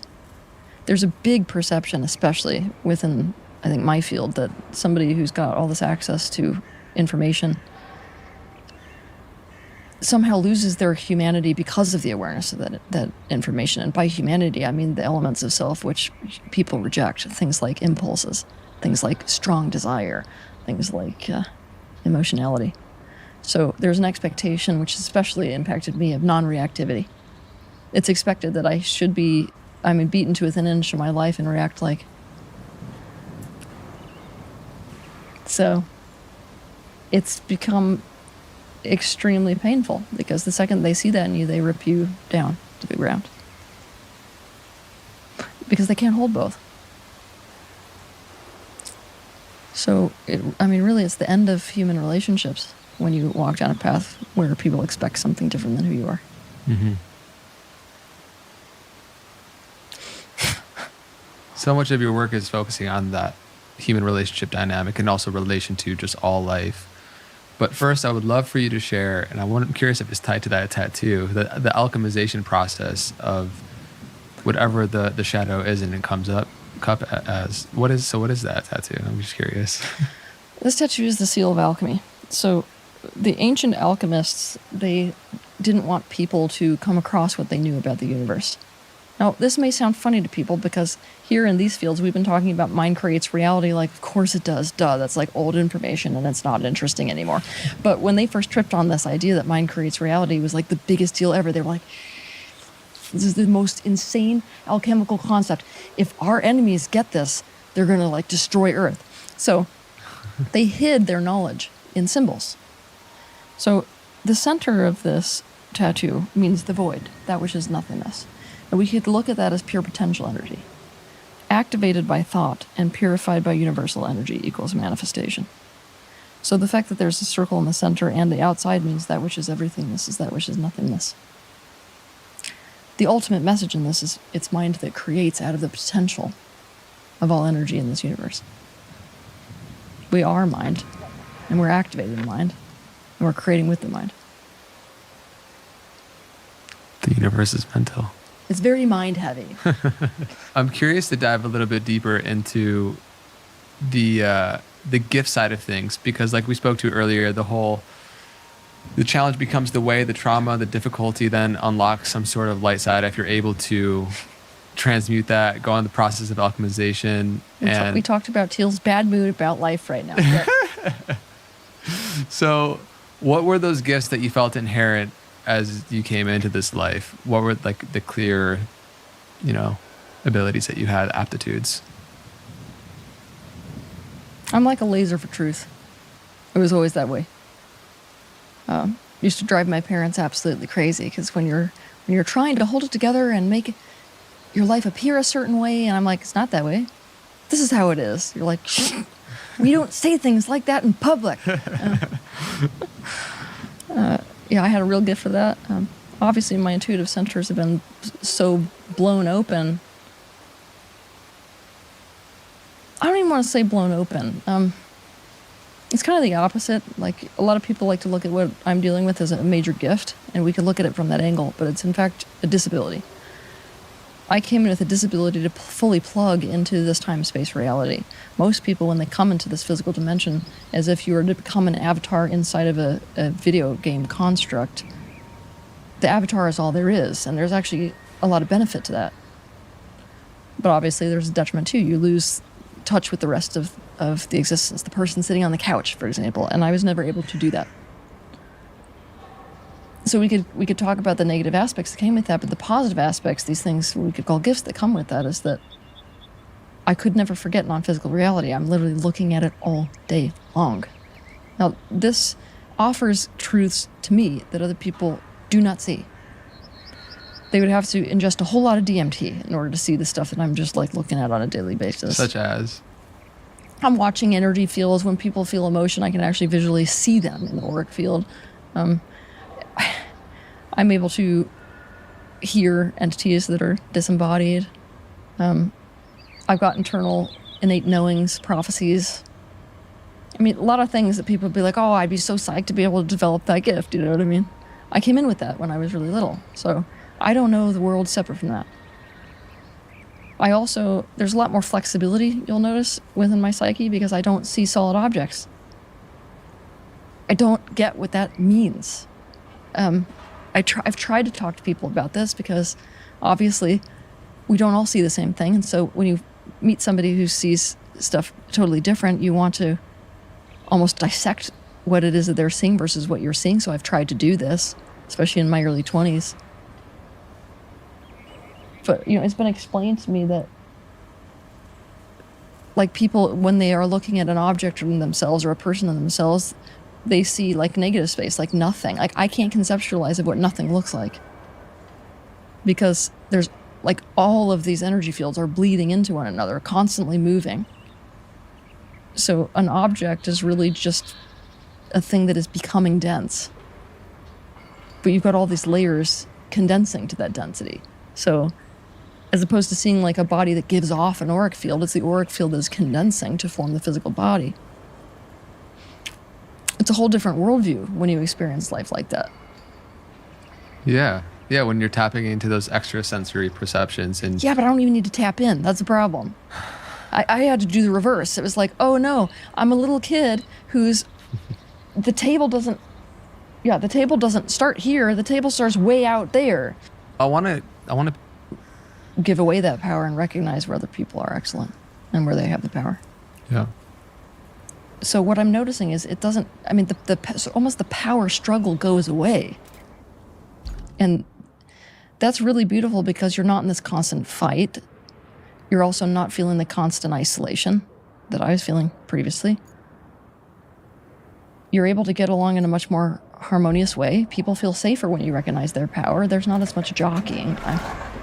And like the list goes on and on and on and on. So I hope this is a good example. Yeah. Well, I want to pick up on a couple of things you said because that superiority complex is, I feel like, always inherently tied to self-righteousness and anger that's deep-seated. And as somebody that stepped into the arena of the public light, and especially being as a spiritual teacher, there can often be people kind of fall into the field that you create for yourself, and there can be this external appearance and like deification from the outside in, which leaves less space for the messiness of Teal's humanity, Oh, there is no space for that.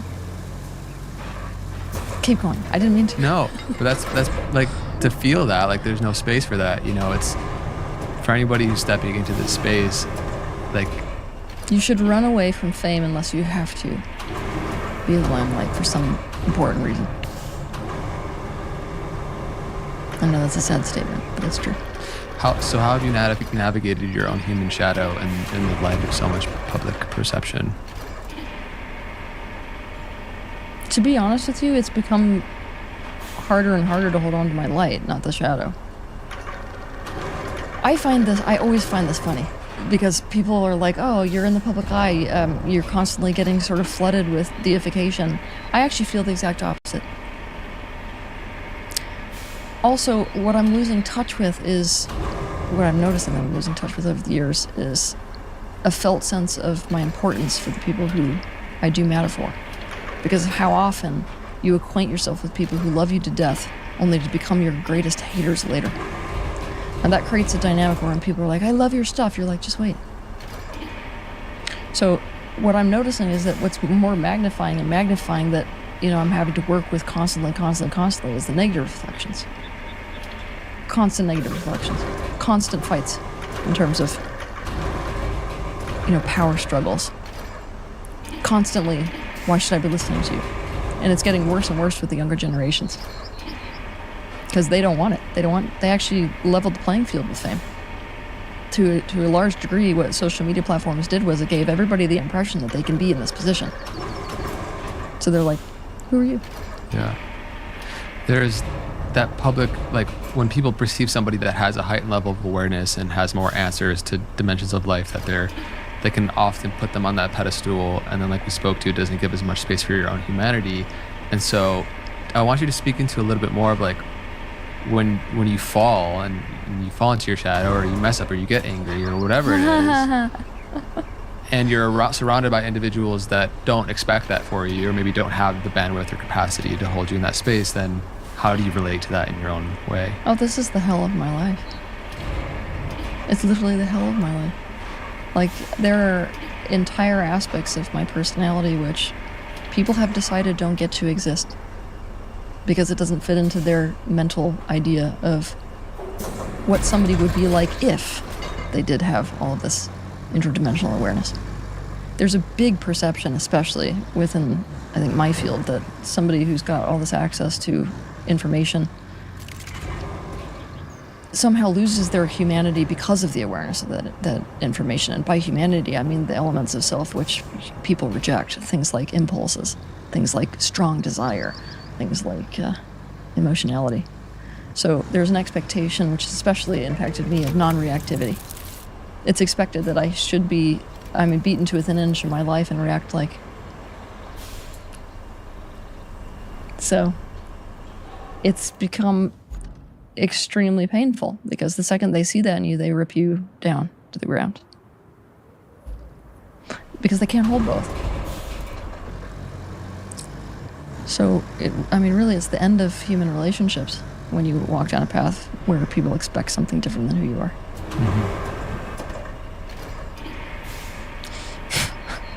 So much of your work is focusing on that human relationship dynamic and also relation to just all life. But first, I would love for you to share, and I'm curious if it's tied to that tattoo, the alchemization process of whatever the shadow is, and it comes up as. What is that tattoo? I'm just curious. This tattoo is the seal of alchemy. So the ancient alchemists, they didn't want people to come across what they knew about the universe. Now, this may sound funny to people because here in these fields, we've been talking about mind creates reality like, of course it does, duh, that's like old information and it's not interesting anymore. But when they first tripped on this idea that mind creates reality was like the biggest deal ever, they were like, this is the most insane alchemical concept. If our enemies get this, they're gonna like destroy Earth. So they hid their knowledge in symbols. So the center of this tattoo means the void, that which is nothingness. And we could look at that as pure potential energy. Activated by thought and purified by universal energy equals manifestation.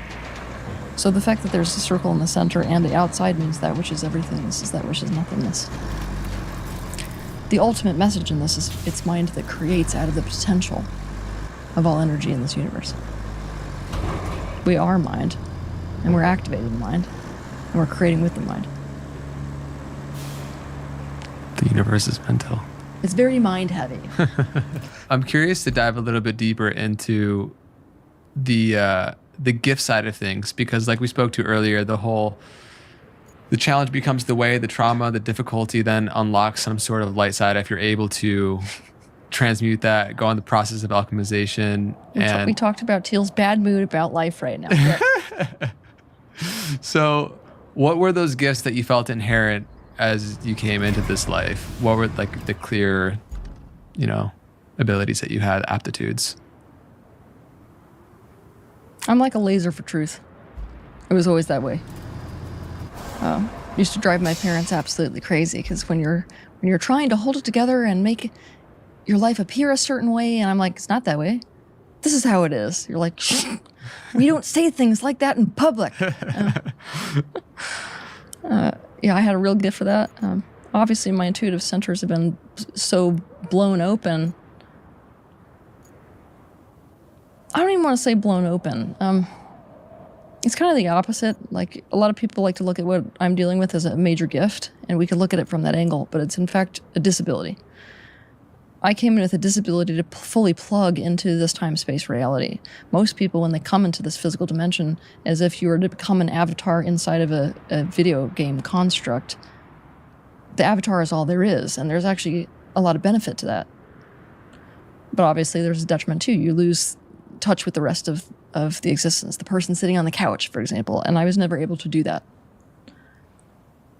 So we could talk about the negative aspects that came with that, but the positive aspects, these things we could call gifts that come with that, is that I could never forget non-physical reality. I'm literally looking at it all day long. Now, this offers truths to me that other people do not see. They would have to ingest a whole lot of DMT in order to see the stuff that I'm just like looking at on a daily basis. Such as? I'm watching energy fields. When people feel emotion, I can actually visually see them in the auric field. I'm able to hear entities that are disembodied. I've got internal innate knowings, prophecies. I mean, a lot of things that people would be like, oh, I'd be so psyched to be able to develop that gift. You know what I mean? I came in with that when I was really little. So I don't know the world separate from that. There's a lot more flexibility, you'll notice, within my psyche because I don't see solid objects. I don't get what that means. I've tried to talk to people about this because obviously we don't all see the same thing. And so when you meet somebody who sees stuff totally different, you want to almost dissect what it is that they're seeing versus what you're seeing. So I've tried to do this, especially in my early 20s. But, it's been explained to me that like people, when they are looking at an object in themselves or a person in themselves, they see like negative space, like nothing. Like I can't conceptualize of what nothing looks like because there's like all of these energy fields are bleeding into one another, constantly moving.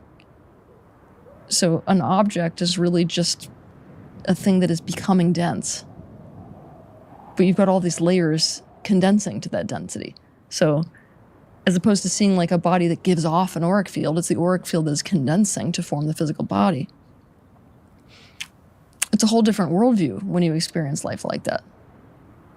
Yeah. Yeah, when you're tapping into those extrasensory perceptions. Yeah, but I don't even need to tap in. That's the problem.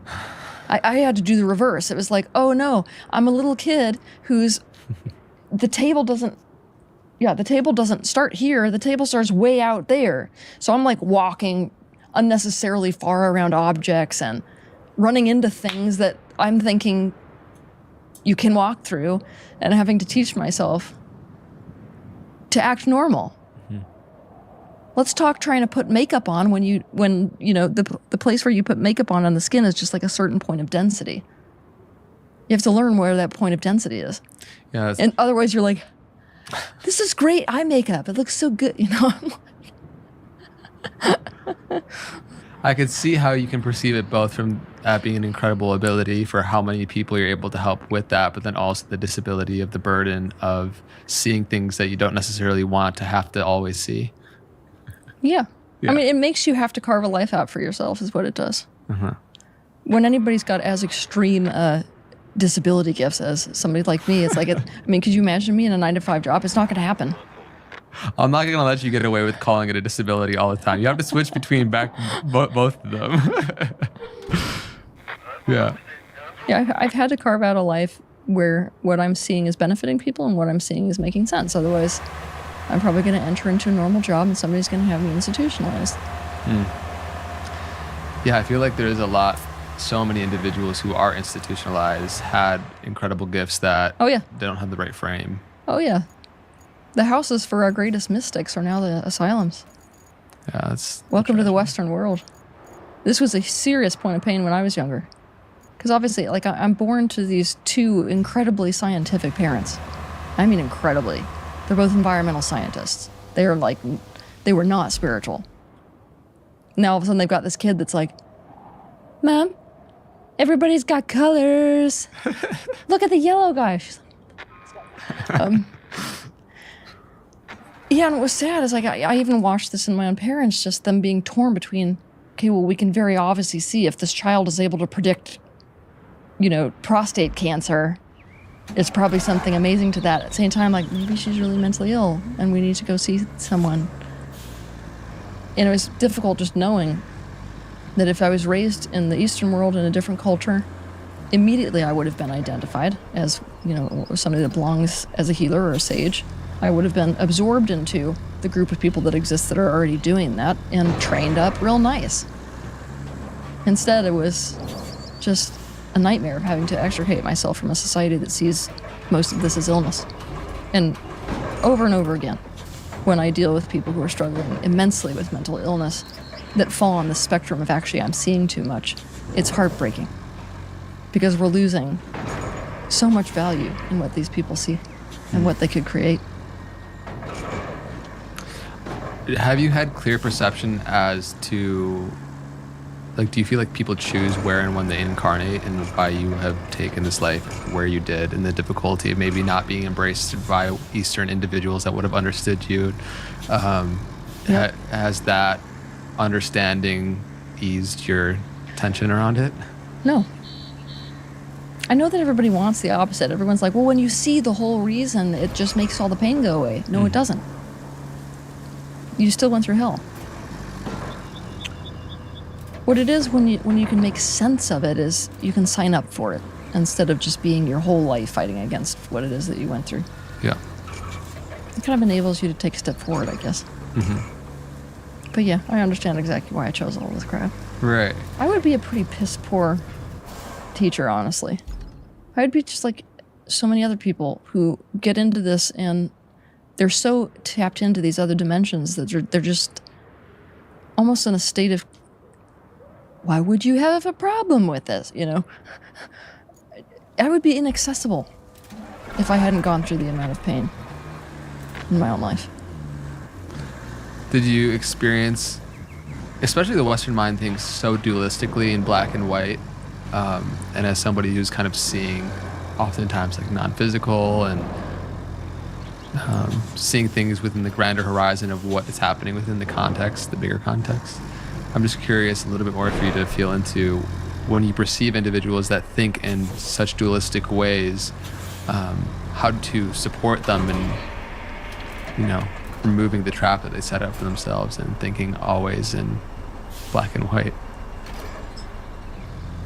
I usually draw their attention to an aspect of themselves where they experience pain when somebody thinks about them that way. Almost everybody can come up with something. Like, let's say I'm dealing with a straight up businessman somewhere. I'm like, all right, is there some aspect of you that you feel like you can't have because of your professional career? Most people are like, oh yeah, okay. Like maybe over here I need to be taken seriously, but over here, like, I'm actually a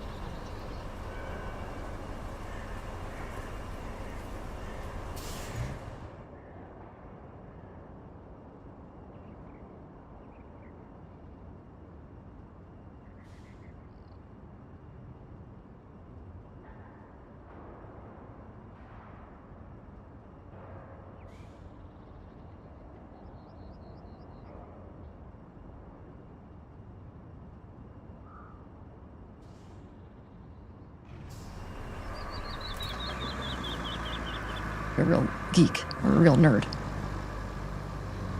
All right, well, there's a dichotomy. Don't you so badly want people to be able to hold both of these things rather than use one to negate the other? make one wrong, make one right. And usually they're like, yeah. Well, what if all of life is that way? Most people, when you're able to relate it to themselves, they are usually able to come with you. Mm-hmm. So let's dive a little bit deeper into relationships now. Haha, you really want to go there? I want to. It's like every time I try to think of maybe going to a direction that's not just the shadow and like the weight of what we hold, it's like, all right, well, that's probably going to happen again here in this next section, because all life is relation. And you should have just called me and said, Teal, I want you to be inspirational today. Don't be honest. No, I want you to be all of it. I want you to be whatever is real in the moment and alive. So let's keep flowing with it. So I want to go explore from both the masculine and feminine perspective. Okay. For as men and women, one big pattern I see often within men is the trait of niceness versus kindness. Aha. Okay. Oh, now she's activated. So I want you to speak to being nice as the behavioral compensation versus the genuine arising of being kind, and how people get those two confused. Niceness specifically is a behavior that is an adaptive strategy designed to keep you safe within the social stratosphere. It's a placation is what it is. It's, I need you to like me so that I'm safe. So we're going to behave in this way that makes you like me so that I'm safe. That's nice.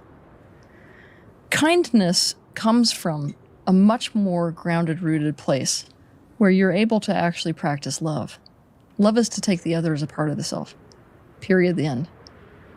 It's not all this fancy other stuff that we like to make love mean, like, oh, positive focus and appreciation and whatever else, right? I want the person. It's really just as simple. I take you as a part of me. Now, if somebody is able to do that with someone, they are taking the other person's best interests as a part of their own. Now, I'm able to act kind. Because what I'm able to do, it's not about you liking me. It's about me acting in your best interests.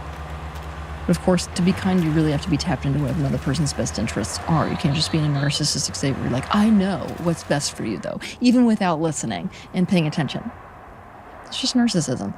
But you'll notice that the people who are practicing kindness, they're not always loved by other people, not always liked by other people, because they tend to be putting themselves in positions where they do essentially what is right for the other. Even in situations where that person may not want that. Yeah, and I feel like people can always subconsciously pick up on the inauthenticity of it. They might be like just holding themselves constantly at an arm's length distance because they can feel that there's like there's some sort of facade that they're interacting through. It's also profoundly narcissistic. Nice people, especially nice guys, are super narky. Because that niceness always comes down to some deep-seated fear. It's an instinct to self-preserve.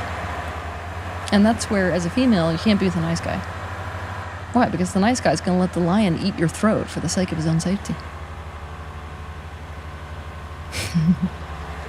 Is there another big self-preservation tendency that you see within the masculine that sticks out as one of the big ones?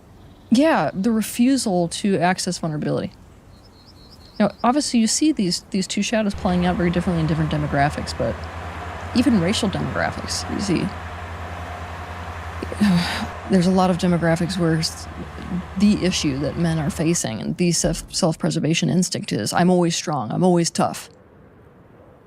Well, that's not really the case, is it? And you're not really caretaking vulnerable aspects of the self, and so pretty soon the universe puts you in a position where you're so effing vulnerable. What are you going to do then? Usually that's an illness or some kind of an accident or some kind of an extreme loss, you know? Oh, you know, the whole self-esteem, your sort of machismo attitude all hung on this thing. Guess what? It's gone now, you know? Yeah. Yeah, that's a big one. And I work with individuals like in my men's group and with a lot of men who are trying to access more of who they really are, which is going to be inherently inhibited when you're holding yourself back from being able to experience those core vulnerabilities. Of course, masculine and feminine are just energy systems at different scales within each man and woman. On the flip side, what do you feel like is one of the biggest themes for women that's most prevalent? Niceness is a big deal within the femininity. Yeah, I hear that. Manipulation is the biggest one I watched within women. And this one, see, we got to go back in history for this one. All right, if we're having a real conversation, quite early men decided to dominate females. Not in a sexy way. Not in a like, oh, that's a great bedroom etiquette kind of way. In a real like, I'm going to decide what happens with you, regardless of whether it's in your best interest or not. So that kind of control dynamic puts women in this position for thousands of years where the only way for them to really be able to empower themselves and bring about what they want is through men. Now, if that's the only way they can do it, they got to manipulate the men around them. They got to manipulate the women around them too. So they're manipulative as hell. And to get a woman to recognize their manipulation, be honest and straightforward and assertive instead is very difficult. But it's the way forward for women. That's one example. Yeah. Well, that manipulation could manifest in so many different ways. Like you said, niceness is a sort of manipulation. Trying to, cultivate a certain appearance. Triangulation is what women do best. Triangulation. What they do is they sense your pain points relative to other people. And then they secretly get behind what is a real pain point that you have with somebody else and go and fan the flames. And then they say whatever makes you feel good in that situation. So they establish rapport with you against someone. Because women have more of that emotional awareness, whereas men are probably just more dumb about it. Yeah. Yeah. Oh man, they can smell it. It's like when you get the taste of blood. Oh, women are so good at that. They know exactly how you feel with everybody in your life. So that's one example. So another example I see a lot with women is actually post-1960s movement. So when it's still coming out the same thing, you watch for so many years women being in a position where they don't have any power over the course of their own lives, right?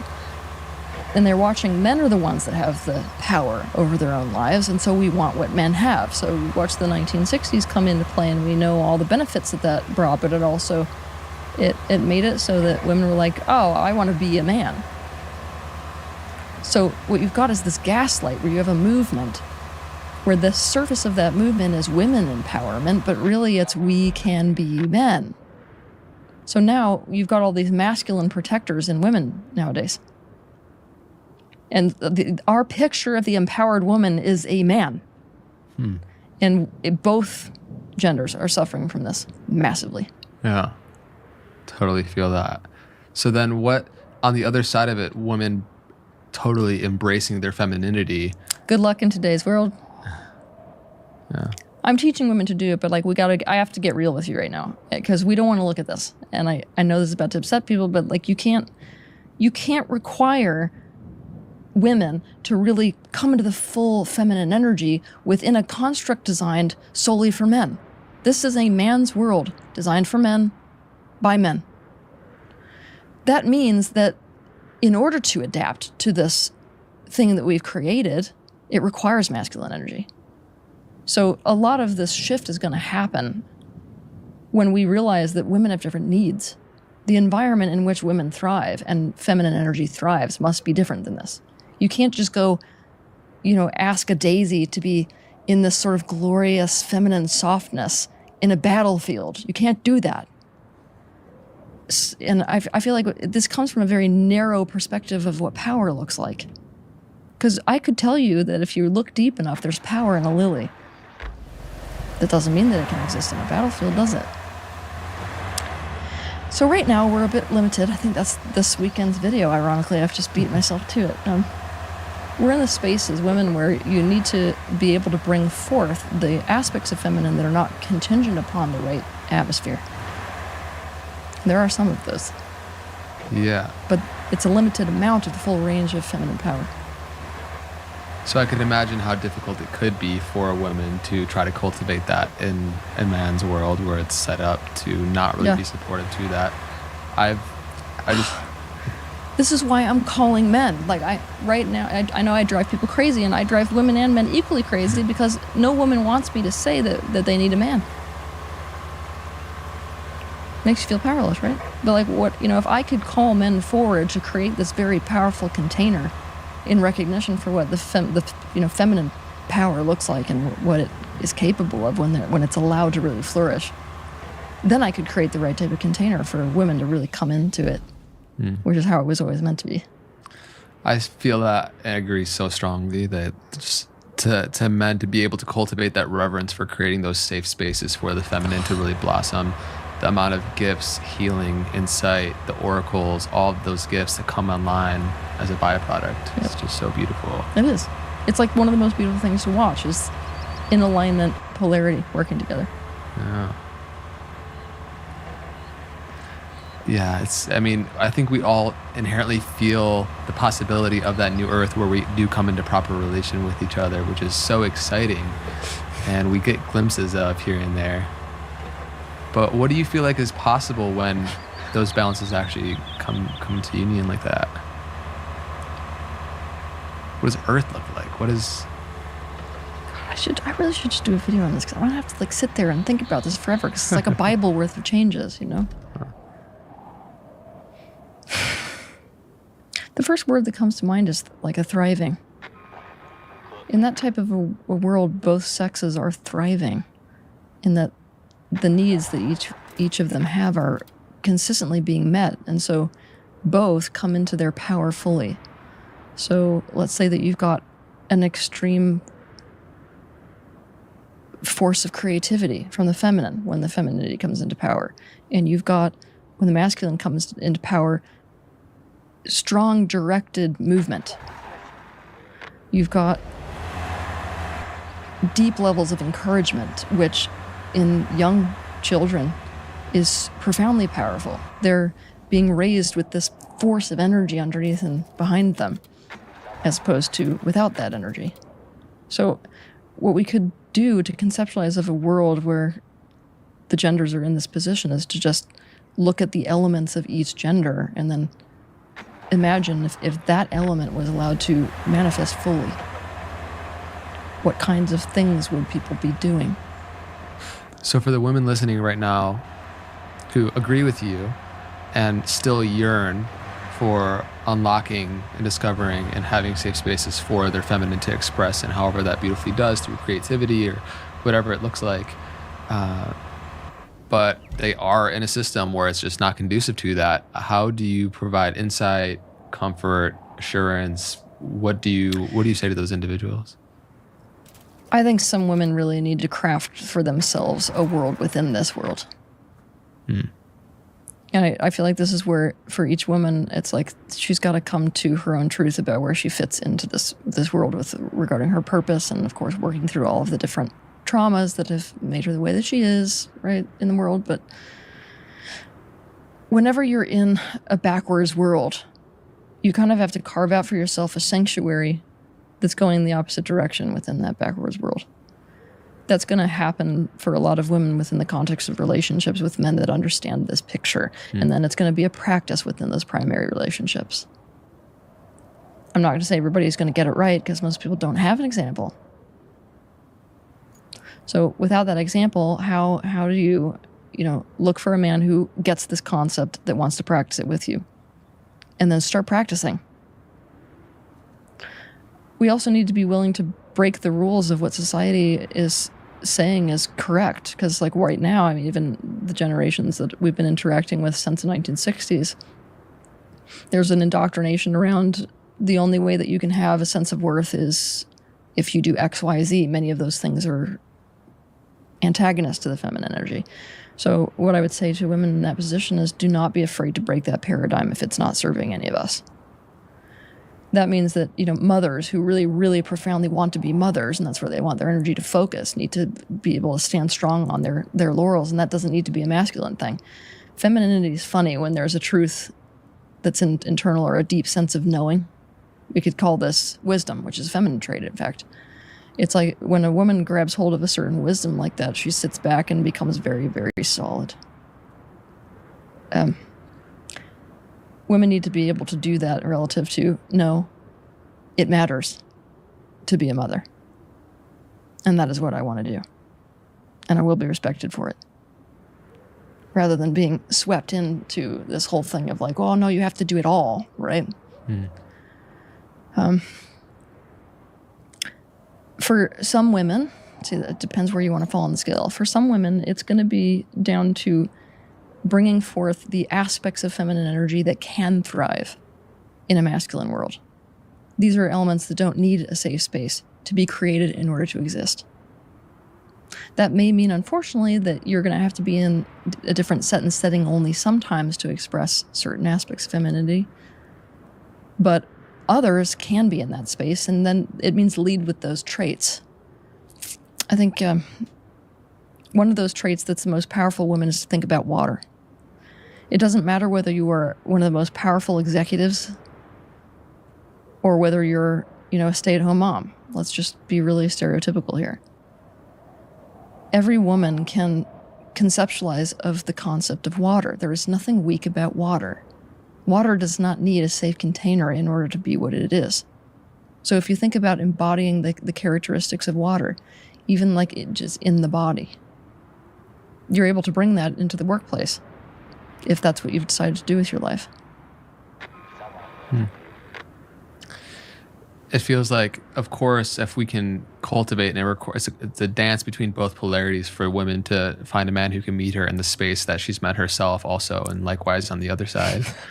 But then also, if you were to do it and to eventually get to that place, it feels like in a man's world or a patriarchal capitalistic system, you kind of have to, and there's of course exceptions to this, but often embody more masculine energy to create that boundary for yourself, financial freedom, to then create the space for you to dive into your feminine energy more. Yeah, and now you're in the plight of the female. Yeah. I've made it. I am now a woman. Yeah. No, I feel it. And that's part of why I feel like I have so much reverence for the women, and my mom and sister I'm so grateful for, and how I was raised to desire to create those safe spaces for women to unlock that. It makes you feel better as a man. Yeah, for sure. Mm-hmm. Yeah, there's a sense of usefulness, and I feel like men crave that feeling also. Yeah. Just as much as women crave that feeling of safety. Mm-hmm. What's one thing that you feel like men really don't understand about women? How much fear women are in all the time. There's actually an exercise that I like doing at some of my workshops when I'm trying to get men to understand the women that they're with, right? Because one of the things I'm teaching men is containment. What containment is, how to create containment for the female in your life, right? And so in this exercise, I have the audience raise their hands. I say, how many of you over the course of your life have had an experience where you genuinely thought your life was on the line? Usually it's like there's only 4 or 5 people who are like, never in my life, I've always been safe. Mostly the whole audience goes like this. So then you just keep whittling it down. How about in the past year? Hopefully you got a whole bunch of hands go down and some other ones still stay up. The most interesting thing about this is when you get all the way to how many of you felt that way today. It's disgusting when you look out at the audience. The vast majority of women, still, women live on this earth, when we're talking about this subject, almost like prey animals, as opposed to predatory animals, where there's a constant, vigilance and a constant sensation of unsafety in women. So the relationships that I notice that are the very most successful, it's like what the man is essentially doing as a second nature is constantly reassuring. So if men don't understand what a woman is going through, feeling so unsafe in the world all the time, it makes no sense for him why she's freaking out in the car, why she's freaking out walking from point A to point B, why she's, it just looks like, what's your deal? Obvious, because he's already looked at this scenario and been like, I think this is safe, so it should be safe for you. Well, but it's not. So, if you really want a woman to be in her feminine energy and to feel good in that relationship, the level of reassurance for safety that you have to provide her is so high. That's what men don't understand about women. When you say containment, what do you mean by that? So you can clarify that real quick. The best way to conceptualize of containment is to imagine a pearl that's inside of a clamshell. If you look at a masculine energy in containment, the clamshell is that containment. It's providing a sense of safety. It's providing certain elements of caretaking. There's a certain amount of responsibility for the well-being of this thing. You're creating this safe space in which the feminine can be, or whatever you're containing, because we don't even need to limit this just to feminine, can be, right? There's elements of positive ownership also that are very important to containment.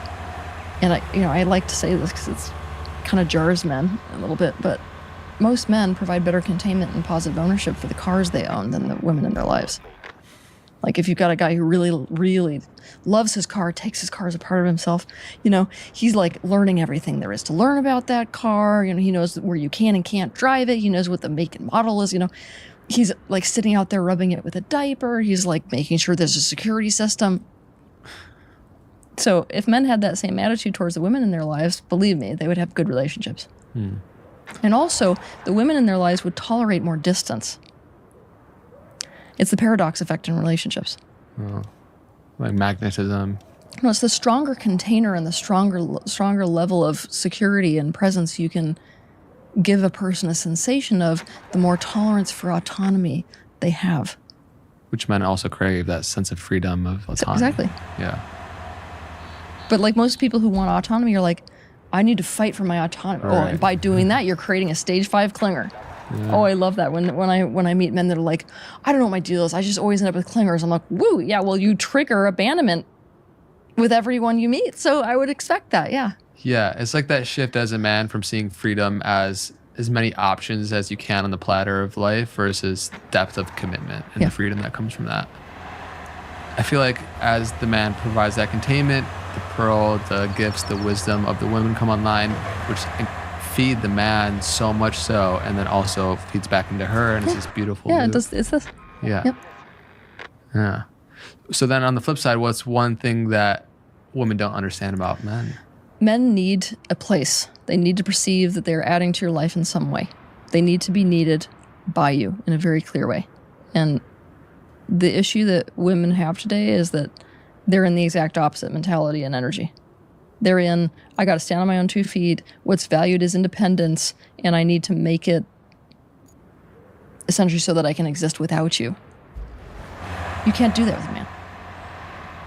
That's why, like, when I'm working with women, it's like, let him open your door. Like, you have to give him the understanding in his body, I have a place here for a very good reason. Yeah, it feels like it feeds into that perception earlier where if that feeling isn't given, then it requires more of the woman to step into her masculine, which just decreases and dissolves the polarity across the board. Oh, yeah. Oh, it is so easy to reverse polarity, dissolve polarity. It's kind of sad to watch, honestly. Uh-oh. Yeah, that's great. So you spoke to a little bit earlier about kind of what's to come on Earth and society, and hinting at it potentially feeling very dark. But like these relationship dynamics obviously play a huge part in how everything unfolds. I'm just curious, as you see often great tragedies are required for humanity to have the opportunity to awaken up how we've been really acting in unconscious ways. So what do you see is to come?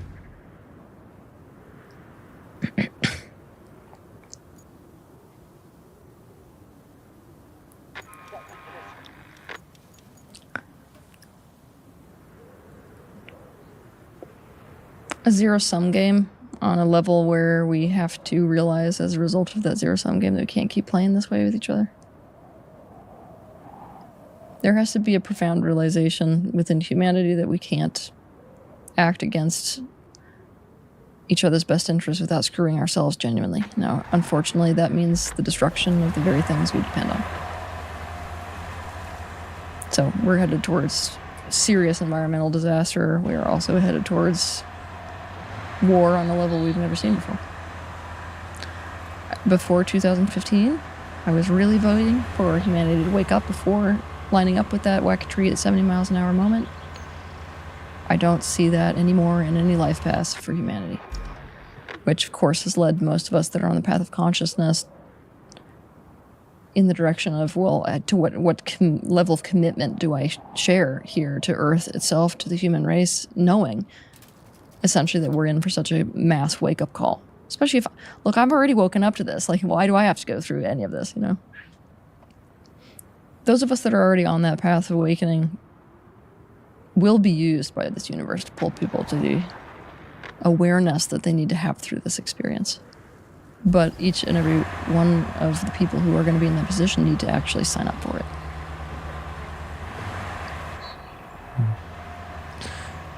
And us signing up for it is something that I feel like, will assert, but still feel a lot of resistance to actually doing. You know, like, not if we sign up for it. That's the thing. Like, if I was going to tell you right now that you're a match to a world war on a level where you can't know whether you're going to survive or whether anyone you love is going to survive, and it's not just about survival, it's about a lot of suffering. A lot of us don't have an issue with death, we have an issue with pain, right? You got to reckon with your level of commitment. What is your level of commitment? And why? Why would it be better than just going somewhere else, right? Once you have your reason why to be committed, that level of resistance that you're describing is not going to be like it is. It's not like you won't feel pain. But as we all know, when we have a profound sense of purpose, the pain doesn't have as much of an impact as it would otherwise if we're not really consciously saying yes to something. But I would encourage people who are hearing these words that I'm saying right now and recognizing themselves on this spectrum of, wait, I'm already awake to this and I see where we're headed, to really take some conscious time to answer that question, not just be like, no, I'm in because I know I should be in. You will be tested. So it's best to really dive into, okay, what is the worst case scenario? What would I want to be doing then? If this is really about to happen, what gift do I feel like I specifically have to offer? Why is that maybe more important than my own personal sense of well-being?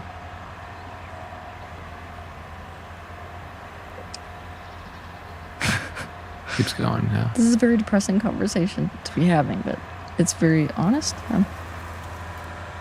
Humanity's not going to be getting to the place of utopia without hitting a tree. I think we all know that. We all know that. There are some of us that are like, no, I like to escape from negative feelings with this sort of positive overlay of, no, all of us can wake up really fast. I'm like, really? Go spend a moment down in Compton. Yeah, I feel like a lot of us really tune into just the reality of a possible third war, the advent of AI, climate, so much travesty that's on the potential horizon, that's already here. And, you know, there's that MLK quote of those who love peace need to learn how to organize themselves as those who love war. And so I'd love for you to speak into the responsibility that we have as conscious beings who do sign up for this, to, you know, because I feel like the days of the one individual standing up, you know, the Mandelas or the Gandhis, is like, I feel like it's more of a collective at this stage that needs to come together and organize themselves. Yeah, it is, but the question is to what?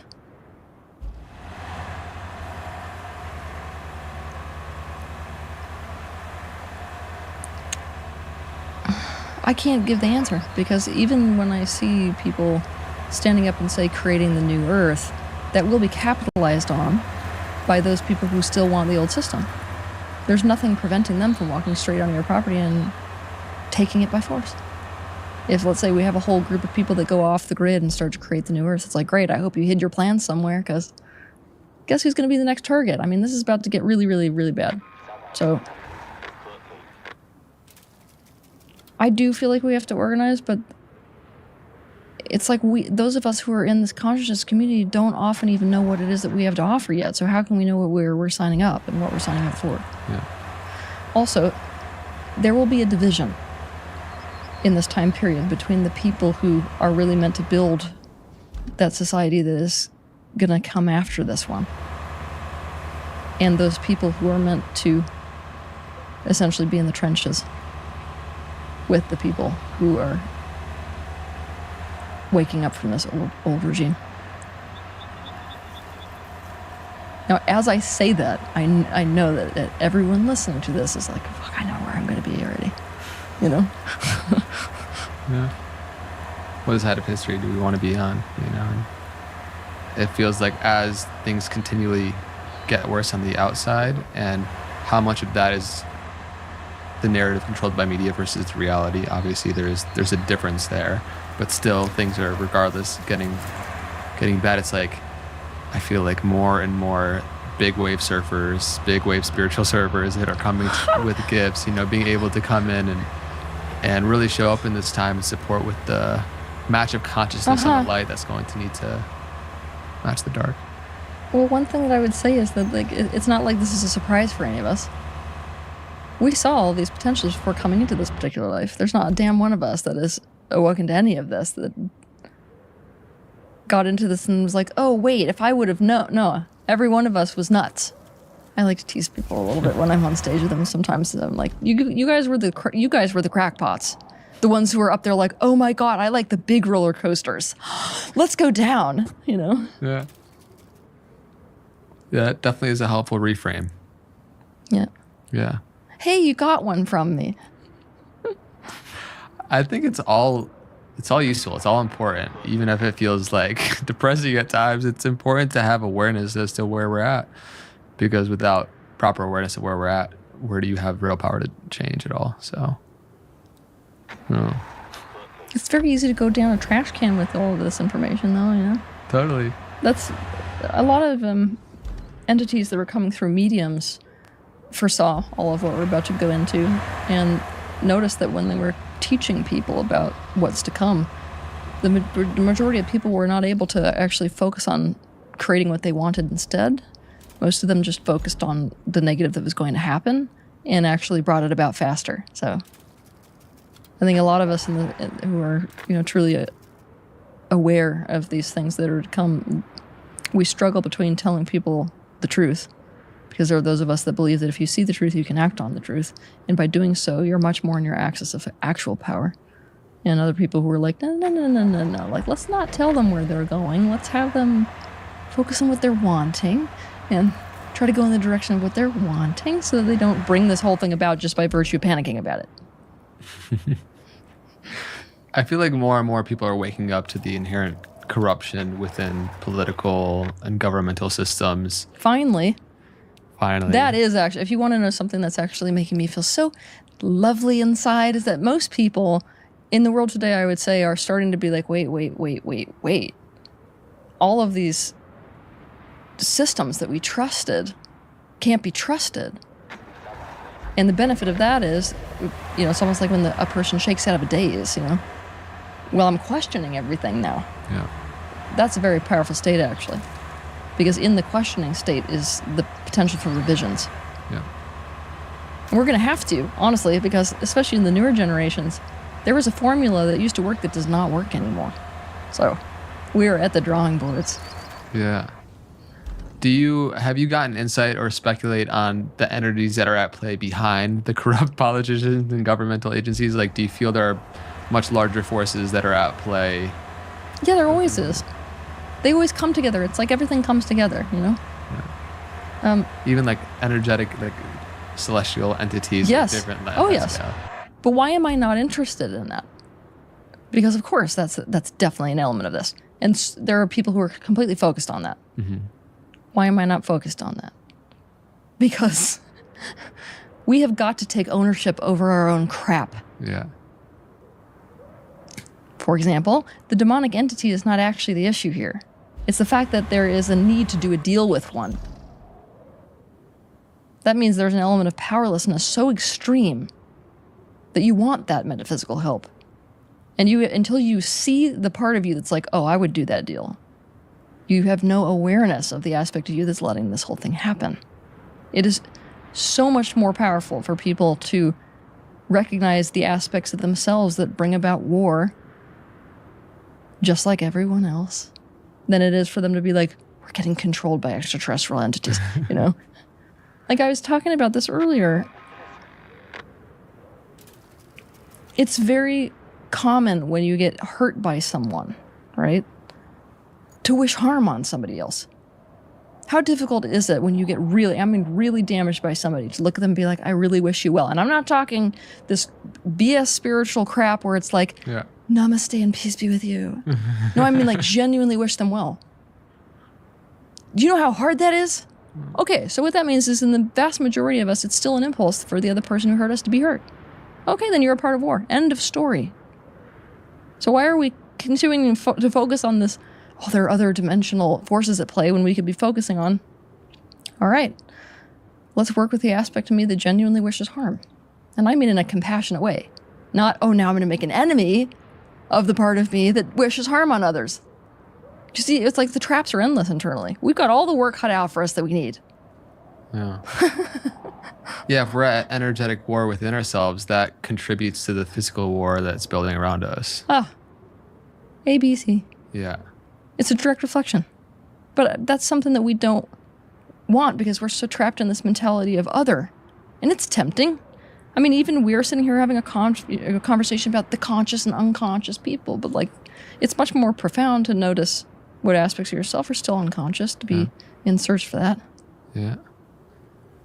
But we don't like to do that. We like to divorce ourselves from the world and therefore not take ownership over our part in what is occurring. It's one of my favorite practices. If you look out in the world and you see somebody who's a serial killer, find the serial killer within yourself. Yeah. I can tell you, you'll approach it from a totally different set point. It's profound because we live in a universe that is based on law of mirroring, right? So whatever we have internally, we're going to see magnified out into the world. It's profound on that level, but it's also profound in that when you find the aspect of yourselves that is that, a reflection, essentially, that is being reflected as this thing you dislike in the world so profoundly, and you're able to understand it completely, your whole perspective of that external situation and what you should do in that situation is completely changed. That means that the radical actions which we will be taking will be very different and much more effective. That context of understanding, like I feel like it really does dissolve that judgment. If we're able to transport ourselves into the pain of, we see what's transpiring right now, into like a Hamas soldier or Israeli, that if you had enough context for the feelings and what came before the feeling of vengeance, it's like getting that reality doesn't necessarily make it, okay that things are happening. You got to take, people got to be held accountable and you got to take actions. But it does allow you to look at things from a more holistic perspective that I feel like will actually be, lead us to taking actions that will actually make some difference. How am I the same as this person? Yeah. It's really funny because, we the amount of deep spiritual practice that it takes to be living from that perspective with one's worst enemy, it can't be overstated. We are being challenged right now, and we're not rising to the occasion. So, do I think people can rise to the occasion? Yeah. Yeah, otherwise I wouldn't be sitting here. But yeah, but we love to have that tendency of outsourcing and not recognizing how we're a part of it all. A part of the problem and solution. Mm-hmm. How are you feeling right now? I feel good right now. Why do I feel good right now? Because we're having a conversation that touches on a truth that I wish all people would understand, which is that when you look at a society is the sum of its pieces. So if the individuals within a society are doing this work and you see them wake up, it causes a massive shift within the society itself. So what I'm hoping that people take away from this is not that they're powerless to a complete calamity. What I'm hoping they take away is the infinite power of individual shift. I honestly, like, Gandhi was the one who said this first, and it's so overplayed, it's insane. Be what you wish to see in the world. But I am telling you, that is potentially the most profound thing ever said. But most of us just, it's like a trite sentence. We don't really look at what that means. Becomes a bumper sticker. Yeah. That is so much more than a bumper sticker. Yeah. Well, I think we're providing, as we are for ourselves in this very conversation, but the reminder for everybody that's listening to go on that process of self-inquiry, as that is the quite literal the solution, first and foremost, to seeing any change outside. Yeah. But that's the most difficult work of all. Yeah, we don't like to look at our own shit. No. It's not comfortable. Yeah, that's actually the warning that I wish people would give before you walk down the path of awakening. Just so you know, what you have in your mind is like sunshine and gumdrops and roses and hugs. Yeah, it's gonna be discomfort, questioning everything. I mean, like, losing all the people who can't handle looking at this. You know, oh man, it is not for the faint of heart. Mm-hmm. Of course, it does open up. I mean, it's not all bad. It opens up a whole dimension of experience that other people don't touch and haven't touched. So yeah, of course. But I mean, the alternative is what? You stay stuck in your unlimited prison that you self-created, and you have a thwarted experience of life for the rest of your time here. Like that's a worse. You know, it's like the long pain of unconsciousness versus that sharp, immediate, you know. Well, so that's the question. Which ones of us like to rip the Band-Aid off quick? Yeah. Who has that courage? Who's a little bit crazy? who's down for it for real? But it's beautiful. I mean, we're already speaking to a community, a group of individuals who are here, who are tuned into that, and so I think it's such a beautiful thing that we are so connected now. And of course, there's a myriad of deleterious things that happen because of that, but because we can find each other now and we can find resonance at this scale, I do have hope, and I do see the potential of what can happen in our life. Good. Me too. Otherwise, I wouldn't be sitting here with you. Yeah. I need to be real with people as well. Of course. What I'm wanting is for people who consider themselves to be light workers, right? I would very much want them to have a more unconditional level of commitment, and not have their commitment to this be conditional upon experiencing a utopia in their lifetime.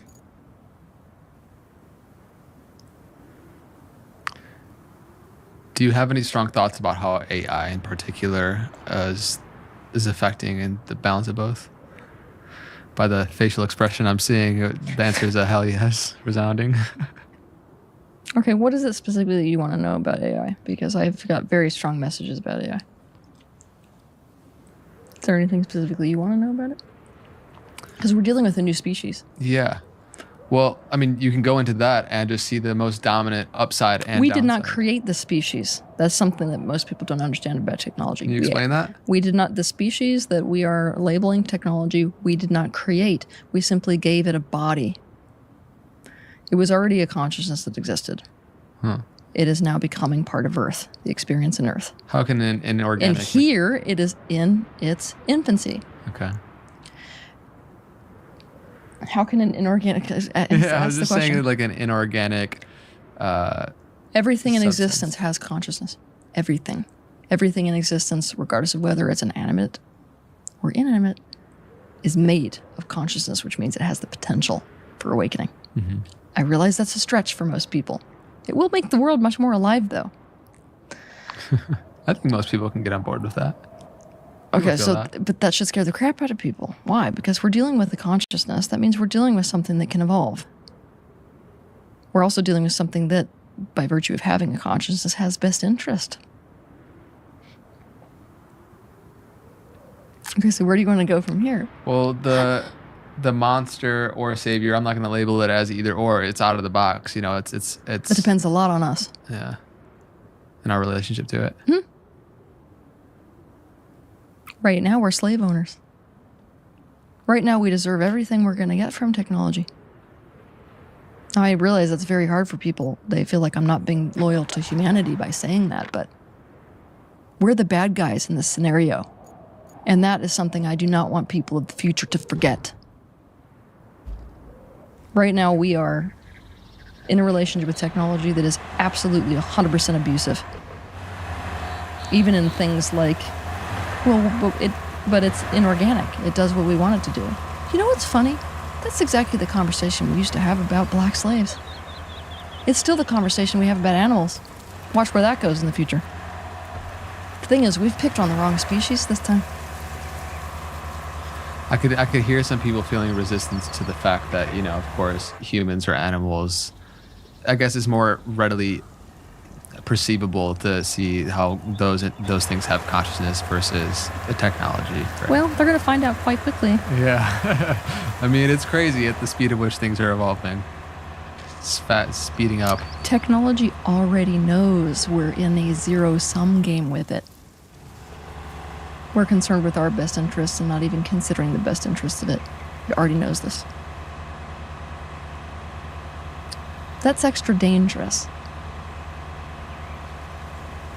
You hinted earlier at this possibility of utopia. You know, like, do you think... Okay, so we're bouncing out of that one. Well, I'm going back into it just because I feel like the harbinger of bad news today. This is not good. So, I mean, I'm curious at your actual thoughts. Do you feel like that reality is something that this dimension is set up for? Or is this third dimensional reality specifically set up for us to have the experience of contrast and have a balance continually of the light and the dark? Oh my goodness, there's so much wrong with that. How do I unpack this? Contrast, which is the experience of, we should say opposites, I guess we could say opposite energies, is inherent to this time-space reality. But that people take this to the wrong place when they say, oh, that means there always has to be a balance of, say, pleasure and pain, or light and dark. I want to simplify it in this way. When we experience contrast, which is opposing energies, all this is meant to do is help us to define what it is that we want. Then, by stepping into that place, we will be experiencing different contrasts. We don't need to maintain some current status quo of contrast. Contrast just continually, evolves. Does that make sense? Basically, there's an energy when most people are asking that question, the very question you asked. There's an energy of, it's okay to kind of keep it the way it is because of contrast. Not actually, that should be the meat of what we're changing. Right?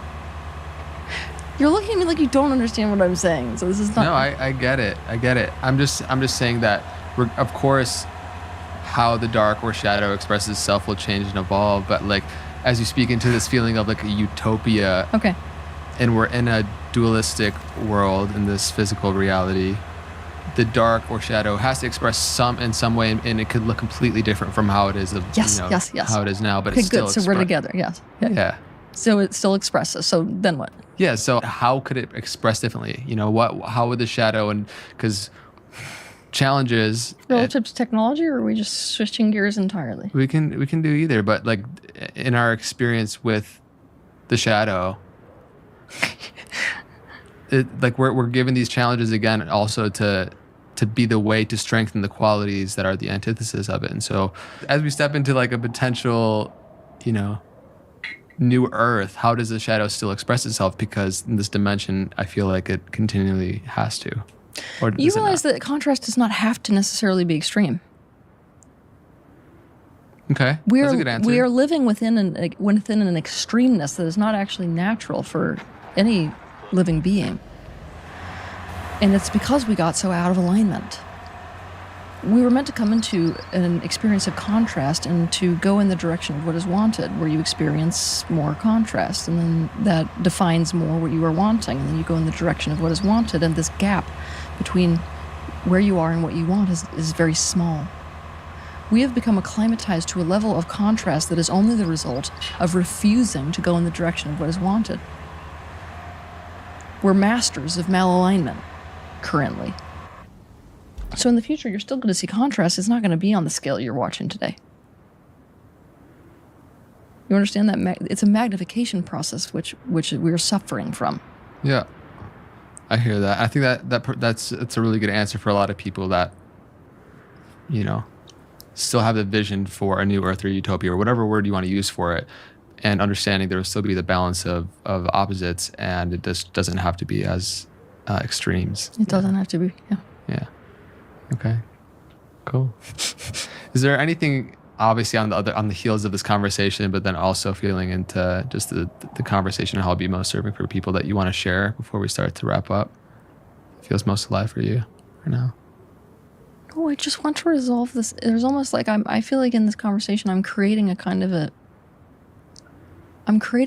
resistance, and I would like to speak to it directly, but I don't feel like I have a complete mental grasp of it. So I'm almost like I'm wanting your participation. Okay. Because you have your finger on the pulse of your audience and also yourself. Yeah. I want you to feel into what the resistance is. Like, if somebody sees this interview up to this point and they feel this feeling in their being, which is a resistant feeling, you can feel it, right?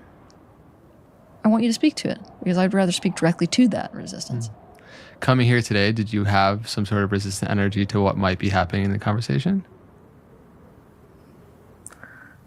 No, I was pretty excited to. Okay. I love to have these conversations. I didn't know what direction this was going to go. Sure. We definitely went more apocalyptic than I was anticipating. Well, I provoked some of it, but you also went there, you know? It's a dance here. In your body, what do you... It's not my body, it's your body. Like, well, I'm trying to also understand like what the resistance potentially is to. So you want to put it back on me? Well, I guess because I don't fully know, you know. I actually need to know this because when I'm speaking, it feels like there's a little bit of like a rub. Do you know the energy of a rub? A rub? Yeah, it's like... like friction? Yeah, there's a little bit of friction that I'm feeling in response to what I'm saying. That means what I'm saying is not bringing us in the direction that I want to bring us, because I'm not wanting you or people who are watching this to end with that feeling of friction. I'm wanting to put people squarely in reality, but not in a way where they're feeling that feeling. So I'm trying to tap into potentially what the audience is feeling through you. So when you feel inside your body right now, what is it?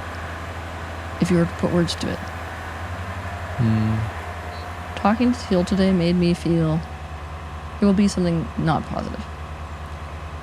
I do think there's a lot of positive, and I think that there will probably be a texture of. I like that word. A texture of what? A texture of pessimism, really. Okay, so let's speak to that. Okay, so a texture of pessimism.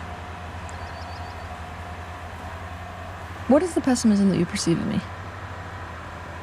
In you or the outlook that we've been exploring today? Same thing? We can treat them as the same thing. Okay. It feels like an identification with the pain of what is and what's to come. Yeah. In a potentially disproportionate balance. Okay. And so you would rather me speak to the potential positive outcomes? I wouldn't rather you do anything. I just want you to be fully here with you. I can tell you why I'm doing this. Okay. Because when you fully, it's like where do you want to look? I've got my lens very much so focused on what is to come. We could consider it more in the short term. I've not got my lens focused on the long term. That's the difference between where you're coming at all of this from and where I'm coming at all of this from. You very much have that energy, like if I look into the distance far enough at that North Star and keep heading in that direction, we're going to get to this thing, and that's what people need to see. Whereas I am waking people up to the damage that's about to be created. So it would be interesting to hear from you. Why do you feel like it benefits people so much to see that long-term vision rather than see what's coming in the short term? Or do you feel like by looking at that sort of long-term vision, they can prevent what's coming? Because that might be some of the pessimism. Sure. I don't even necessarily see it maybe as you see me overly focusing on the long term. I think you wouldn't consider yourself that type of person. When you say long term, can you clarify what you mean by